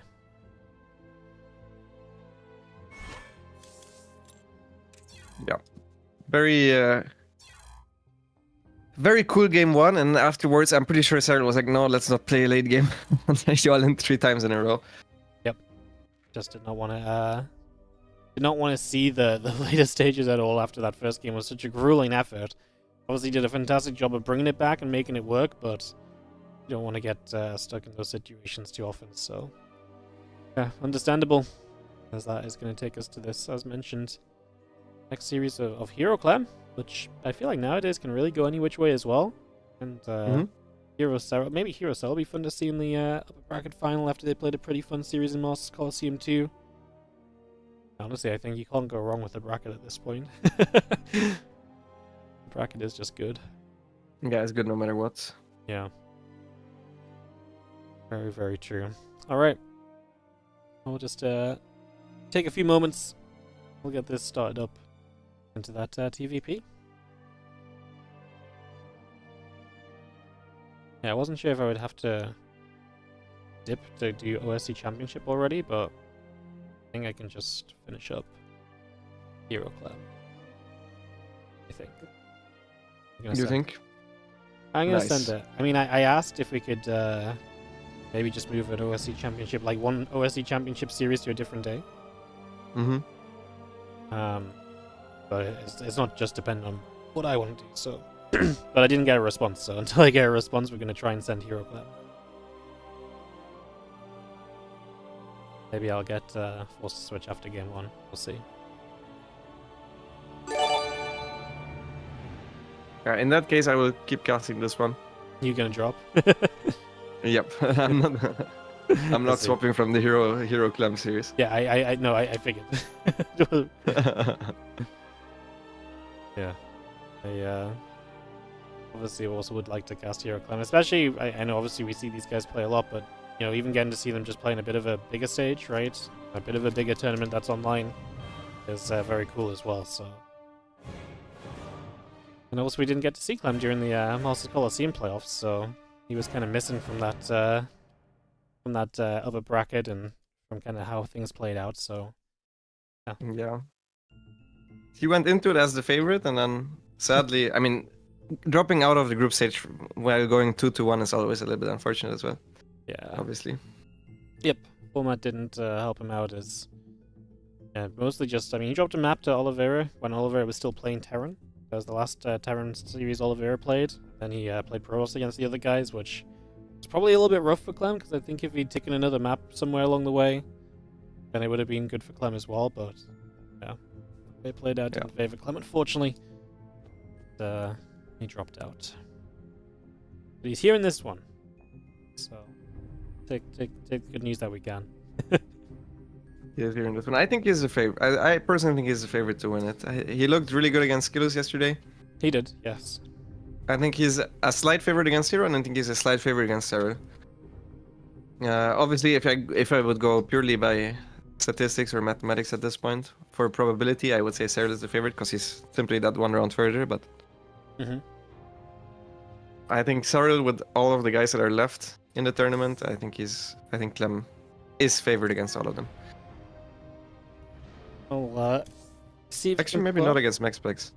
Maybe not against Maxpax. He lost more since the patch against Maxpax than he has beaten Maxpax. Really? Yeah. That's wild. Let's have a look. Oh yeah, he really had a few,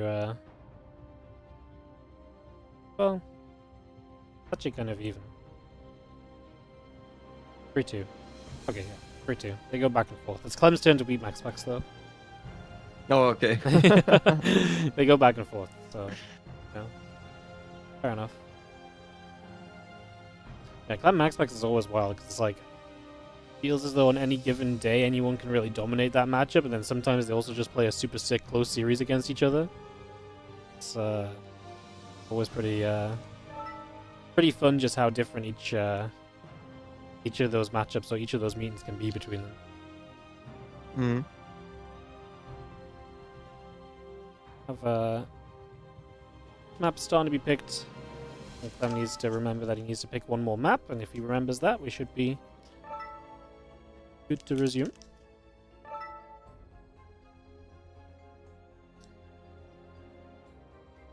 What do you think, chat? We have the shared chat. Who's gonna win the next series? Because we haven't seen that much hero against Clem. I think Clem has won most of their series since the new patch, but I definitely think it's a close one. Yeah, I think Clem usually wins more, but I actually think Hero won the most recent one. Unless there was one I missed. One I forgot about. Oh no. Okay, so Clem beat Hero 2-0 most recently, but then Hero beat him 3-2 in the Picasso finals. Okay, the series I'm thinking of was way back. Never mind. Oh. It's funny, I remember certain series, and then I just apparently completely forget like another 3 that they played, so... Yeah.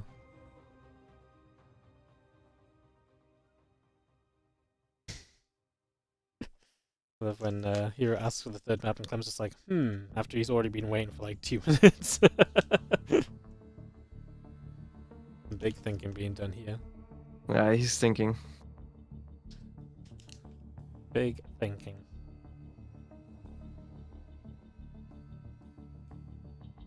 Terrans are not used to this level of thinking. Usually they're the ones that pick a strategy and then they go with it. Clem known for his fast hands. Things Cove gonna be map 3. There you go. Finally Interesting. picked. Yeah, he chose kind of one of the, maybe the more pro teams, right? So maybe a little bit of something there. Leylines and Eldorado will close us out if we get all the way to maps 4 and 5. Be good to see. So that's what we have lined up for us as we get into this in the next few moments.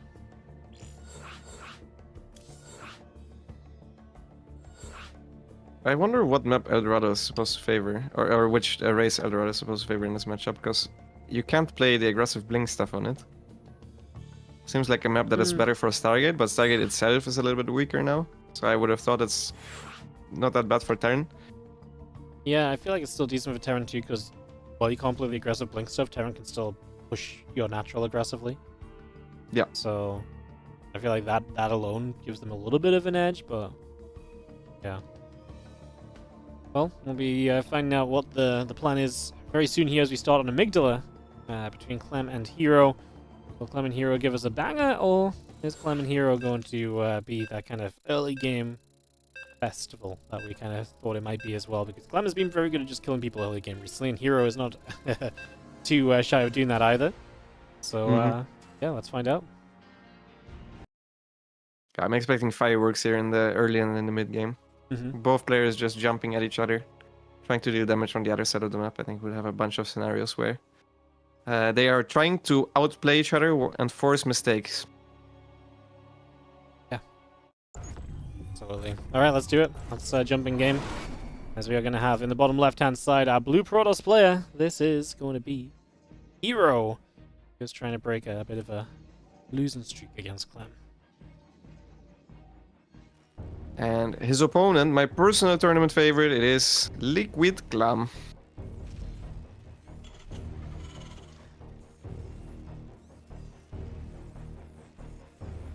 It is very fun coming into these tournaments where I feel like in the past I'd come into these tournaments, I'd feel very confident about Serral as being like a big favorite, but now I'm like, I think you asked me yesterday who my favorite was, and I'm like, man, I really don't know. But I feel like there's so many possibilities of who my favorite could be. Like, there's just so many people who can actually come out and challenge, and I think that's really cool again, just kind of getting these tournaments where, like I say, usually if Serral's involved, it used to be the point where it's just like, yep, Serral, he's absolutely my favorite, and he oftentimes would just win everything he would play in. But, yeah, we're seeing that mix up a little bit, and I think that's very fun. It is fun for sure. So far we're seeing completely standard openers. Hero going for that no scout Nexus before Cybercore. I think some consider this greedy, but some others say this is completely safe as well. I've heard many discussions at Home Story Cup. Good little Home Story Cup basement chatter about Protoss Creed. Seems fun. Yeah, the Protoss players, some said you can easily hold Proxy Marauder with this, some said, what, are you crazy? And then a little bit of a back and forth. Some believers and some not so strong believers. Well, a little bit of greed then from Hero just to start off with, as Clem is not going to do anything in this game, so for now Hero will get away with it, and we'll be able to continue through. So away we go with that, as we just have this Reaper coming around the top side of the map, and is obviously scouting for any potential proxies himself, so Clem just trying to make sure that he is very safe in these early stages as well, that he is not being caught off guard by anything. Yeah, the bunker as well. I personally hate it when my opponents don't scout, because yeah, you're very often it can be a proxy, but you don't want to go reactively scout when your opponent doesn't scout, because then you're double behind. Because you would think that Protoss is the race that's supposed to scout. So Clem does the safe play, goes for a blind bunker without a scout, and scouts for all the close proxies at the very least. Can't jump up here at all. What? What? It just got stuck. How was it? What? How did you manage to go? It didn't work at first, and then he kept clicking, and all of a sudden it worked. And the same way for the way down. Are you kidding me? Man, I was being coached by Hearthstone when he told me this is a wall. Yeah, no, I think it's a wall too, no? I should be. I've always thought it was a wall. A hero thought it was a wall as well. Yeah, well, I don't trust Hero's judgment on walls, but... Not a wall, confirmed by Showtime in the chat. Wow, not a wall. I've been Lied to. I've been misguided. The spot is bugged. Okay. I can't believe he just stands there and spam clicks and all of a sudden gets in. I mean, that's huge, because if he can't jump up there, then he doesn't know it's Stargate. Now he knows it's Stargate and can counter it. Cyclone right away. Second barracks on the way as well. And Hero going Oracle into Blink. Yeah. So now you can just... The Oracle in a Blink is one of the most fragile styles as well, because you have nothing that's great against like a lot of bio or some of these pushes straight away, so you've got to be super cautious. You end up in a lot of trouble quickly. The one Oracle doesn't save you versus bio, it just gives you information to try and play around it a bit. The Blink is not ready for a long time, so yeah, this can be tough. Yeah, Oracle into Blink can feel quite finicky to play with. You feel like you don't have as many units as you would with a normal Blink opener. You don't have the aggression with the early Blink, you know, War Prism on the other side of the map. One thing you do have now, though, is you can still get a lot of stasis wards out and be annoying with the Oracle that way. You, at the very least, have perfect vision with the Oracle as well. You can always get the revelations up. Hero's hiding it so far. So Hero is saying, you're not getting the rescout. I might just be making Phoenix. He only showed a single Stalker so far, I think. So from what Clem saw, I'm not sure he knows it's Phoenix or Oracle. It's a very fast third base, so maybe that leads him to believe it's Oracle. Oracle, but yeah. Okay.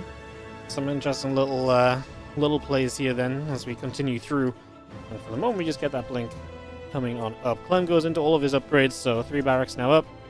Stim back, combat shield, and +1 will all be beginning here, so we get all of that into play. And as the Forge and the Robo Facility come through, our probes are still building, the Blink is still coming online. And yeah, we see a couple more Stalkers being added on into this as well.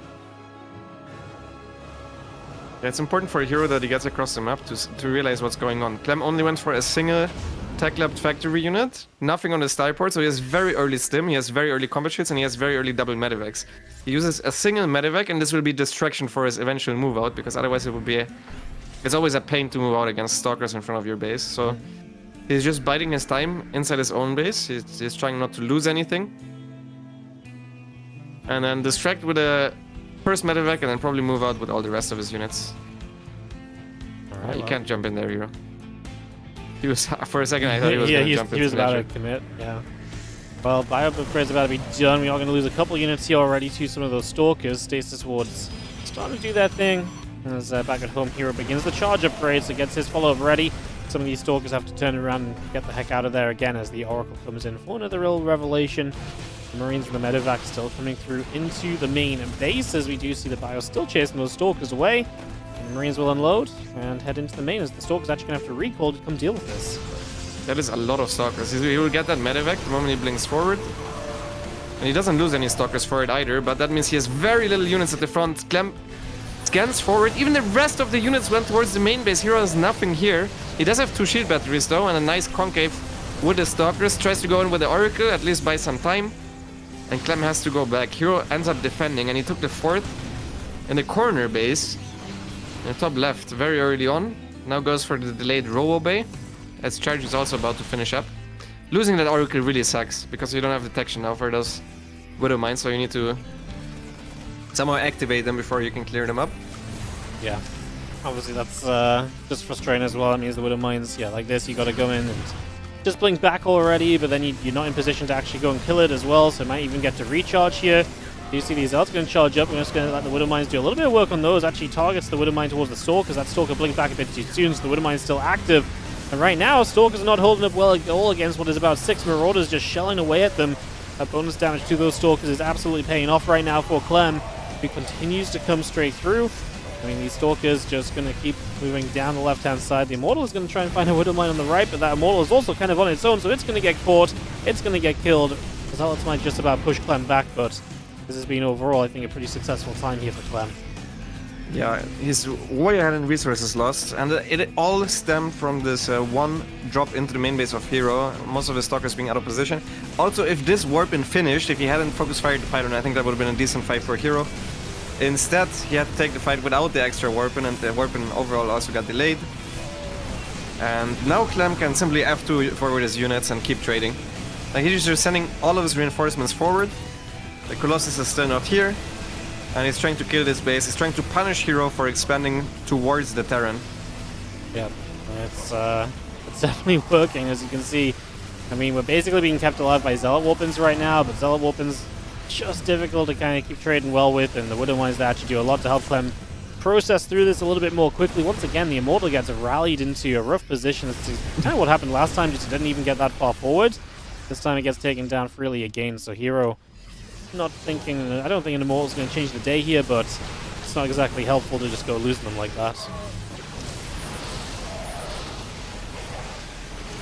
Yeah, one mistake at this level can cost you, and he simply recalled too many stalkers. He had nothing at the front that allowed him for a very good trade, and then that pylon barely not finishing the warp. And I think afterwards he was still alive somewhat, but yeah, that warp being cancelled snowballed. Yeah. Combined with the initial mistake, he even had a shield battery in the main base, so if he even just recalls 4 stalkers, it's enough. Absolutely. As our bio continues through, those stalkers get pushed back. Batteries, pylon, all dropping here. The probes getting dropped as well. We will see the bio still trading out, and at the end of the day, Clem clearly has way too much. I mean, there's a couple of Liberators that are going to take an eternity to get through as well as we try and target them down. Some of the stalkers get targeted. The Zealots are going to get cleaned out, and we've got like 2 stalkers left right now. That ain't going to do it. Clem takes game number 1 comfortably to start the series off against Hero. Kind of what we expected. I think the first big moment there was the Reaper actually getting confirmation on what was happening with a Giga Jump. And then fireworks in the early mid game. Pretty much what we expected. Sadly, Hero fell a little bit apart there, but it was... I mean, I could definitely see him simply taking better fights there with a couple of things going slightly different. Yeah. For example, not losing that Oracle would have been huge as well. Because he kept not having detection for the Widow Mines, which he otherwise just could have shot at with the Stalkers from out of range, you know? And there's a couple times where the Widow Mines are able to just do actually very well, just hitting the Zealots, and if you just lose a couple more of those mines, maybe some of those Zealot weapons don't get chewed through as quickly. Completely different situation, right? Yeah, for sure. Whispers of Gold for map 2, so this is one of, this is Clem's first map pick of the series, so you go up 1-0, now you get your first map pick, and Whispers of Gold obviously allows Clem to be aggressive early, which is one of the things that we've seen him have a lot of success with as well so far in the last few days, so gotta feel good about that as we get ready for game number 2, and see if Hero can bounce back.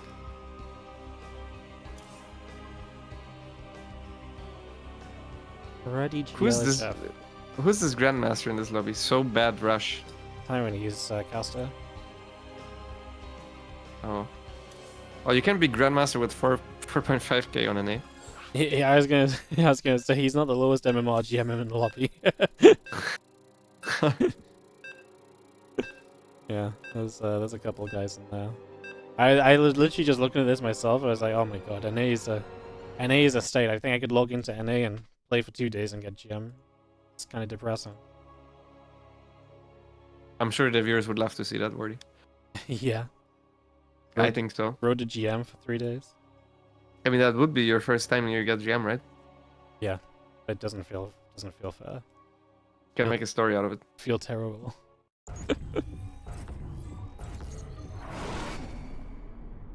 It's just sad. I'm not gonna. Top left hand side. Our Blue Protoss player who is down a game is going to be Hero. And his opponent in the bottom right, it is Team Liquid's Clem.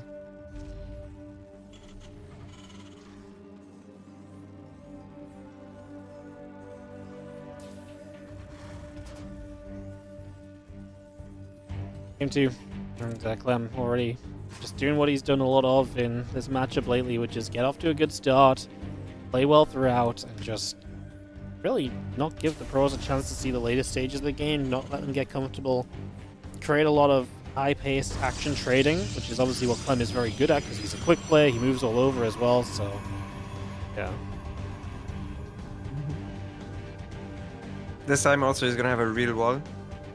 Not one where he can hide the tech, but still a wall where the Reaper cannot jump past it.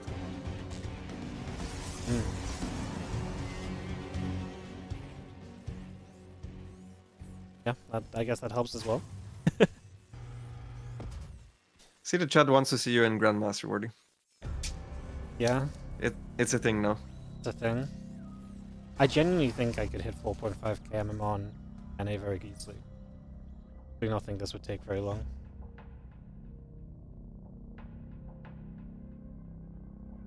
What do you think would motivate you more? More people giving you positive reinforcement, saying they want to see you get into GM, or people now talking shit or something? You know, saying, you can't do that. I don't think I actually, I don't think either of them motivate me. Okay, interesting. Yeah, I don't know, like, Twitch chat telling me something doesn't really,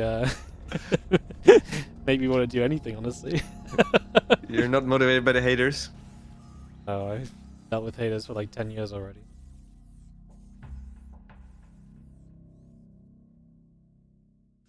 I mean, I was much better. I was very good like 7 years ago and it made no difference, so haters will always hate. That is true, haters do tend to always hate. Hero's gonna proxy an Oracle this game, I think. Or, no, that's too late, right? Is this a gateway or what is this? No, it is an Oracle. Okay. Proxying it up. Oracle time. Okay. Well, Clem obviously going with the setup here, which means that he's gonna have a bunk on the front, but he didn't scout, right? He just checked for proxies, but he didn't check the bottom left. So he's gonna be completely informationless, as he does get rid of the Adept though, and now he'll be able to get the probe after 2. And with that Adept gone, he might even feel good to get the Reaper across the map. Okay, yeah, 2 Marines. I was about to say, not even Clem can kill an Adept and a probe with a Marine and a Reaper. So he went for double Marine before making the reactor, and he lets the Adept into his main base. That's a huge mistake. Yep. That is a huge mistake. He has nothing. Yeah, he has absolutely nothing, so he's going to lose a bunch of mine time. He's going to lose SCVs. The Reaper on the other side, there's an Adept there to deal with it. And that is going to be a big deal. You're going to try to utilize a Widowmine here as a bit of a defense, but yeah, Hero can obviously run around a few different positions. Clem will try to do something on the other side, but the Adept is good at just shoving the Reaper away from where it wants to be. And that is going to leave us pretty much here with this Adept getting now its 3rd kill of the game. This obviously should have never been allowed in, and this just spirals heavily because you're not expecting that to be allowed in, and so the moment it gets in, you're like, oh, not great. Yeah, not great at all. He also lost the Reaper in exchange for a probe, so Hero was good in the multitasking on defense as well. And the Oracle now goes in, kills extra workers. This is the opposite of game 1. Yep. Oh, that one! Oh. Okay, I mean, he even saw this Widowmine burrowing like 20 seconds ago, which is what makes that extremely painful. That one really didn't need to happen.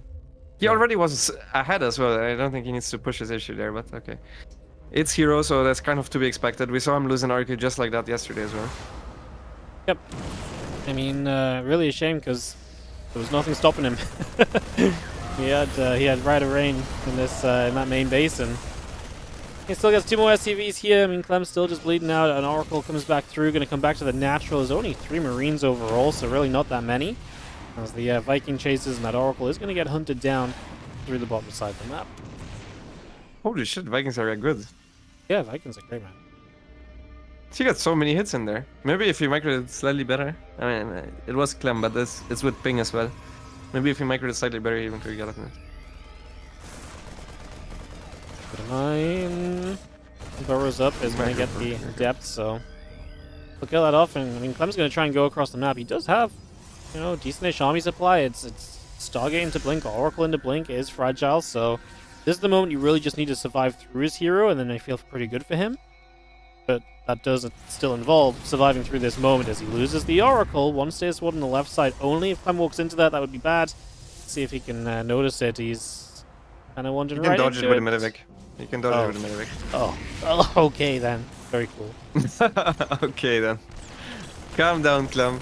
Not a single battery is here, and now the Cyclone's looking on. Honestly, he should have enough Stalkers, I think, to clear this over time. At the very least, until the second Cyclone shows up, I think you should fight this a little bit more. The Widowmine really complicates this. Yeah, because then you just can't walk into this army or chase as much, and that makes the whole situation a whole lot more awkward. And I mean, we're finally going to have Blink, but even then you got to, you know, blink back 1 time. As Probe is trying to bait the Widowmine shot, doesn't happen. Widowmine here is going to be blinkable from as we come through, but that means the Stalkers have committed their blink. The way he did this means that he's actually going to lose a bunch of Stalkers. Cyclone gets the continued lock on for a little while longer there. Meanwhile, liberating the main base again. Huge damage done, and Hero is falling apart. Clem is probably going to lose that Cyclone. No, he doesn't actually, man. Okay. Clem is just monstrously in great position now. What the hell? Man, that... I kill the base. He's dead. He's dead. Yeah, he's just dead, Wardy. He's losing the next Oracle as well. It's being F2'd in. If he clears this up... he's not even... He will clear it up eventually, but he lost 20 workers. And his 3rd base. 20 workers. Yeah, the 3rd base is ridiculous. Sorry, that forward blink, I'm pretty sure he blinked too late, so the Widowmine hit, and then he blinked the rest of the Stalkers on top of the Widowmine splash, and then... I think it was not good. Really just disastrous through and through. Yeah, it was not good. Clem was very committed with his push. His extra barracks started out just as the siege was starting to happen at this 3rd base. It really all started with him losing all of these Oracles. Imagine him having vision on that Widowmine. Yeah. And then he can start poking at that army. There's only a single unit that arranges a Stalker there, and that's the Cyclone. And you can just micro the unit back that is being targeted by the Cyclone, so... him losing the first 2 Oracles like that truly matters so much. You can't make mistakes like that against Clem. You just can't. Yeah, doesn't work out. Not at all. Well, this is rough. As the charge continues through, the Forge on the Robo facility coming up. Nexus will finish on the 3rd bases. I mean, Clem is pretty much just set to go with the full bio. And as you have the little bit of bio just going to step through. I'm just going to stim up. Stalker's going to get chased away. And Clem just going to chase those Stalkers down. Yep. Clem doesn't need to kill Hero with this, but he's most likely gonna kill him. Yep. They're even in workers. Hero's trying to mass units. He has charge not done yet. He can force field this ramp once if he wants to. Yeah, he's going to force field the units in. I don't even think Clem needs to step away from it necessarily, though. The tank's going to do a lot. The Widow Mines are going to connect on the Zealots, potentially. More Zealots warping in. Still no charge, and it feels like we don't actually have charge for a while at this point. I mean, when the Terran's already hitting you, any second that charge takes feels like an eternity. Stalkers are dying, Pylon's dying. If nothing else, I think we kill the Nexus here. I think he can just sit and target it if he wants to, but... yeah. I set up a couple Widow Mines, but there's still more Widow Mines. There's going to be 4 Widow Mines here. More Widow Mines than Zealots in a second. Jeez. What a brutal game for Hero. Just shouldn't have lost the Oracles like he did. I mean, I thought the game was over when the Adept entered the main base, honestly. Yeah, I mean, that was a ridiculous lead that Hero had. And that's not the kind of mistake Clem's going to make a second time around either, right? So, yeah. That's, a little sad, because I felt like this series was going to be at least a little bit better than this. Like, at least if Hero wins this game too, it's like 1-1. Now it's like 2-0, and it's just all going wrong. It's okay. Hero can do it. Don't worry about it. Okay. The turnaround, the comeback? The turnaround. He's a man of the people. He's trying to give them some hope as well. Oh, okay. Nice guy, Hero. Now he's going to try hard. Alright. King's Cove. Map 3. See if Hero can bring us back on a map with a little bit more size to it. As Clem did pick this one, so he picked to play this third. Let's see what happens.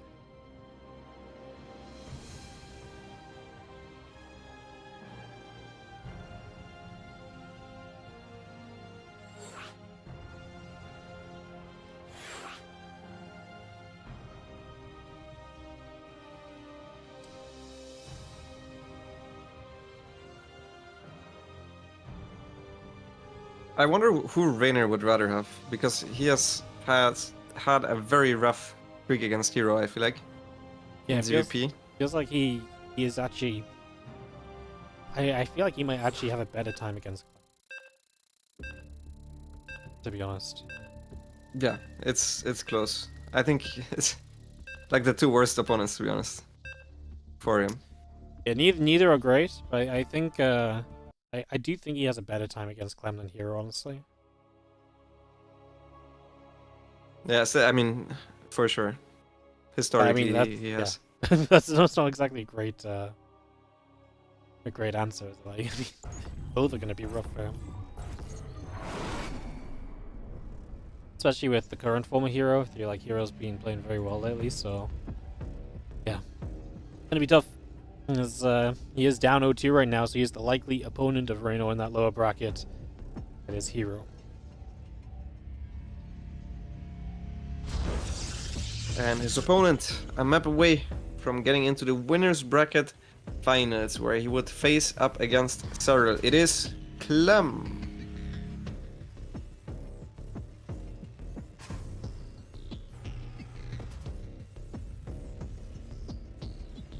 We'll see how he plays King's Cove. I see this almost in every TvP series, so I would think it's not even that bad for Terran. But in my mind, it's good for Blink. And it's just a large map, which generally tends to favor Protoss. Yep. Because that first stim attack is just easier to defend. I think one of the main things as well is just obviously, like, this is a map where if you get a bit of momentum, you can't necessarily just run across the map and end. You know, like, sometimes the size of the map does just give you a Zealot warp in enough to actually keep yourself alive, and if you can do that, then you're kind of talking a lot of the time, right? Then you're in a bit of a playable position. So, yeah, I think that's kind of somewhat a factor as well. So. I think Hero's playing Stargate again. He had 3 in gas already. He is going core first. He only scouted for the proxy Reaper potential. Or it could also be a proxy Marauder, obviously. At that spot, but core first, Nexus. Gonna go for a pylon as well. Hero sometimes gets the pylon on 20. This might be on maps where the mineral mining is bad. Because of that, the pylon is later, so his first adept is not supply blocked for like half a second. Okay. Interesting little tidbit. Let's just have adept chrono boosting out. Probably do not expect that one to break into the base this time.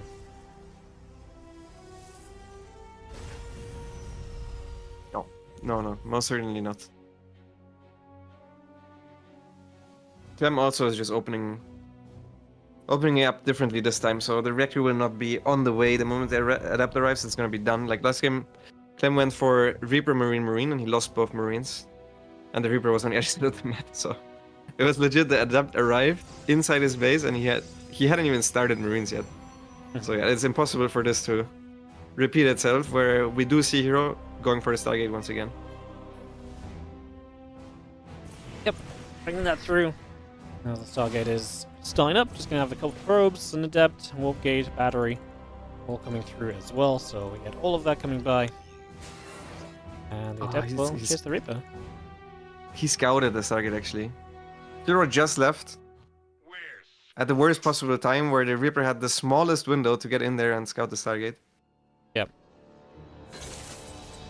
There it goes down. Reaper will get to the main one more time. No way. So frustrating. There's an adept here as well, so we won't lose a worker. No way. No. Don't say he's gonna get away. No. Come on, Hero. Oh my god. I mean, he messed that up, but holy shit. What the hell? That Reaper had no business ever being... It didn't even have business spotting the Stargate, but it for sure didn't have business staying alive. Adept gets in the main though, so take what we're given, but this time there's a Cyclone here. It's going to be way less problematic. Clem does a great job of just denying any damage, so it's a scout, but that's all it is. Third CC being seen at least, but I mean, triple CC against the Stargate, you love it, right? As the Terran. I mean, obviously you get that scout, you can react like this and go with that.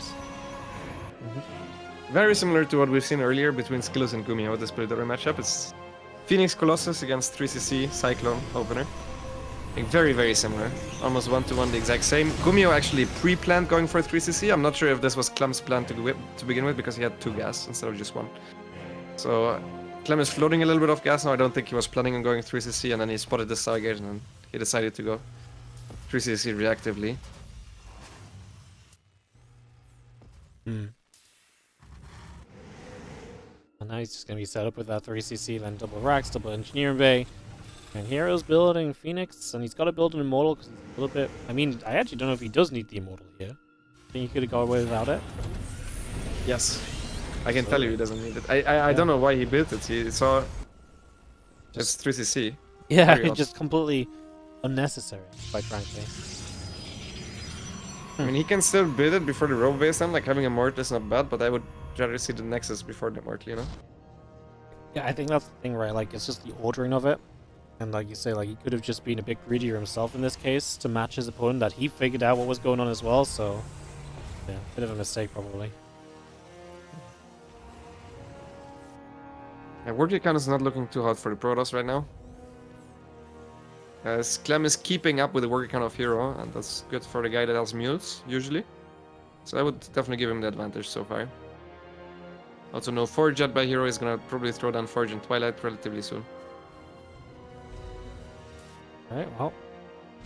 And this is a map where you can get up to those Colossus. Defending with the Colossus becomes very nice, so... It's going to be seeing the factory lifting off, going to move over to the reactor. Impact combat and +1 continue to come through. And we will have Fire in the Forge coming online, as you said.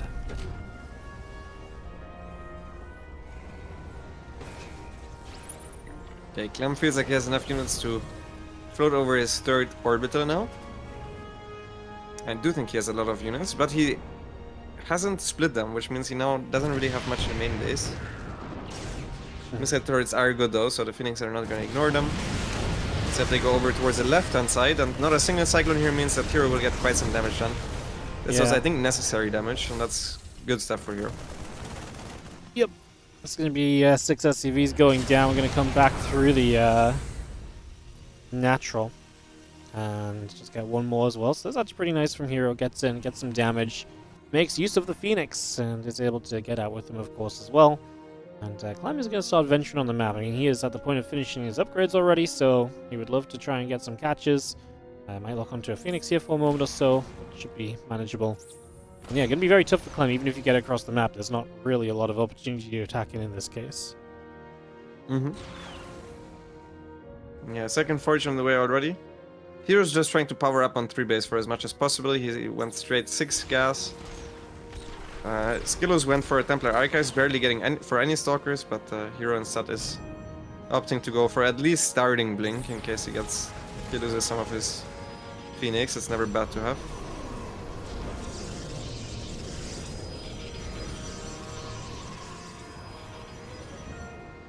Yeah, I think Clem can't do anything like aggressively. He can poke around, maybe he can kill a Phoenix or 2. But Clem's power spike will be when his 2-2 is done. He's gonna have 2-2 against most likely 1-1. Yeah. And he's gonna have a crazy strong army.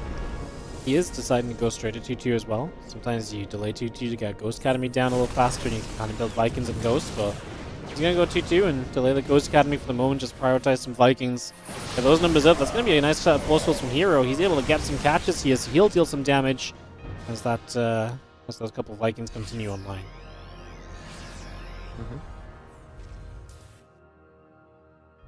Yeah, Ghost Academy forward base on the way. Clem can even just play late game. Now with those couple of pickoffs that Hero got, does he want to try and finish the game just like Skillus did? His Templar Archives is not done yet.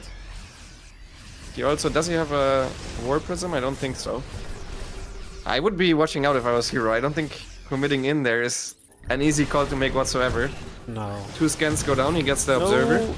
Oh my goodness. Lose a Phoenix, and the other Phoenix locked onto for a little bit. Clem takes a spread. He's going to jump on this. There's force fields available. He will be used to block Clem up and actually chokes Clem up quite heavily as well.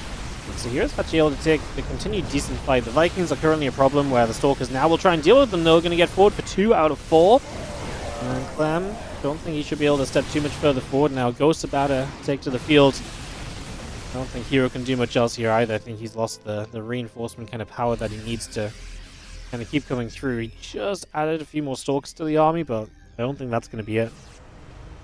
Yeah, Hero taking a sizable lead though. The one part where he still is behind is in the upgrades. But that really needs to carry Clem into a victory now. His fort base got cancelled. His Viking count is only 2. He does have 3 ghosts. I mean, Clem's max out will be strong, but Hero will max out first. And he will max out with Storm as well, so that could take Clem by surprise. His charge is super late. Holy moly. Yeah. And he's very Colossus heavy. I mean, Hero might be able to poke Clem to death, because Clem never went for a second starport, so he has very little Vikings on the map. Which means that just the Colossus poking together with the Stalkers will be difficult for Clem to engage into, especially while he's on the high ground. Now he moves to the low ground where he can get a bigger arc, and then the Colossus are not quite as strong anymore. Storm is available, and Hero may beast on and look for some of those. I think you're definitely onto something about just 5 Colossus is not normal, and if you do not have a good answer to 5 Colossus, then it's dangerous, man. Like, they can do so much splash, and, you know, 2 or 3 you can get through, but 5 hitting you the entire time, it's going to be very difficult. Feedbacks go down here onto some of the ghosts. We're going to turn around and try and snipe, and we do deny the Archon morph that Hero is trying to get. We snipe both the High Templar at least, so they will go down. He pulled back away. The last Phoenix probably goes down here. Actually pulls back. Maybe could have trailed that Widow Mine onto the Terran army. Either way, the Observer actually lives. The Vikings really want to get that Observer. Will get it in the end as we step away once more. But still, that Colossus count being absolutely terrifying, like you mentioned.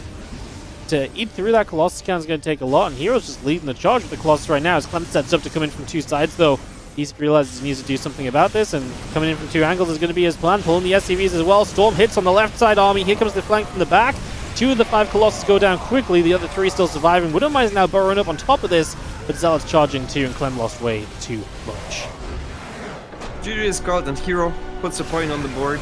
Well executed attack. It all started with a little bit of Phoenix damage that he dealt, but also catching parts of Clem's army. I don't think he had too much business staying on the map still. And we saw Clem picking this map, but honestly, the Terrans, he didn't look too convincing so far on King's Cove, so I'm surprised, to say the least, by the fact that he even picks it himself. I'm with you. Look, he took a long time to think about it, but maybe he should have taken a bit longer. It took 3 minutes to think about it, so yeah. Usually, I mean, you don't need to take that long to think about what you want to play, especially in a match where he already knew who his opponent would be. So I feel like you should have that laid out before you even go into the veto. Which map has which priority, etc. Yep. Well, we'll go into ley lines for map number 3 of the series, and Clem will try and maybe get off to a little bit of a faster start once more, because that's definitely been where he's just been the most powerful. Hero just playing the style though in that last game where obviously Clem could never really find an attack path in. That's obviously to do with the map a little bit as well. It kind of gave Hero just the freedom to get to the style he wanted to, which in this case was also a lot of Colossus that we were never really set for either. Yeah, it is one difficulty if you play 3CC, that your starport production starts so late, where you can't really deal with Phoenix plus Colossus. Like, you can't compete with those numbers. If you first want like 4 to 6 medevacs and then you start making Vikings, realistically you need a second starport. I was a little bit surprised by seeing him not going into that second starport, but I think he couldn't afford Ghost plus 2-2 plus a second starport. I think it would have been too much gas. Well, we get into 4th map then, as Hero will fight back. He's the blue pros on the top right-hand side, looking to try and well, bring this to level. Take us to a game 5 would be very different from how this series started out, because it was all Clem in games 1 and 2. Clem in the bottom left. I mean, on this map he would play differently if he's up against a Stargate opener. I'm pretty sure he would try to play it more aggressively. Already he's mixing up. He's gonna go for an eBay block. So that's cool to see as well. And Hero 3 out of the 4 games so far, we've seen him open up with Stargate, even though there are a lot of pro players that are saying Stargate is now way worse. Obviously, it's a little bit map dependent. King's Cove makes some things possible that are not possible on other maps. But I even like to open up with Oracle. We'll see how he reacts to the eBay block. And it is eBay block coming down. And we will see, like you say, what Hero's reaction will be as Clem just tries to potentially force Hero off position with the Nexus and so on. So we'll see what he can do with that. The probe is just about to come down. It's a very late spot of the eBay block, right? So seeing this so late means it has a lot of HP on it, and Clem even going to come across and play a block on the next base. So Hero's going to go take the forward base. No, not this one. Come on. Okay, this base is not good. I thought he would take the one to the right of the space, to be honest.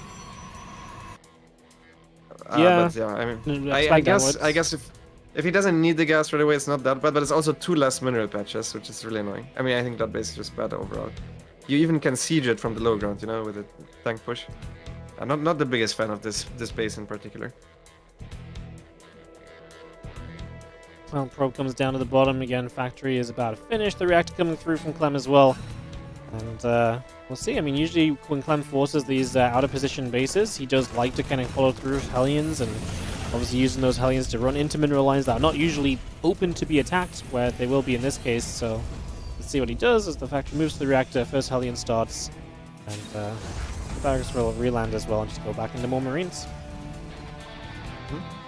Stargate opener from Hero. I'm fully expecting an Oracle. If I'm being honest, the Zealot runs across. He finished up that Zealot, even though he didn't want to clear the eBay. I feel like he cancelled the Zealot, made next and then restarted or something. Either way, the Shade would have continued through. It's very difficult dealing with these Hellions. Like, the Hellions outrange everything that Hero has to offer here.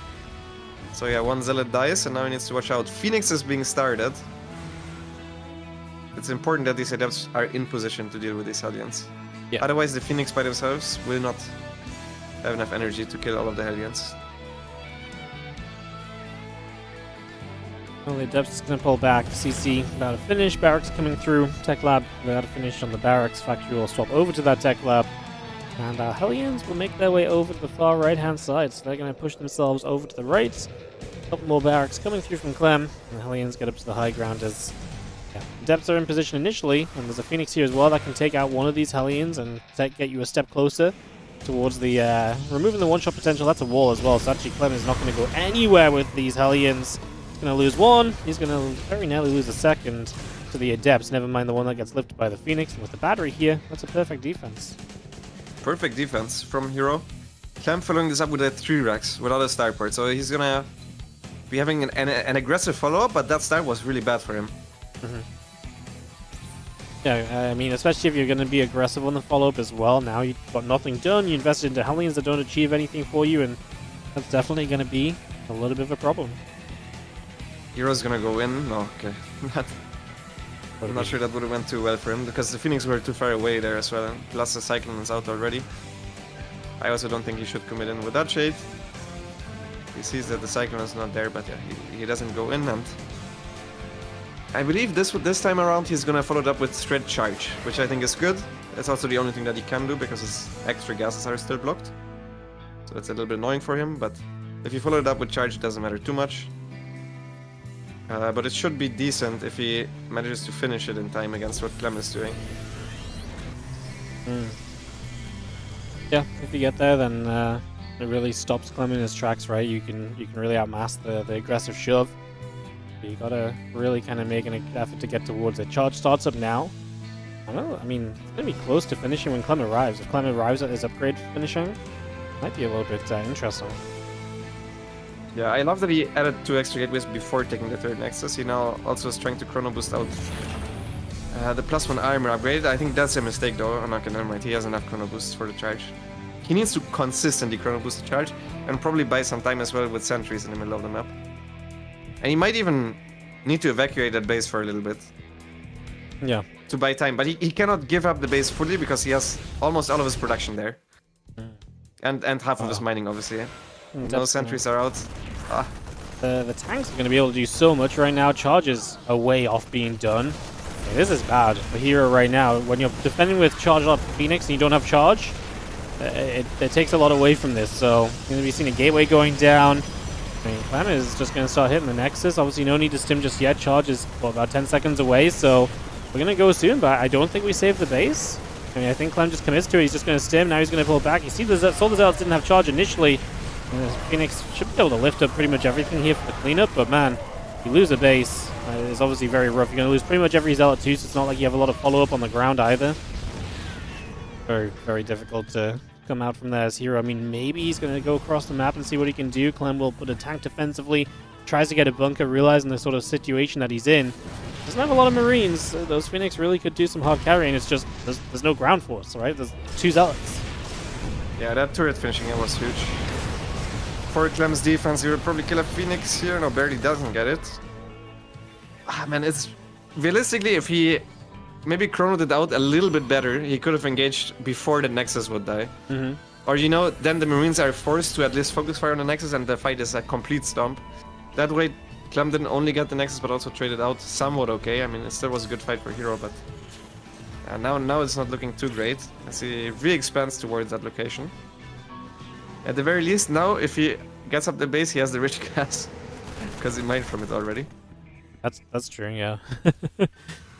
Well, Phoenix will get one SCV building the CC for a moment. Just gotta be careful of those missile turrets. Marine's gonna keep looping around. They have the Medivacs now to do some healing as well. As Medivacs, Marines, and +1 attack upgrade all building up from Clem. So he's gonna start, I mean, worth noting, I guess, that already Hero is on that armor upgrade, so that definitely is a big benefit to him. So that should help if any fights do come about in the near future, although doesn't look like we're getting any just yet. You're trying to transition into the Robo Bay. I think the more immediate extra unit production that he could have went for would have been the Templar Archives to get up the strength of his units, but yeah, he's trying to get out Colossus. The question is, will he get those out in time for this tech swap to be somewhat relevant? And I'd imagine Clem wants to press the issue before the Robo Bay production kicks in. Yep. The Phoenix are going to come around the main, threaten to dive back through. Clem is moving about. Splender's arming into 2 pods to try and get a little bit of a pincer onto these Phoenix, but they should always be able to leave through the bottom, which is just what they do right now. A few Marines will step forward. Should not be able to catch those Phoenix that go back into the main base again. There is still that missile turret there, but that doesn't do too much deterrence when there's that many Phoenix in play. Clem's still building 2 more Medivacs, so he's still going very Medivac heavy before going into any Vikings at all. Yeah, that's interesting. He also has no idea of the Colossus so far. Like, from what he saw so far, this could be either a charge with Archon, could be just mass charge lot with some sentries, or it could be Colossus. The only thing he knows for sure is that Hero kept spending gas on the extra Phoenix.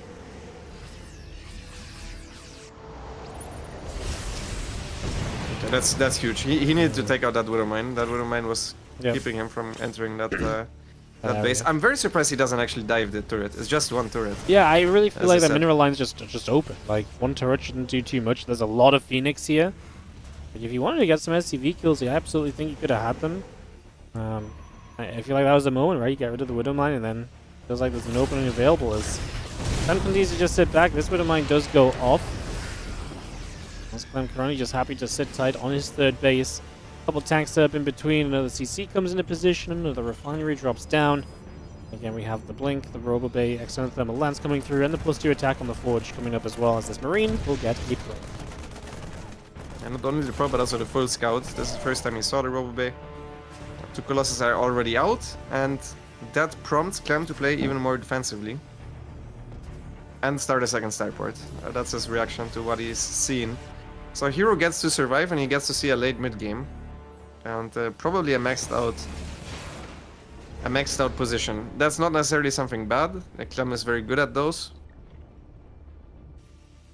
But still, it's good for him to stay alive. +2, Blink, both coming online, so getting those upgrades up here.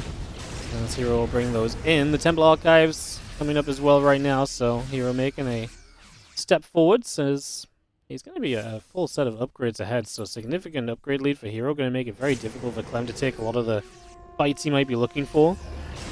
As the Phoenix just still trying to pick around the edges, that's basically been this game for the last little while. Clem keeps scouting with like single Marines. Hey, how far are you at right now? What are you at? What units do you have? What's kicking off on your side? While Hero is constantly completely focused on his Phoenix. Hero was too afraid to make extra workers, so he stayed at a very low worker count. That also means that his army is going to be pretty sick. Just like Clem's army, both of them staying on just 3 base saturation, and them also trying to catch these Phoenix. I think these need to be recalled. 2 will go down. Yep, before the recall finishes.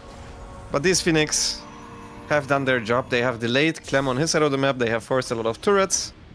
And they don't scale that well. Like the moment ghosts are out, they're really not that great anymore. We actually have Clem making his move out, so force the recall on the Phoenix and now immediately across the map. That's not a great portion of the army to have on its own. 2 tanks, the Ghosts, drop the EMP on the Stalkers, at least as Clem just going to pull back here. Really caught a little bit out of position, a few more Vikings joining the fray. I mean, tanks maybe not super essential, something you had from kind of the earlier game. We're going to see Hero trying to dive bomb this position. I mean, the Vikings are just going to busy themselves with all of the Phoenix. Now the Stalkers have to protect the Colossus, as one Colossus will go down very quickly. Very different scenario to last game, where this time Clem does have double starboard. He does have a ton of Viking production, so he has the units to fight the Phoenix, then the Colossus very easily. And so I don't think Hero really had the right idea of moving up the ramp there. Yeah, I think that was a bit too far. He obviously needs to fight on the map, otherwise Clem just starts sieging his third base and kills the rich gas from the low ground. And then most likely Hero will have to engage into a concave, so I understand why he wants to instantly walk towards Clem's base to force Clem back, but that fight was not cost effective at all. Hero with +3 being relatively close to being done. I don't think he wants to take another fight before that +3 finishes, especially into a planetary. Needs to back off there, instead he decides to go in and fight. Not sure if this is the correct call, Hero. He barely killed anything, lost a Colossus, lost a lot of Stalkers. That was terrible. That was not a good engagement. Lost 2 Colossus actually, and the problem is now the Viking count is still good, so we can get the next Colossus very easily as well. Knocks us down to 1, that just reinforced.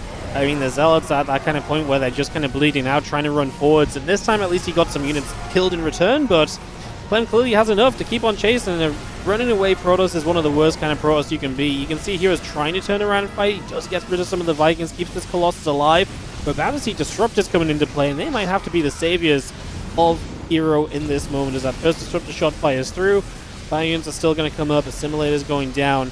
I mean, this is not looking pretty because you're going to start losing production here, and Clem is already in position, concaved up. And, yeah, I mean, Hero is in a very rough spot. The Disruptor does not have a shot. It's just going to derp forward, never a good sign. Vikings finish off the Colossus, so the splash damage is all gone. And we just don't have enough Zealots to truly threaten this Terran army, as Hero is sub 100 supply. And Clem is looking to close out this series. Yeah, going for the upper bracket final that we really want to see, right? Serral against Clem. Absolutely. Or at least that's the one that I want to see. As Yeah, these are the closing moments. Hero's a fighter. He never quits early, but he has barely any units left over, and he didn't kill economy of Clem or anything like that. Yeah, that fight at the planetary was a disaster for Protoss. No other way to put it. Yeah. I don't even know what prompted him to attack there, because the fight previously also went poorly for him, so it was obvious that his army wasn't better. And I think it was right before his +3 finish as well. GG is called. Clem takes the series 3-1. 3-1. So Clem takes it down. He gets the final series of the day and moves through to what will be an excellent upper bracket final in the form of Serral versus Clem. Reynor must play hero in the lower bracket. That's tomorrow. Exciting matches. Insane matches. Yeah, very good matches. Actually, bracket's really playing out in one of the best ways that it could have done. So awesome stuff, and Clem and the deserved victory at the end of this one. Also, we'll finally get some PvPs tomorrow. Yeah, some real PvPs as well. Yeah, that's what everybody has been waiting for. Not the Dark versus Reynor offer is PvP, but some real Maxpax versus Skillos. And then in 2 days, it could very likely very well be hero against Maxpax as well. The round after that. Yep, no, absolutely. Gonna be some good matches, no matter what. I think we're gonna have a continued good time in the playoffs, so excited for more tomorrow. Tomorrow I think starts with the Reynor hero matchup even, so ZvP to start us off, then into the PvP after. Should be a lot of fun. Yeah, thank you for casting together, Wardy. It was a lot of fun. Yeah, it's fun, mate. You want to go again tomorrow? We'll see. There's one PvP. Probably. Maybe for the first series? Maybe for everything. We'll see. Okay. Just let me know. Awesome. I will do. Right, I'll see you later, mate. I gotta go switch events. Yep. Have fun with that. See you later, buddy. Bye-bye. Alright, guys, let me just hang up and stuff. Alright, so we're going to be moving into OSC Championship, guys. So we're going to be moving into another tournament here. I'm just going to take a few minutes. I'm going to put 5 minutes on the timer while we get this set up. And yeah, shout out to OSC, because we were meant to kind of start like an hour ago at the latest. I messaged and I was like, hey, look, it's pretty good match. So we are going to go, and we might cut one series. I'm about to find out, I think.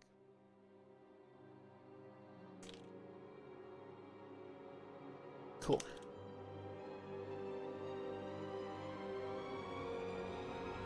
Yeah, okay, I think we're good. Alright, so we're going to do 2 best of 5s here from the, yeah, we're going to do 2 best of 5s today from the, OSC Championship, guys. So just the 2. We were meant to do 3, like I say, but shout out to OSC being understanding that. We had, obviously, Liuli Cup going on. This all happened because originally Liuli Cup was meant to have 2 best of 5s today, but because they changed their schedule, they have 4 best of 5s today, so it's just starting much later, which obviously is not exactly ideal. So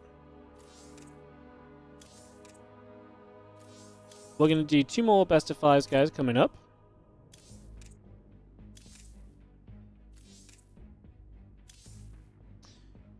We're going to get into that very soon.